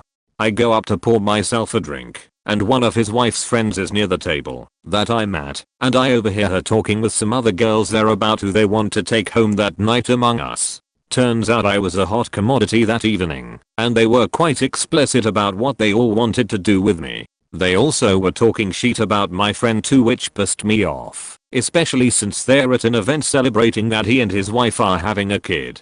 They continue to do this for a while, and towards the end of the night I walk up to their table, and their eyes all light up. I pull up a chair and sit right next to the one girl in particular who was the most vocal about wanting to fuck my brains out, and also about how much she hates my friend. I say to her in Spanish, you know, I have to say that I'm very flattered you all find me so attractive to make it a talking point about wanting to fuck me this entire night, but there's a few things you should know. 1. I'm happily married, show them my hand with my band on it, and that it was never going to happen. And 2. I think you're all a bunch of shitty bitches for the things you've said all night about my friend. He's going to be an incredible father, and he's been made aware about the things each and every one of you has said about him just during the time I was here. Go fuck yourselves sideways. After the initial stunned silence and embarrassment, I got slapped and a drink thrown in my face. It was worth it. Then I went back to my table of friends and said we should start moving the gifts since things were wrapping up. After that was said and done, us guys went out to a bar and neither the dad to be nor I paid for a drink that night. Disclaimer, I'm not fluent in Dutch, but I've been to Holland often enough, sometimes months at a time, that I've picked up what I call McDonald's Dutch, in that I can effectively order fast food, even train tickets, without the server automatically replying to me in English. I have found it a fairly dense language to get to know, not just in vocab, but in correct pronunciation, which uses deep consonant sounds and garrulous G's that can be difficult to a non-native speaker. Many Dutch people, bless them, speak far better English than I do Dutch, and are always enthusiastic to practice what they know. Great for the unilingual tourist, not so grand if it's I who wishes to practice my Dutch point. Anyhow, I was in Arnhem for the 65th anniversary of Operation Market Garden, a tremendous battle in WWII in September of 1944. It was warm that year. I've always visited Holland in the fall, and this was the first trip I had where the weather was bright, sunny and fair hotter than I had expected. Very pleasant, indeed. In between going to the events and gathering other material for the story I was working on, I was enjoying a coffee and a good book out on the patio of my hotel. Problem was, the bins hadn't been emptied and were setting off a bit of a whiff. A large group, probably a conference of some sort, of young ladies were also there, conversing in Dutch, and I was able to discern Passing comments on the smell. One of them suggested het is Dijon, which followed a titter of giggles. I was the only person there they could have been referring to. I turned, gave them my best indignant stare, and tried to level my how dare you with the proper gravitas. Do you know that sorry is the same in Dutch as it is in English? Oh, I've never been able to contribute to a post here before. So the night I proposed to my wife, we got dinner in the restaurant in the Eiffel Tower. Unless you paid even more money than it already cost to eat there, you didn't really get to choose your seating in advance, so if you wanted a window seat you needed to be at the front of the line. We made sure we were, and this one couple behind us kept trying to wedge in front of us. We got to the hostess area first though, and we got a window seat. The whole time the couple was saying how I was a typical rude American in Spanish, apparently because I didn't let them cut me. Didn't say a word, or give any funny look to them. My wife is Mexican decent, and knows Spanish better than English, and I'm from Texas and always hated the idea of not understanding someone who lives next to me, so I'm decently fluent in Spanish as well. So we get a window seat, and they are seated at the table next to us complaining to the hostess about wanting our seat, and how they deserve it because I'm rude. Again, I've said 0 words to these two. So we are sitting down, and the waiters are pretty neat, and the first thing he asks us is what language we would prefer to speak. We said English, and we continued to have a really cool dinner inside the Eiffel Tower. After a while or so my wife starts saying in English a little louder than we had been previously talking. I love it when someone tries to badmouth you in a language they think you don't understand. So I'm confused at first, because I wasn't paying attention to our neighbors sitting next to us. Then she says the same thing in Spanish to me at the same volume, and our neighbors stop talking, and the woman has a really sour look on her face. I laugh and say something along the lines of I don't know what you mean. A rude American like myself could never understand multiple languages in Spanish. They stop talking altogether, and my wife and I start speaking the rest of the night in Spanish, and start saying how amazing the view is, and pretty much try and make it sound like we had the best seat in the house. It was a fun night. TLDR, I'm a pasty white guy that knows Spanish and my wife is Mexican decent. The Spanish people next to us in France found that out after insulting us for the better part of an hour. So not exactly on topic, but I can speak minimal German from my school days. Nowhere near enough to keep up with a native speaker, but because I was always better at it verbally I have a couple of phrases memorized. I was sharing a dorm room with some Germans, 2 girls and 3 boys, whilst traveling. The girls were friendly, the guys were not. They could all speak English, but only the girls made the effort, and the guys were just chatting to each other.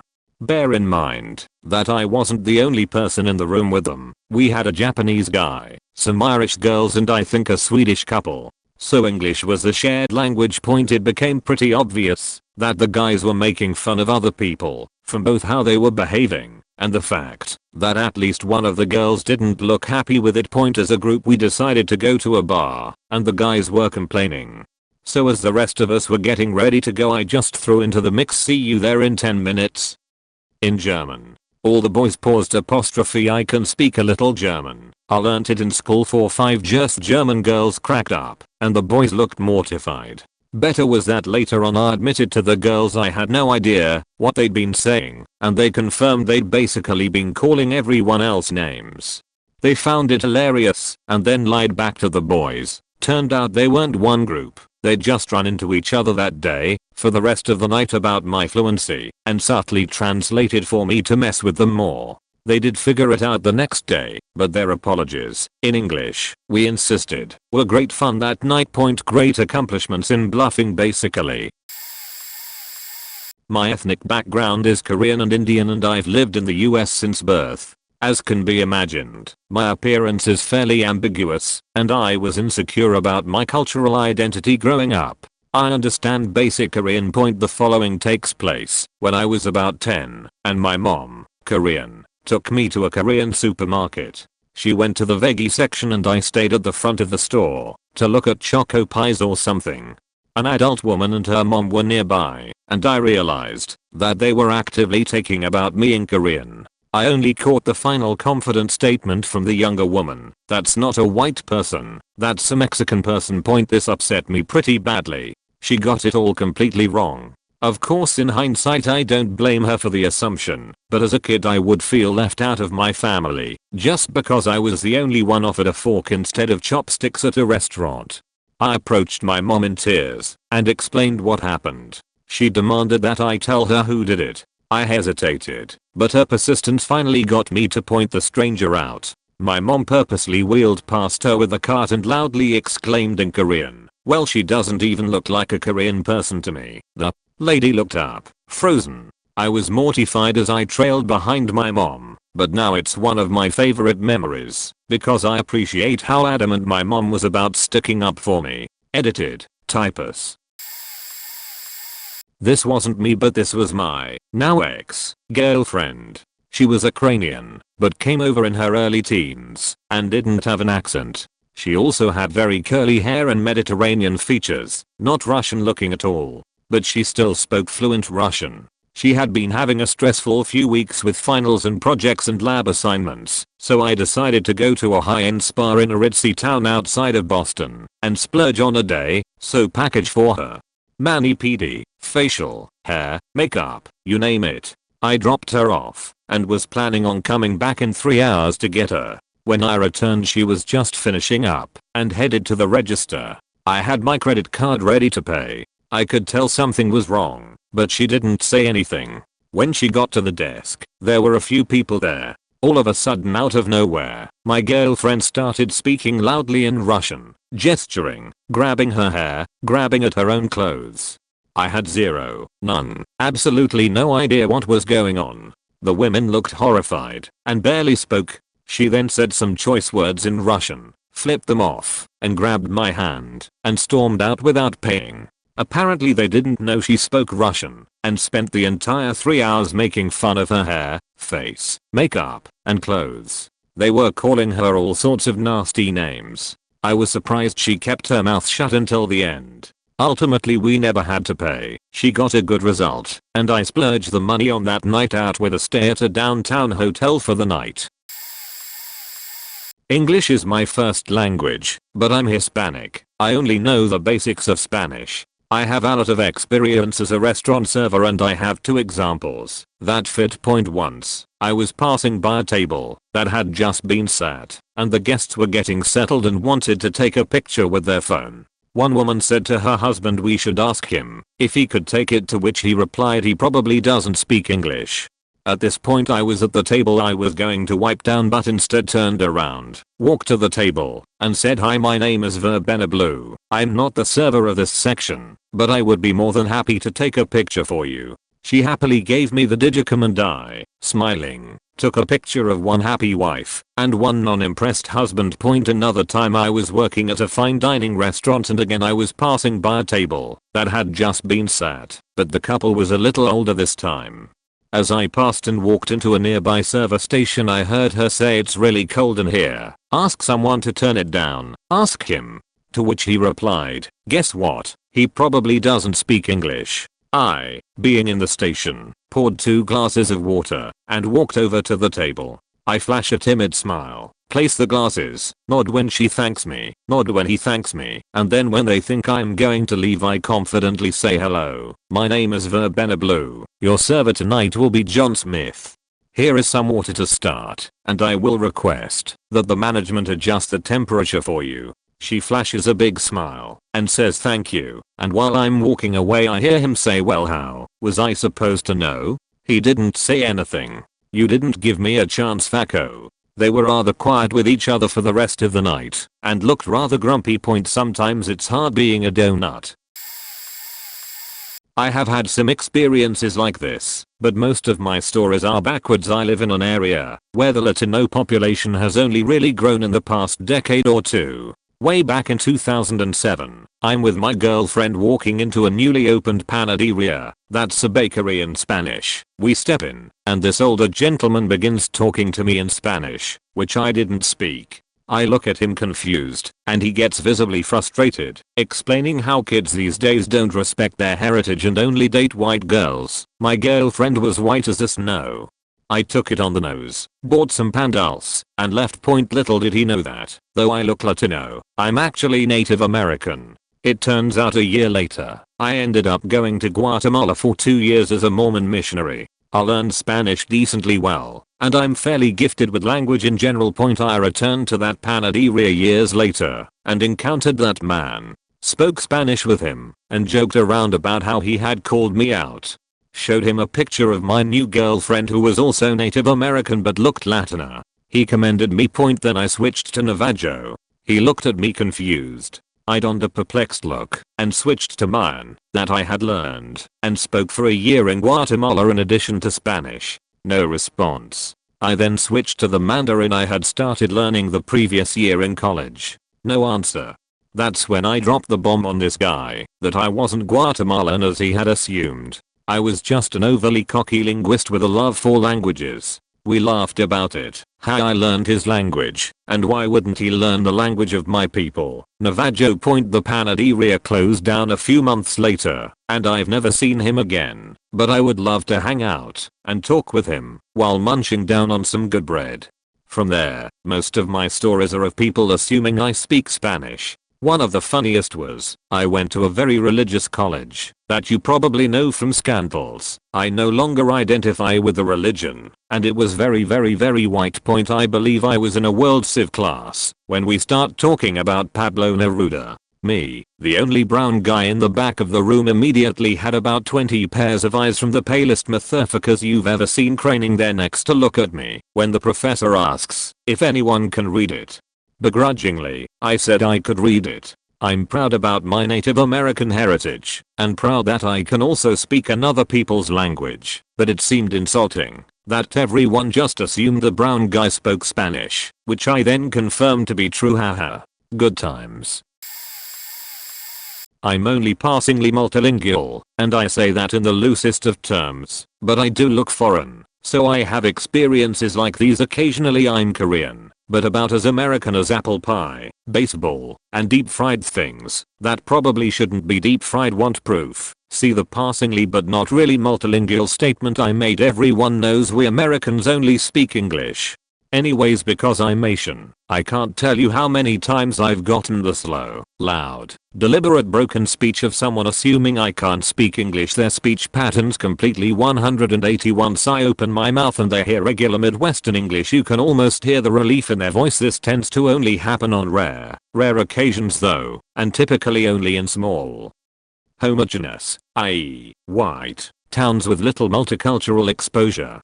When I was a sheetlord teenager, I used to purposely answer in as short and simple of a response as possible and see how long they kept up the me Tarzan, you Jane speech, and then surprise them at the end point. Another thing I've seen happen much more often are people subconsciously, I assume, inadvertently giving me the Asian respect bow. When I meet them for the first time, they always stop themselves from going full on prostration, of course, or when they realize this might come off as patronizing.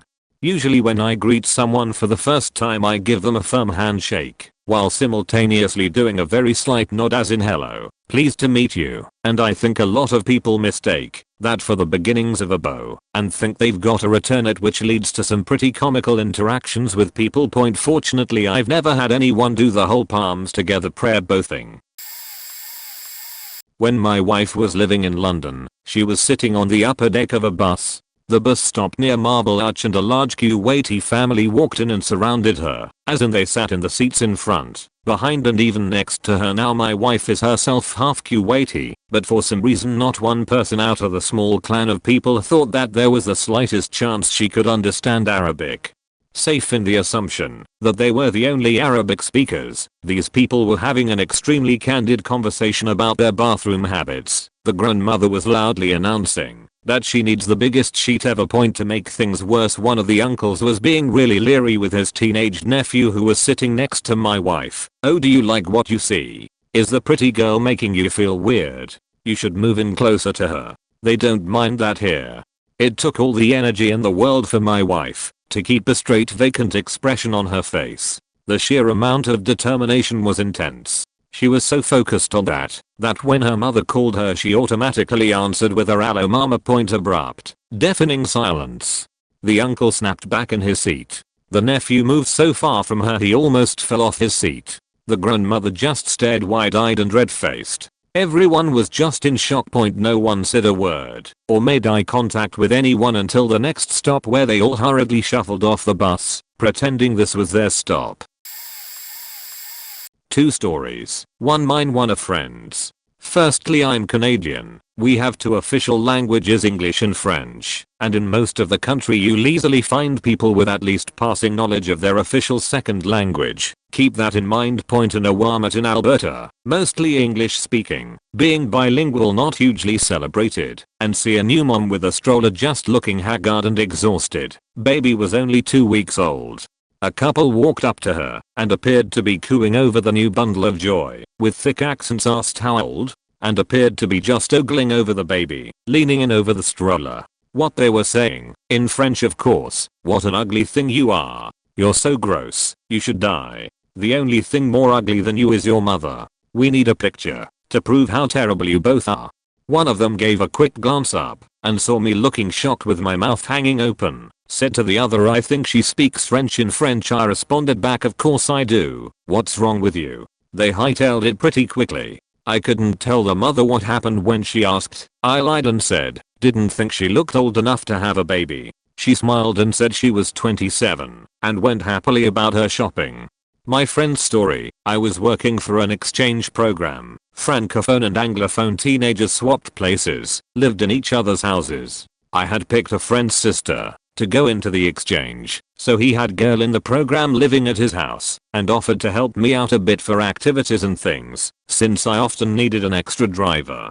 His sister was in the program for speaking fluent French. This wasn't to learn the other language, but for people who knew it to go, be a part of the other culture really. But the kids in the program didn't piece together that, if his sister was selected because she spoke French, that he might also speak French. One weekend we took them camping, about a 2-hour drive, to get to our destination, and my friend drove the other vehicle full of 16-year-old girls for me. For 2 hours they did nothing but gossip about how hot he is, and what they wanted to do to him, getting more and more graphic. His exchange sister was driving with me, and telling me she'll do better, because she speaks to him in French at home, and knows she isn't supposed to. My friend, being a 21-year-old man, had no idea how to handle these 6 teenagers being sexually graphic and remained silent. About 5 minutes after we all arrived, his exchange sister asked him something in French, and he responded back in French. Suddenly 6 16-year-olds got hugely embarrassed and flocked around me asking if he was bilingual. Obviously, they got a good lesson that day. Somehow he kept a straight face while telling them he's not into receiving anal sex and it's not what they think it is. He never explained any more to me. I'm probably too late to the post and will get buried, but I want to share anyways. So, my friend and I are both ABCs, American-born Chinese, and are fluent in Cantonese, a dialect of Chinese, which is relatively uncommon in the area we lived. Most of the young ABCs in the area either didn't or chose not to retain their native language. Because we went to school with each other, we usually stuck to speaking English with each other, with no accent. We were at a salon getting our nails done by 2 older Chinese women that spoke little English. The entire time we were there, they kept on complaining and bad-mouthing us about how young ABCs nowadays were selfish brats that waste money and time, and how they wouldn't acknowledge us as actual Chinese people because they assumed we didn't know the native tongue. At this point, my friend and I were getting annoyed and pissed off at these women, but didn't say anything and continued our own conversation in English. When we were getting ready to pay, we overheard them saying they should charge us a bit more, since apparently us ABCs only rely on their parents' money and don't care about wasting money. At this point, my friend yells at them in perfect Cantonese, "Just because we're young and we were born in America does not mean you can insult us and take advantage of us." She then proceeds to slam down some cash and comments, "This is my own hard-earned money. If you think you can cheat us out of money, you have another thing coming." It took them a minute to figure out that we understood everything they said for the past hour. Their faces were absolutely priceless as the realization hit them, and they start stuttering apologies profusely. In the end, we paid the original amount and were given a small discount as an apology and went on our merry way. I'm Chinese but I don't look it, and I grew up speaking English and Cantonese. I was involved in a school production and my school had hired hair and makeup artists for us. I was in the vocal ensemble and the hairstyle for girls was hair sleeked back tied into a bun. Lots of bobby pins and hairspray were used. On the second night, the person doing my hair asked for the bobby pins they had used on me from the first night. Hairstylist from day 1 and day 2 were different people. I told her I was sorry, but I didn't know we had to bring the bobby pins back. She said okay, started doing my hair almost immediately after she turned to her coworker and spoke in Cantonese, accusing me of being a liar and that I'm making her job harder. I guess every hairstylist was supposed to tell us to bring the bobby pins back, but mine from day 1 really hadn't told me. But she didn't even ask me if the hairstylist from day 1 had told me this before accusing me of a liar behind my back.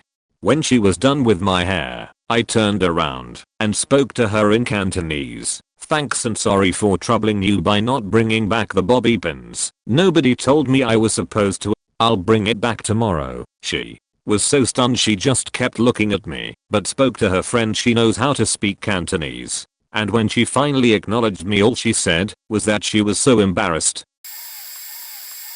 My sister and I are Indian Chinese, so we speak Mandarin, but don't look like we do. There was once my sister was taking the elevator down from our apartment with our dog, Aitishioshitizu, to take him for a walk. Elevator stops at a middle floor, and in comes 2 Chinese guys. They look at our dog and give the cursory "oh very cute," because let's face it, he's fecking adorable.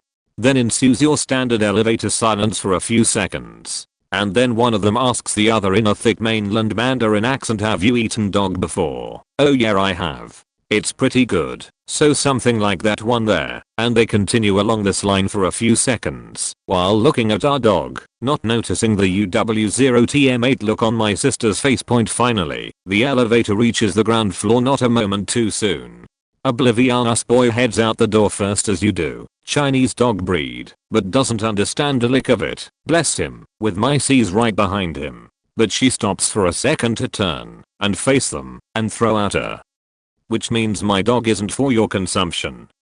She doesn't stick around to see anything beyond the initial stunned look on their faces. TLDR, 2 guys from China discuss how delicious my dog might be, don't realize my sister understands them.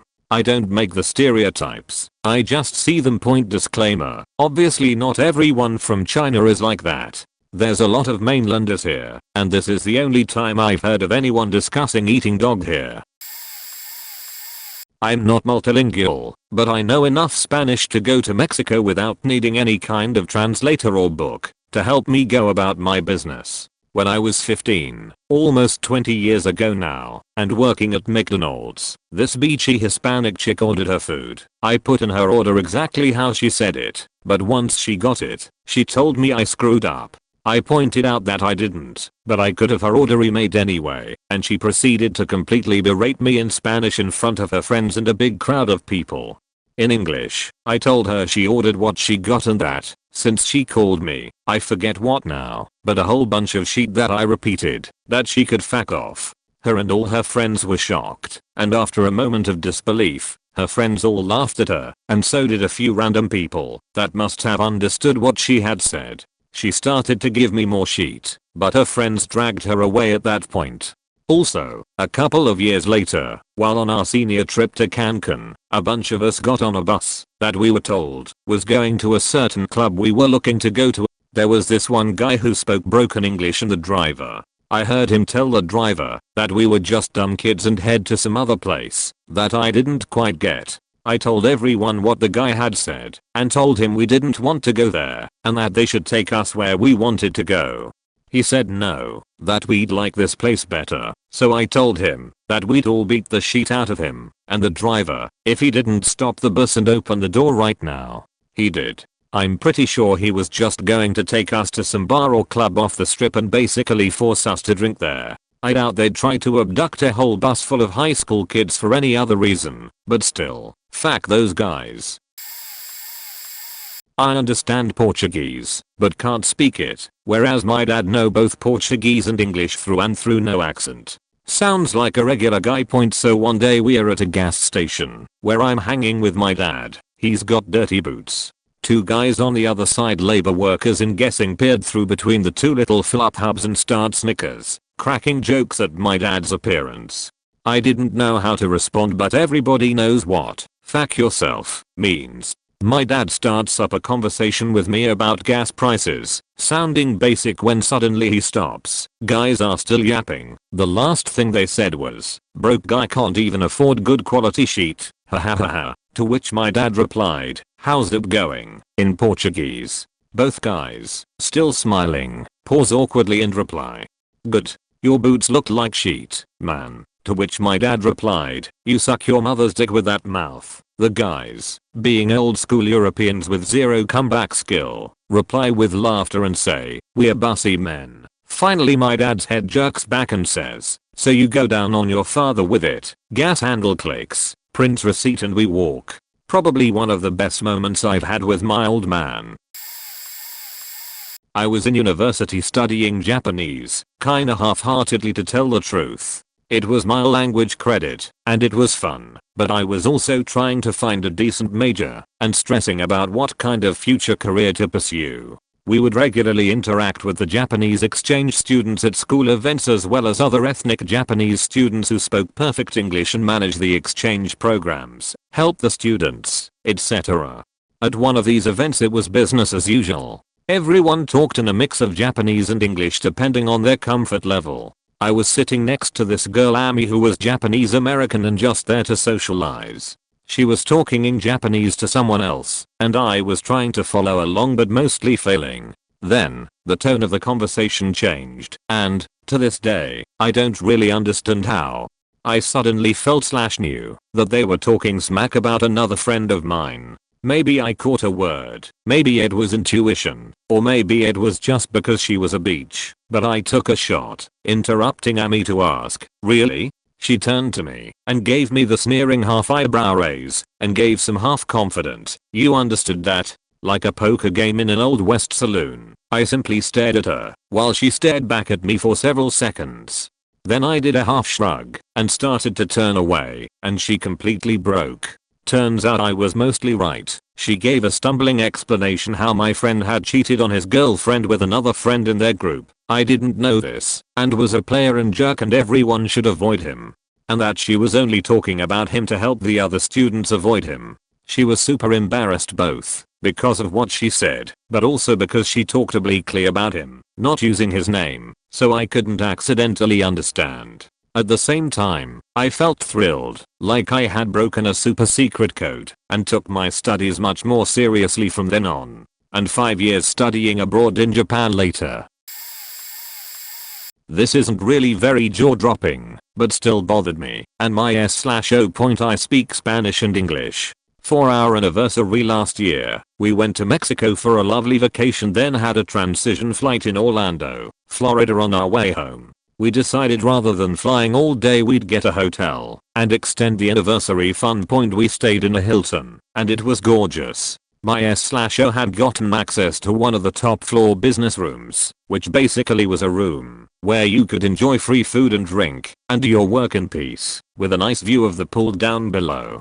But the second morning of our stay, before we were ready to leave, the card that accessed the room where breakfast was served wasn't working. So my S/O knocked on the door and was answered by a woman who worked there. He showed her his card and explained the situation, and she refused to let us in. So we went to the manager. Manager let us in herself.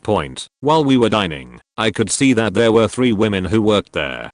They were middle-aged and clearly speaking Spanish with purpose. They ignored us when we would ask questions politely about the dishes being served. Once we simply asked for silverware because there was none out, I think because they were starting to clean up/end breakfast. They kept peering around the corner of the kitchen and looking at us, little attempt to be discreet. So I listened. They were talking loudly about us. A few of the things they were saying were: 1. We were too young to be able to afford this room. 2. Commenting on our relationship and appearance. And 3. Joking about the manager. Didn't understand why though. I wouldn't have minded normally, but the fact they ignored our presence and refused to help. Us out amid talking negatively about us really bothered me. On our way out I thanked them for all their help, sarcastically but dripping in politeness, and told them the food was delicious in Spanish. We went straight to the manager and I reported what they had been saying. I even recorded some of it on my phone and played it back for the manager / translated it. The manager didn't really need the recording, though she believed us immediately and gave us some free stuff. Don't remember what it was. It was on my partner's account / card and we didn't ever use it. I don't know what she did to punish those women, or if she even did, but the look on their faces when I was speaking to them in Spanish was worth it. Of the 3 women, the 2 in front smiled back politely but there was shock apparent on their faces. The 3rd woman was in the back, and she just looked horrified. I was so satisfied with that. Edit. Should probably add that I'm a pretty white gal, so was my partner at the time. We were also both in our 20s. So I suppose they assumed we were both trust fund babies with no education. How wrong they were. I served as a missionary in Japan for 2 years. I'm incredibly white and don't appear to know Japanese. I learned basic stuff in high school, but really became accustomed to the language after living there and studying it intensely every day. This thing was a daily occurrence to me. On the train, in the store, in a restaurant, at church, and anywhere else. People maybe. The most memorable one is when I was on a train going to Hiru. This small group of old people were talking back and forth about this stupid American. The 4 of them went on and on about how stupid I was being in Japan after my country dropped bombs on Japan in WWII. How I basically had a death wish despite being so young. One made a comment about how ignorant I am because I grew up in such a power-hungry, money-loving, greedy country. I had it with these 4 old people. I was sick of being disrespected and of my country being trashed. I was furious with these 4 old people that had no idea what it was like to take 5 years of your life trying to learn about a people's customs, language, and country only to have those very people hate on you in return. I stood up from the seat. In a very calm manner with a smile I said I understand Japanese. They looked at me, looked back at each other, and back at me in shock. One of the old guys bowed his head slightly and apologized greatly for being so dishonorable. I turned back to my companion and we got onto a different train car. He thought it was so cool that I threw down on them in such a chill manner. He was Japanese and said Japanese people are too concerned about confrontation like that, and it would have never happened if it were in front of a Japanese. I'm a white chick and I'm fluent in Mandarin. It happens all the time. Most recently I was at the gym. There was 1 seat left in the waiting room. A couple came in with their baby and the woman sat next to me. She then started glaring at me and clearing her throat. This went on for a while and then she started bitching to her husband in Mandarin about how terrible a person I was for not getting up and giving him my seat. I honestly don't get why she thought I was obligated to. I was not younger than him. I was not even the youngest person in the room. He did not seem in any way handicapped. But whatever, so she starts bitching about me. She tears me up one way and down the other. I have a punk hairdo. She spends 10 minutes talking about what trash I must be to have that haircut. She spends about 10 minutes talking shit about wanting to know who goes to the doctor in running clothes. She talks about my weight. I'm fit. I lived in Asia for long enough to know that a muscular woman looks fat to some people there. It was almost an hour between her sitting next to me and me being called in, and she spent most of it talking about every little thing she hated about me. I was texting my friend about her in Spanish and she even went on a little racist rant about how she should have known my tashias would be Mexican. I'm not, but I was still offended by the racism of it. So the nurse comes out and calls my name. I get up, walk to the door, and then turn around right before I walk through and say in damn near perfect Mandarin, I hope everything goes well with your appointment and your child is fine. I figured it's the best way to let them know I speak it without being like beach. I hear you. I didn't pause to get a reaction. But I know that cunt probably spent 10 minutes talking shit about that too before she realized. Stuttgart, Germany. Not as horrific as other stories. My German is good enough to get around, but my partner doesn't speak any. So we gravitated towards things that offered English so that he could enjoy them too. Did a bus tour to the TV tower. It was supposed to be a multilingual tour, but it was pretty much us, and the rest were all native Germans. While the guide was visibly annoyed, she didn't say anything. The other passengers however made a lot of comments about not getting their money's worth, because the guide had to take time to give her talk in English. There is an open plaza next to the castles that has a lot of restaurants and cafes. One of those was an ice cream stand. Watching and likely hearing us approach, the girl at the stand automatically hands us the English menus. Fine. Except the menus are noticeably smaller than the German ones. I ask for the German ones. She has this look like yeah sure whatever. After discussing with my partner what he would like, I order for the both of us in German. She's visibly shocked. For the most part, I pretty much tell English speaking tourists to avoid Stuttgart. It's pretty hostile to non-German speakers. On the plus side, had a great time at Ludwigsburg. Since the two of us were the only people on the English tour, and emphasized multiple times that we had all day, we saw it all, lots of things that aren't on the normal tour. She allowed us to go beyond the roped off area. We went into the back kitchen where the servants worked, etc etc. Definitely saved the trip to that area. I grew up speaking Spanish in the house, since my parents are from Mexico. However, I look white. This happens pretty often, but there are 2 times in my life that I can recall better than others. Once, when I was a kid, I think I was 12, I was walking down a major street with my bicycle, had a flat. There were 2 hooded guys behind me, high school age. They were talking to each other in Spanish, normal stuff, until one of them says in Spanish, says, "Let's jump this little gringo and take his bike. That dumbass isn't even riding it." Immediately I turned around and said, "Where's that faking gringo at? I'll kick his ass. I'm tired of walking." Their reaction was priceless. Somewhere between holy shit I can't believe he understood us, and that was the funniest shit I've ever seen. The second story is much later. I was at one of the hood tire shops, trying to get some chrome rims. I was with my best friend who's Native American and doesn't speak Spanish. I saw a set I liked, so in English I asked the guy working how much they were. He responded that they were $2,200. My friend walked over from looking at tires for his own vehicle. I told him that I liked the ones on the end, but they were too expensive. So he went to take a closer look at them.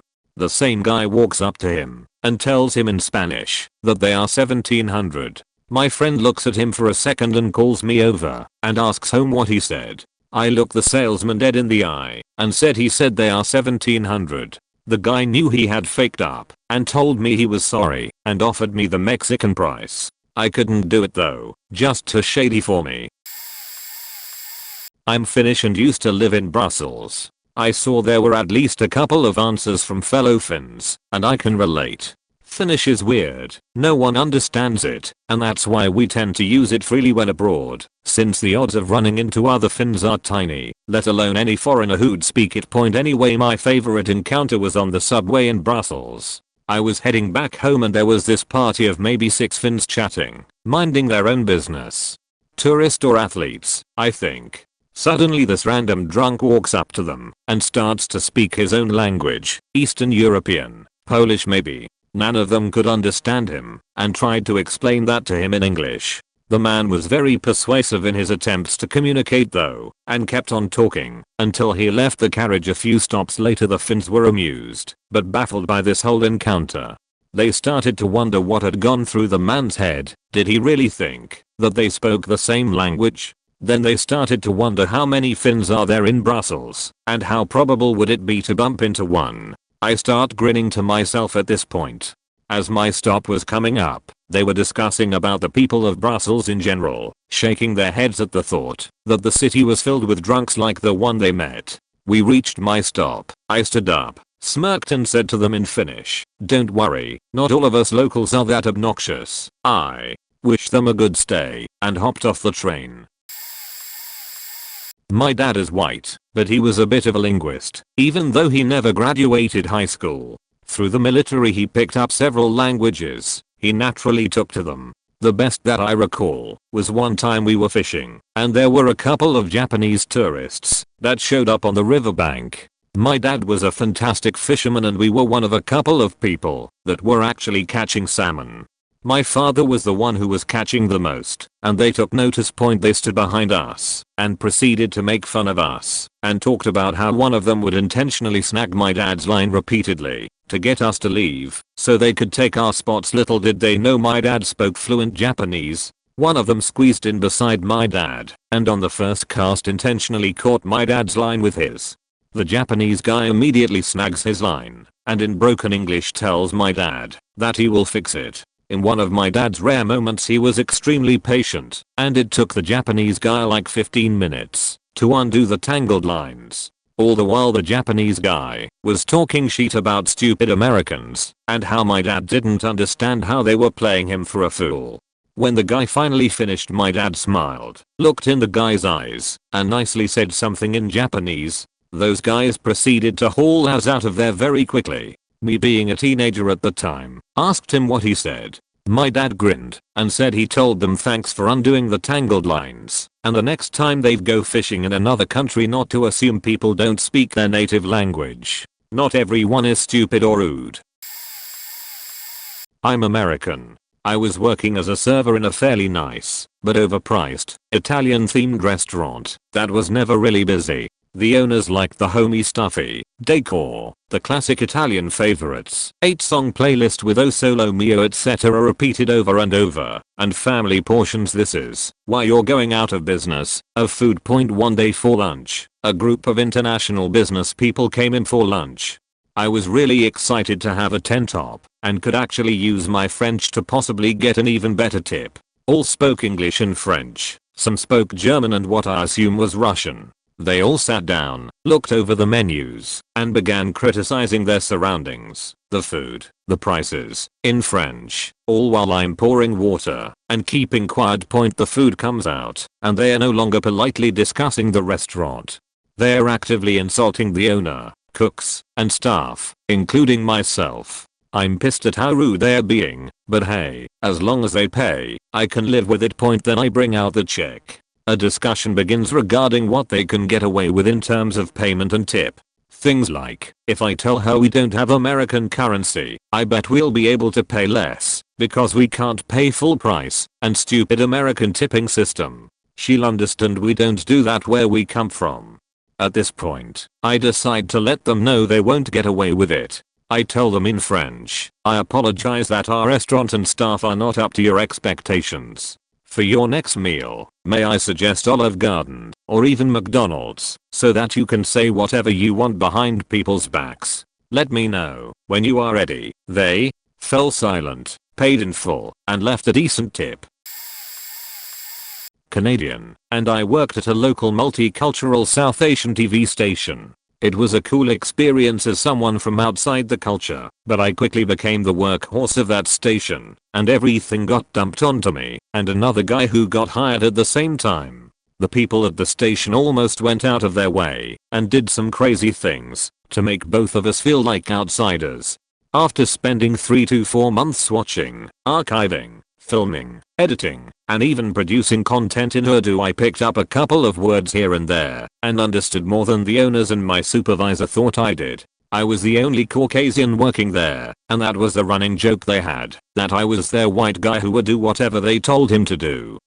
It was also clear when they were talking about me, because the way my name is spelt and pronounced, it sounds very distinct, and in some languages /accent stands out and can sound pretty harsh. So one day my supervisor was standing right behind me, over my shoulder, and was talking about me to one of the other employees while I sat at the computer editing a cooking show. And when they were talking about something getting done, one of them said, "Oh, we'll just make all summer sweet do it." I responded and to the effect said, "If you guys give me that to do, this won't get done in time." Next day, they fired me for being racist. When I asked them if I could get it in writing that being racist was the reason I was being fired for, they backtracked and stated that they just didn't have any work for me anymore. 2 weeks later, my friend who was hired at the same time called me up to tell me that the owner of the station stole all of the equipment overnight. When the cops caught up to them, the owner, his son, and my supervisor had tried setting up a mini studio in their basement. Turns out they had been skimming from the top. The supervisor had found out and asked for money to keep his mouth shut, and they were trying to break free from the station because it was just a Canadian division of a bigger company that the owner would run. A weird situation, and I was glad I got fired when I did. I hired a work crew to do a large cement slab. I paid the first one I hired $30 an hour to do site prep, all my equipment. I then hired 3 more to do the rebel layout at the same price, organized by the first one. I made it clear the $30 an hour was for each of them. I'll let the first one do the organizing. I was there with them and only spoke in English for whatever reason. They began to lay into me in Spanish with pejoratives, a few of which were unfamiliar to me, but I got the gist. I learned Spanish as an expat in Spain, not Mexico. One of them suggested some of my equipment could disappear, and I would not even notice, since I did not have it locked up, and would not need it after the job, and that it would make up for the $20 an hour they were making. At the end of the third workday, I brought the payroll cash as usual, and instead of giving it to the first guy to distribute, I held it and opened up at them in Spanish, and their eyes opened up and they froze. I told them that, first of all, the first guy was as wrapping them, and that the pay was $30 an hour for each, that I had made it clear to him, and that if he had not paid them that, they should essentially bend him over a table and fuck him raw until he paid up. Secondly, if any of my equipment or tools went missing, I'd collect at least 1 testicle for each item missing. Thirdly, they were fired, and I would let their current boss, a friend of mine, know what happened, and to look for missing items himself. Then I paid the gentleman, and told my friend. They never showed up for work again for him either. I hired a different finishing crew, very good, for the same rate, and they finished the job very well. I conducted everything in Spanish. I've told this story for many years now, and can finally share with you guys. I'm considered to be light-skinned for being Mexican. Spanish was my first language and thankfully have maintained to master both languages throughout my life so far. In my younger days I worked construction, was normally in charge of crews, primarily because of speaking both languages. On several occasions, I'd be talking to the guy in charge and it never failed that they would make a comment about those lazy Mexicans or faking bnas while talking to me. I wouldn't say a word, but calmly wait for the perfect time in the conversation to greet a passing fella who I knew spoke Spanish. Conda maestro. Como lo trate el jail? What's up maestro, how's the job treating you? The guy, who just minutes before was proudly racist, would get this great look on his face and ask, "Oh, you speak Spanish? Actually I'm Mexican." My brother and I first generation citizens, the conversation normally would get awkward for them, and I'd enjoy their reasoning or excuses. Well, I didn't mean you or something about complimenting Mexican workers until the day that I met Cliff. Cliff was an older, fat white guy who wore suspenders to hold up his pants that were hanging right around where testicles normally are. As it normally went down, I was chatting with good old Cliff and sure enough I get a "those faking spics" comment. Again I let it slide and anxiously await for the right moment to strike. Oi compa. El sol está recién hoy. Hey man. The sun is at 100% today. Cliff just looks at me, takes his toothpick out of his mouth and says, "Huh? You speak that Mexican?" I respond with the usual, that I'm Mexican and all that. Cliff kinda just eyeballs me up and down and says, "Well whatever, fuck Mexicans, those pieces shit wetbacks," and continues his racist rants like he was talking to a buddy. In all honesty, I respected that guy more than the others, since he stood his ground on his racist beliefs and didn't back down. Cheers and a big fuck you Cliff, if you're still alive out there. I have one Polynesian/American here, fluent in Cebuano. This happened about 6 years ago. I lived in the Philippines for 2 years and would constantly get comments about my size, since I was twice as big as anyone else in the whole country. For context, I'm 6 feet 2 inches 250 lbs. One day a friend, another American, but Caucasian, and I were riding a full jeepney, their public transportation. Except the one we rode was a lot smaller with everyone's knees touching. A local, who was clearly drunk, was being loud and boisterous, cracking some mediocre jokes about me, saying that I looked like the Jollibee. But it was fine. Filipinos are a light-hearted and kind people, and I remained silent and just smiled. After about 10 minutes he asked in Cebuano, "You have 50 pesos? I can cook you a nice meal to make you big and fat." I replied, "I'll eat everything you have, I'm starving." The look on his face was priceless, and everyone just kind of shut up from embarrassment. Not too long after that, some teenage kid from outside of the jeepney reached in to try to steal my friend's digital camera since his arm was resting on the window with it. The drunk man's friend, not drunk, saw the whole thing coming and grabbed my friend's camera just before the thief could grab it. The thief ran off into the traffic. The man jokingly tried charging him for saving his camera, to which my friend replied, "We'll give you 50 pesos so long you feed the both of us," in flawless Cebuano. Up until that point they only knew that I spoke their language. A few of them started talking to us, and what was originally a slightly awkward situation turned into a grand scheme of fellowship and camaraderie. Funny enough, we saw the same drunk dude about 2 weeks later during the evening on the way home, unsurprisingly still drunk, and we snacked a few duck fetus with him before saying our goodbyes. Those were great times. Edit words. I think mine is the opposite of what you would expect. I used to work the front desk of this apartment complex. I was the first one you would see walking in the doors, and I was only supposed to let people living in the building up to the elevator. Well, this woman walking in the door carrying massive grocery bags. She was working for one of those grocery delivery services. It was raining outside, and she was miserable. She made it to the front desk, dropped her bags, and pulled out her phone to type something in it. Her fingers were shaking, and I felt so bad for her. The text just said, "Elevator." When she showed it to me, I was confused, so I said, "I'm sorry, what?" She was on the verge of tears when she shook her head and started typing again, so I thought she might be deaf. Lo and behold, I took many years of ASL and had deaf friends. Me, "Are you okay?" She put her phone down and began to sign back her, "I just had a really bad day and I'm late to deliver these groceries. You can leave them here and I'll call the person down." Pointer, "Okay, thank you." Me, "Are you okay? Do you need any help or a hug?" And then she started to cry, so I came over and hugged her. Anyway, when she got to feeling better, she left and I never saw her again. My mother tongue is German, but I'm fluent in English, and my significant other is from Brazil, so I at least understand the context of a Portuguese conversation. Not everything, every time, but with 2 other languages, I'm very good at combining words to already known words in either language, and that helps my so. Her mum and I were in Rio, and they started talking to the cab driver. I was not in the best mood that day, so I didn't participate a lot in the conversation. At some point I realized that they talked about me and why I look so grumpy. She said where I'm from, and he said something along the lines, "Oh, that's why he is so mad."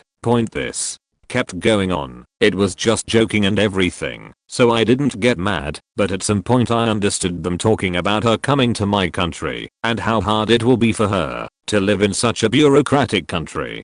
So I interrupted them and said "É tão burocrático, inacreditable," which translates to "It's so bureaucratic, you can't believe," and everyone was silent for a second. Her mum was bursting into laughter. My so said credo, "He knows," and we all were happy and laughing. Soon after that we arrived at the hotel, and the cab driver got out of the car to get the luggage, and as we said goodbye he wanted to shake my hand. So while we did he said, in English, "Welcome and speak our language," followed by "Adios cena, tenga un gran dia." I didn't notice, but my so later told me it was funny, because he spoke Spanish in the end. That was funny, guys and girls, laugh. Backstory, I'm a white Dutch guy. I've lived in Shanghai for a while, so I speak some basic conversational Mandarin. So me and 6 friends are on holiday in Thailand. We just bought tickets to see a boxing match from our hostel reception, and we are waiting for our taxi. Cue 2 white American chicks who buy tickets to the same match, so figured we could share the taxi. We all get aboard the taxi and the 2 groups don't really mingle. Only halfway through our ride over there I suddenly hear them speaking Mandarin. My assumption that they don't want us overhearing their conversation is correct, as I quickly catch them talking shit about us. I tell my friends, in Dutch, that these girls are talking in Mandarin, and start translating as much of their conversation as I can. Most of the conversation is just talking shit about our group. We already had some beers at this point, so maybe we had it coming. Meanwhile our group is just crying laughing about the absurdity of the entire situation. Point as we pull up to the boxing area, one of the girls says, in Mandarin, and they're not even that handsome. I couldn't resist but to ask them, all shocked, again in Mandarin, you don't think we are handsome? Cue. Perfectly synchronized jaw drop and eyes practically popping out of their heads. My group finally lets out the bolsterous laughter they've been keeping in for the past 10 minutes.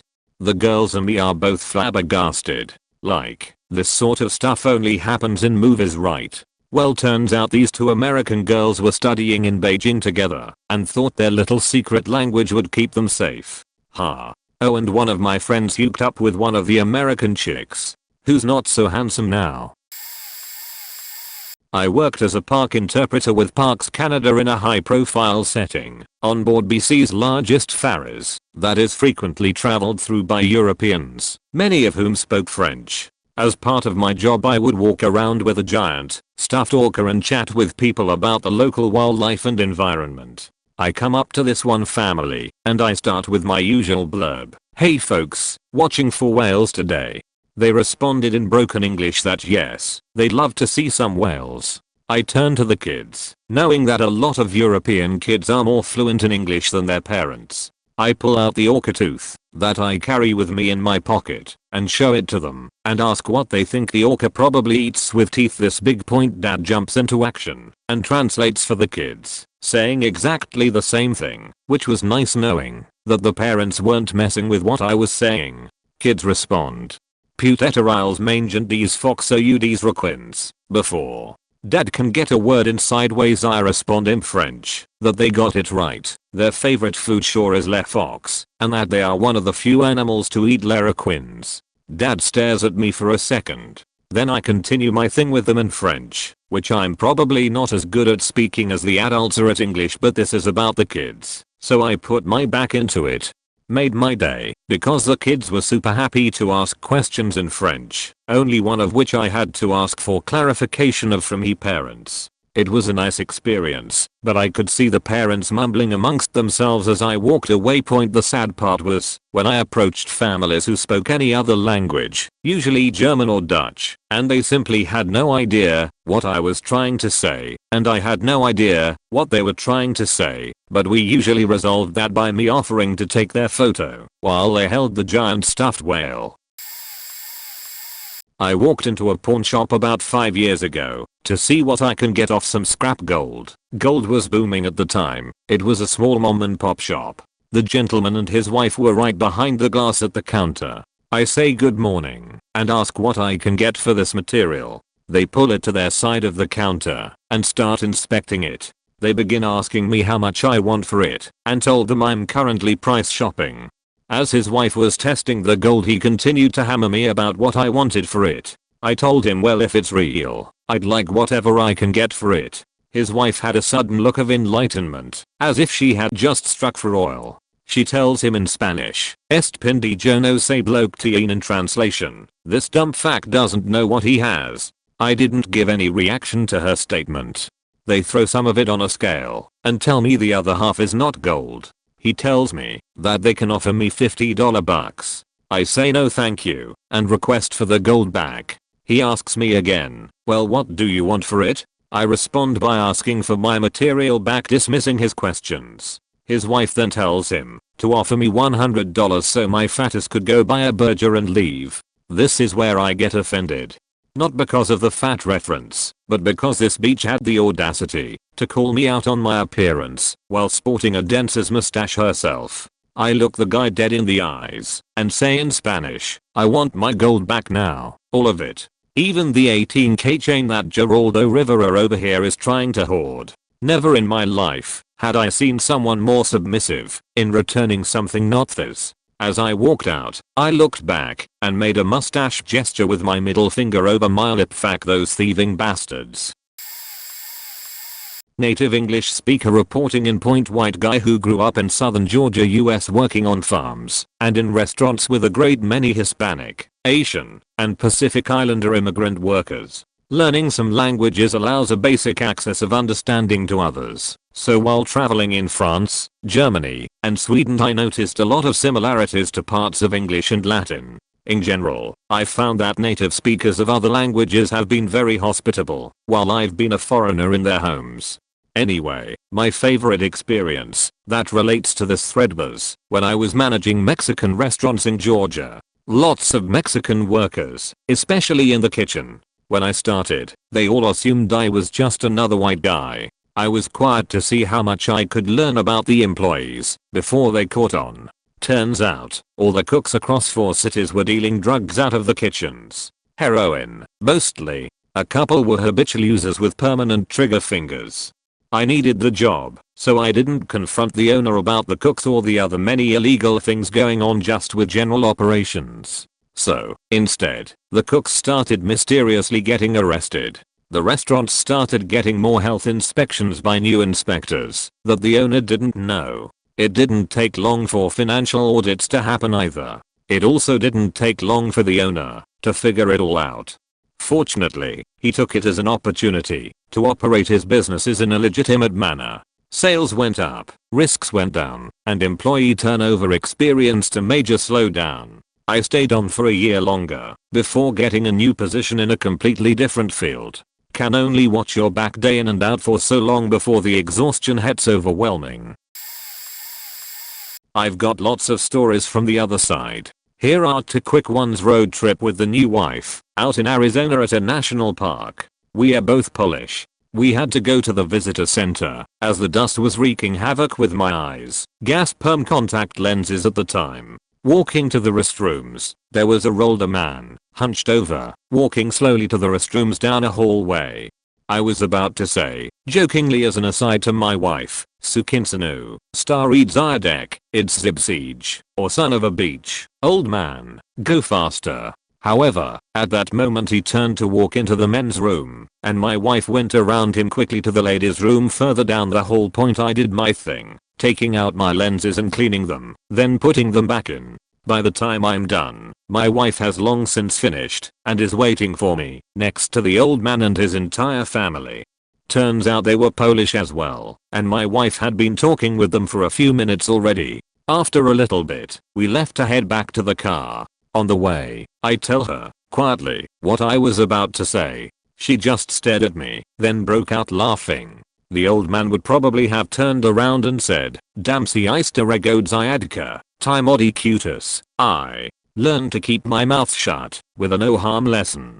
My wife learned her lesson as well. We were working on her immigration paperwork at the local INS office back in the day, and just sitting and waiting. She got bored because no phones, no books, no backpacks. At this center, in the waiting area, it's about 70% Hispanic, 15% Asian, 10% African, and a few white people. I say this because in my wife's mind, hey, I don't see anyone who probably speaks Polish, so no one else will understand. It's not too packed, but there happens to be a white guy who sat next to us after we got there. So, I'm going over the paperwork, and she starts talking dirty to me in Polish. There aren't a lot of Polish people in our area, but most of them know us. My wife figured that, since the room was full of people who didn't speak Polish, she could. So, she just gets raunchy, knowing I'm going to turn red and start laughing. She's not serious, but she likes to get me worked up. I'm trying to read the paperwork, and she's talking about doing it later at home, doing it in the car, etc. I'm bright red, trying not to break out laughing, and she finally says, do you think we have enough time to do it in the bathroom? At this point, I think the guy next to us has had enough. He leans over and says, Dobry hello/good day. Oops. I really start to laugh. My wife turns a very dark shade of red, covers her face, and just starts to slide down the chair. I actually thanked the guy for teaching her that lesson, that Polish people are everywhere, and you can't assume no one speaks your language but you. Fortunately for my wife, they called up our number a minute later, and by the time we got back, the guy was gone. I still remind her of that every once in a while for a laugh. Not my story, but one my mom has shared with me. In her 20s she spent her life bouncing around the American Southwest. At this point she was living in a trailer park somewhere in Southwest Texas. She lived with her husband and another couple. The other husband she described to me as a 6 feet tall white guy with blue eyes and very blonde hair, and he looked about as all American as you can get. A lot of the local Mexicans called him stupid gringo. However, this guy's parents were missionaries and he grew up in Spanish speaking countries, so he spoke Spanish fluently. I guess the local Mexicans didn't know this because it backfired on them one night. The trailer next to Thiz was a Mexican family. One night they got extremely drunk and they began fighting. It went downhill fast. People ended up getting hurt, weapons were pulled, and the police arrived. When the police began asking questions, the Mexican family clammed up and did the no habla. Unfortunately for the Mexican family, the stupid gringo heard it all. He told the police everything that was said and done. He was sick of this family as well because they were always causing problems. My mom said the Mexican family's jaws hit the floor when the stupid gringo began speaking to them in fluent Spanish, and he told the police everything. The police, seeing that they had a fluent Spanish speaker, utilized him as a translator really quick, which mom's friend was happy to do. All the guilty parties got hauled off to jail, and they all decided to move out that night in case the guilty parties bailed out and decided they wanted revenge. I'm Dominican, but my dad is black. I look like him, got same traits and etc. Even my name won't reveal that I could speak Spanish. As such, if we meet for the first time, you will automatically think I'm black. One day I was walking to the train station and these 4 to 5 Spanish girls, can't remember how many were walking in the sidewalk at night in a chain, so no one who is walking behind the group could pass them without asking 1 or 2 of them to move. No one was in the sidewalk. It was late at night, but only the group and me. One of them looks back and sees me and says in Spanish, "Move, move. There is a black man behind us." They were scared that I might do something to them based on what they kept saying. They also said some obnoxious things about me being black. The whole group stands to the side and let me go in front of them. I glanced at them and said in Spanish, "Thank you. It was nice of you to let me go through. Just a tip, don't walk in a chain so people can pass you easily and you don't have to be worried that someone is stalking/following you." They were amazed and said sorry for all the things they said. They also said they won't walk in chain and stereotype again. Ends up being that these girls were headed to the train station too. I saw them walk in chain form and people had to ask them to move till they can pass. I won't be surprised if they see me again and assume that I'm black. So my mom is from Cape Verde. I grew up speaking Creole and English at basically the same time. Never really thought much of it because I had never met any other Cape Verdeans besides my mom and grandparents. So I really ever used it since I was a kid. Fast forward a few years and I had a group on PS4 I played FIFA with. We were all teens. Anyway, one night we are in a lobby and one of the group members' mom just starts screaming in the back in Portuguese. Guys was from Brazil. They go back and forth a bit for a good 2 minutes before he mutes his mic for a bit. Dude was jacking off in all his mom's rags and she was going off because she didn't have any clean rags to clean the bathroom with. We had known each other for like 2 years online and he had no idea I understood Portuguese because even I didn't know I understood it. But it's pretty close to Creole in general and my mom mixed a lot of Portuguese words into when I learned it. So yeah, he came back like nothing happened, but I had already told the group what she was screaming about. As soon as he came back and asked, "Sorry guys, you all still here?"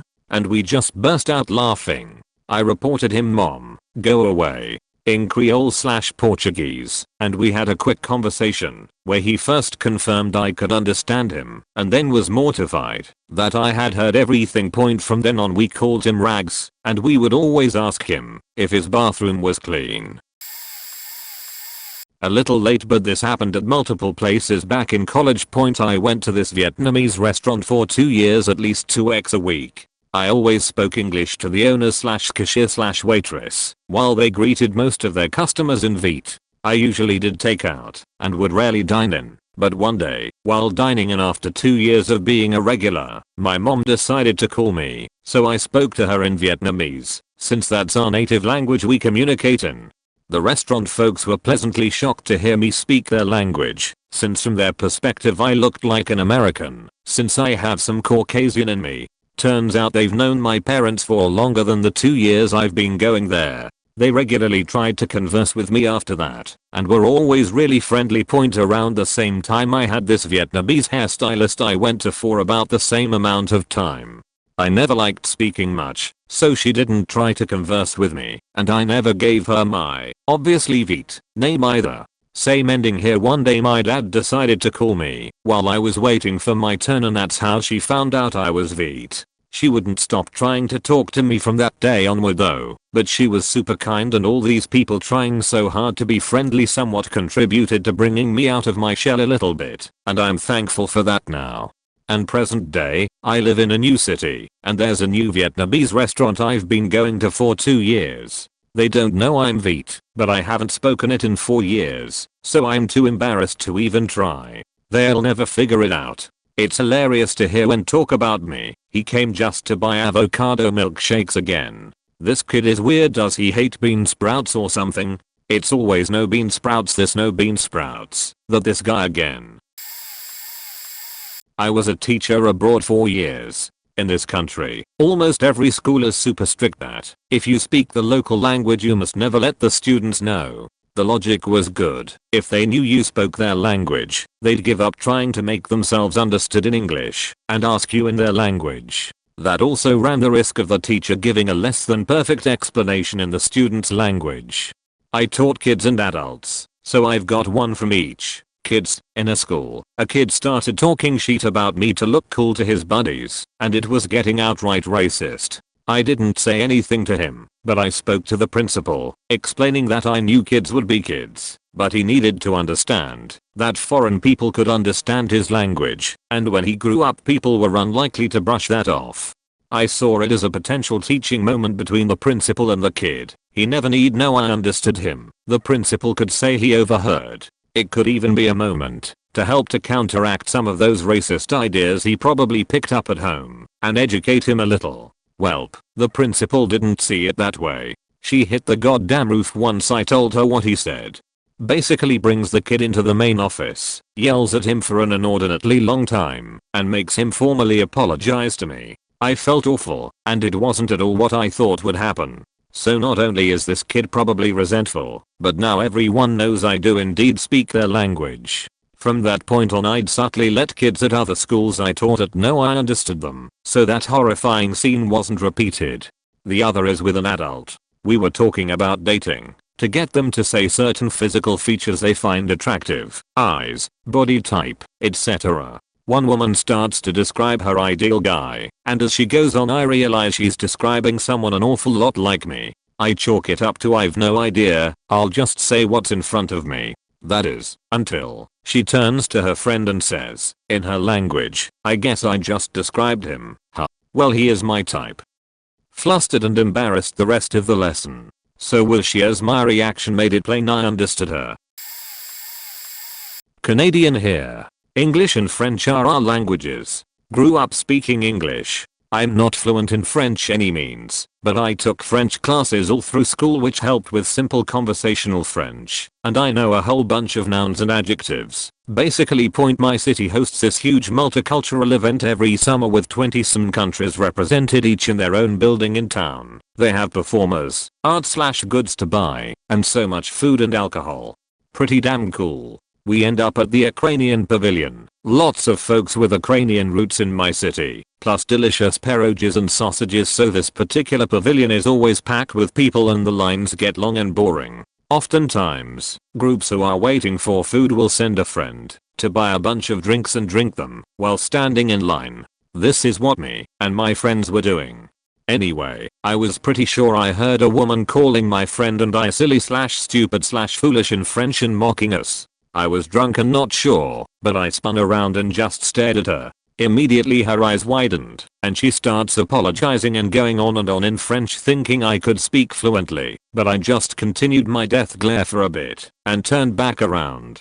Her friend was so red in the face with embarrassment I thought she might explode. It felt so damn good, even though I didn't know exactly what was said. Why do this, especially at an event celebrating different cultures and countries? And then to insult people while speaking the second native language of the country we are in. What the fuck?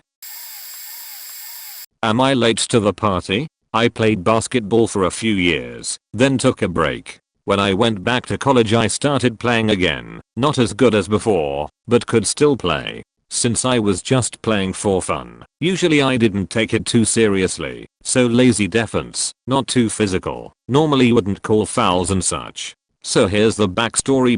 One day I was playing another pickup game. There's two guys on the other team, one 5'4" maybe, the other 5'7".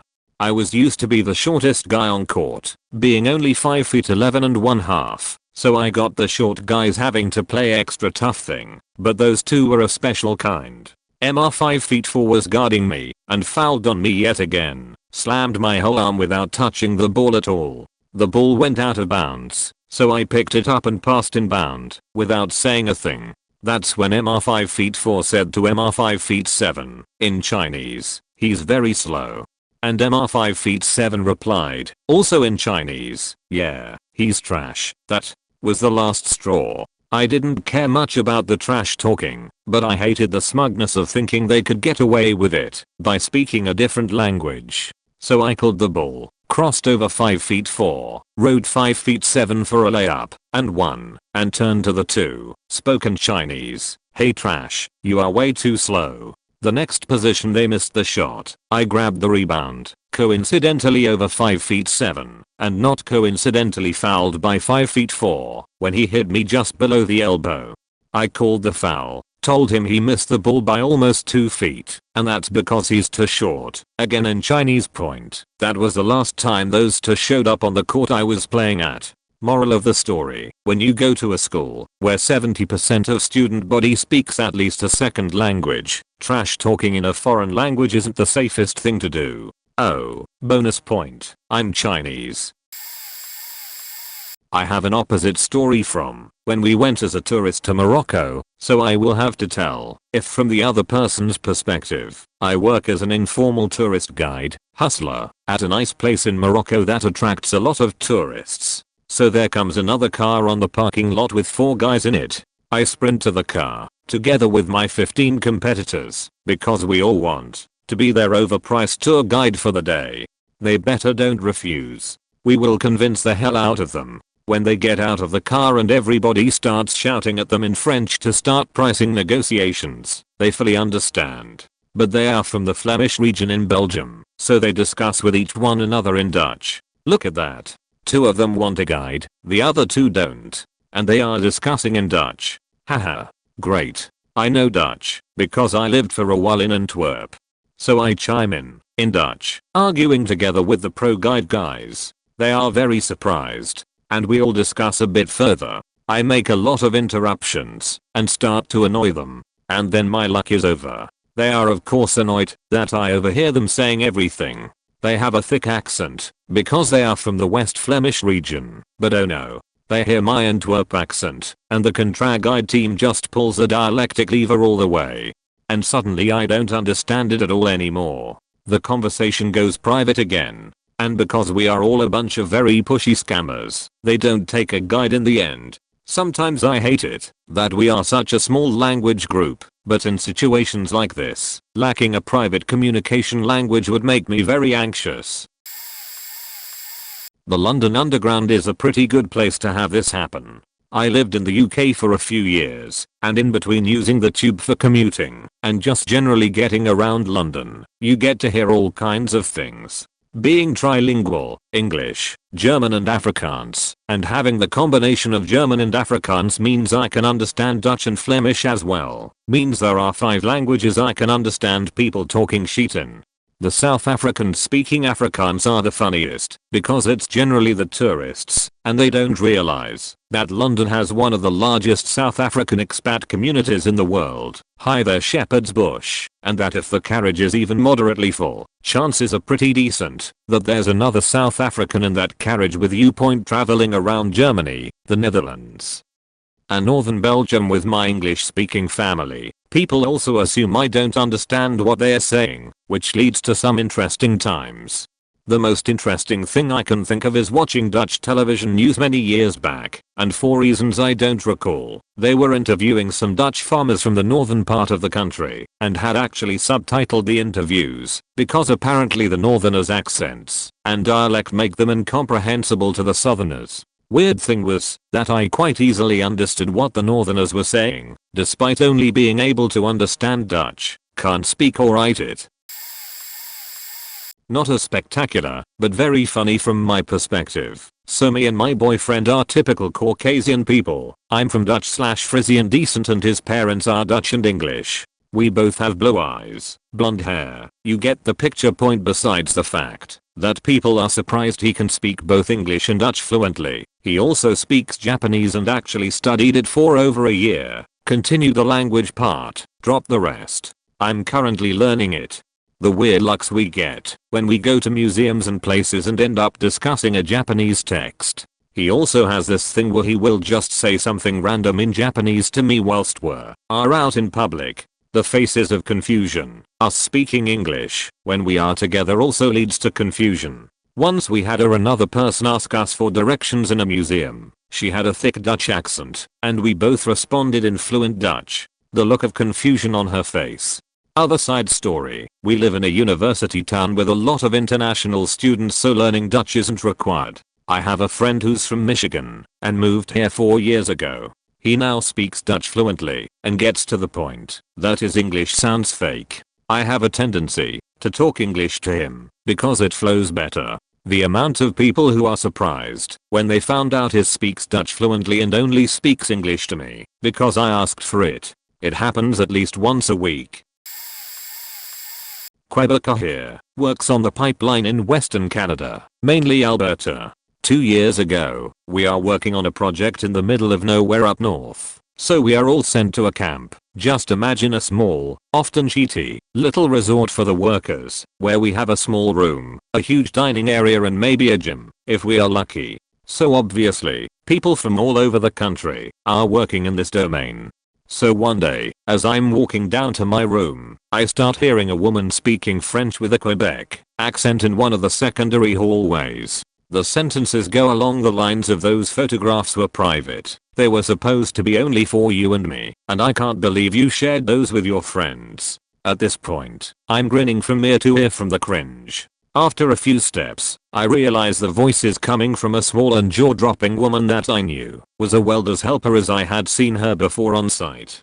She seems to be having a heated discussion on her cell phone. As I'm closing in, we kind of looked at each other, and just as I walked by, I just said in French, "photographs, huh? Some of us are luckier than others," and kept walking. She turned beet red and her expression went from anger to mortification.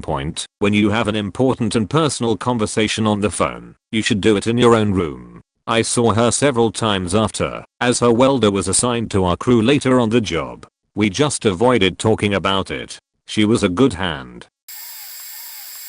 This happened almost 10 years ago, when I was visiting New York City with 3 friends. We watched a band in Brooklyn, and were waiting for the subway to get back to Manhattan. It was past midnight and the station was almost empty. Just for context, there was some type of winter fashion trend going on at the time, where girls would use some kind of leggings or gym pants, but the material was more like a thick pantyhose.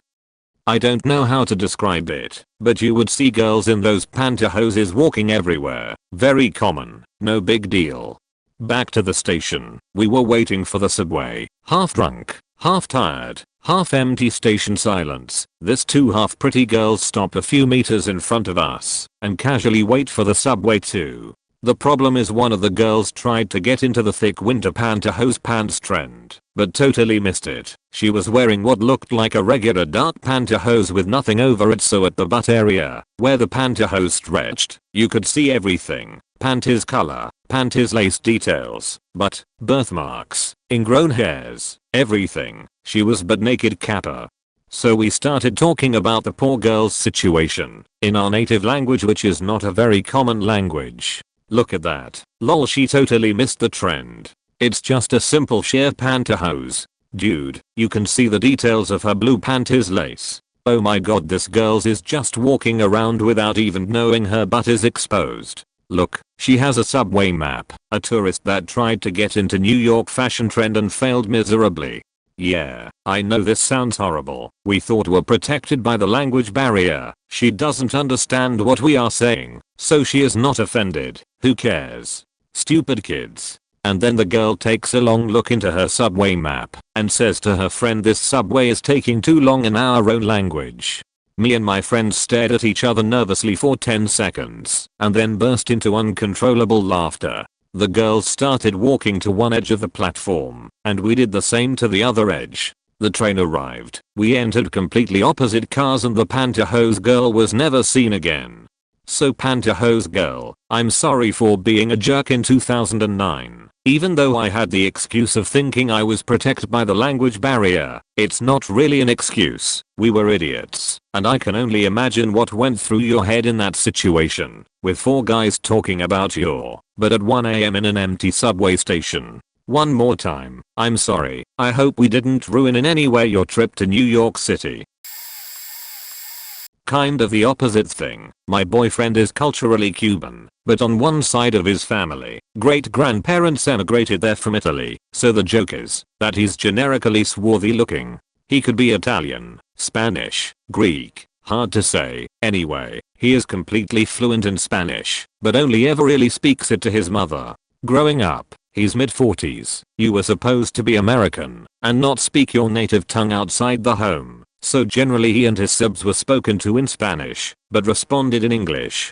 This results in what he feels is a very poor Spanish accent, so he prefers to not speak it, but will happily translate it for me. One day, walking to a friend's house, we came upon an odd scene, and Sav had driven into someone's wrought iron fence, but there was no one there. Cops, driver, homie are winners.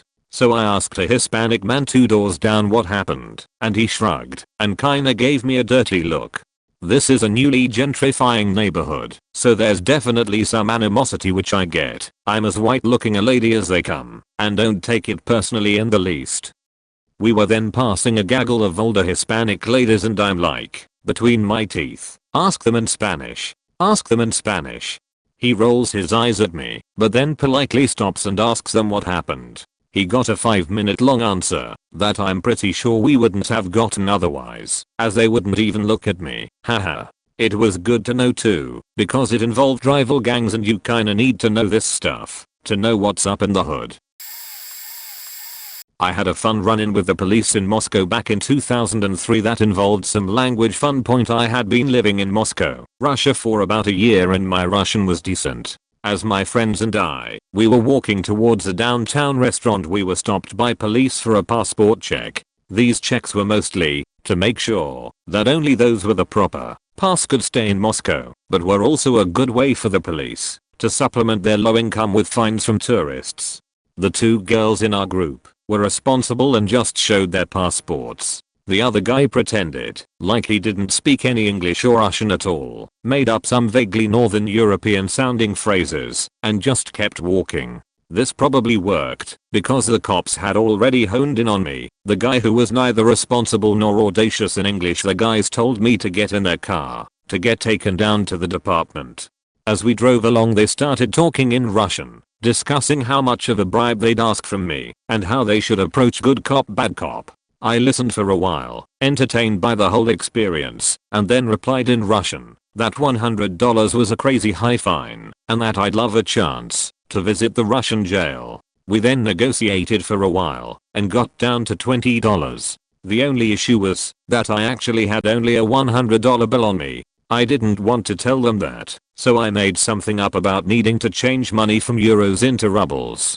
The most interesting part to me was that once we had decided on a fine amount, everything turned super friendly. We talked about soccer, football, hockey, and a bit of politics. After I came back from the exchange office, we parted on basically friendly terms. I understood that they got paid so little that they had to do this to live in Moscow. The biggest downside, other than my $20, was that it was a long walk back to the restaurant and everyone was already finished by the time I got there. But I'd trade supper for a good story any day.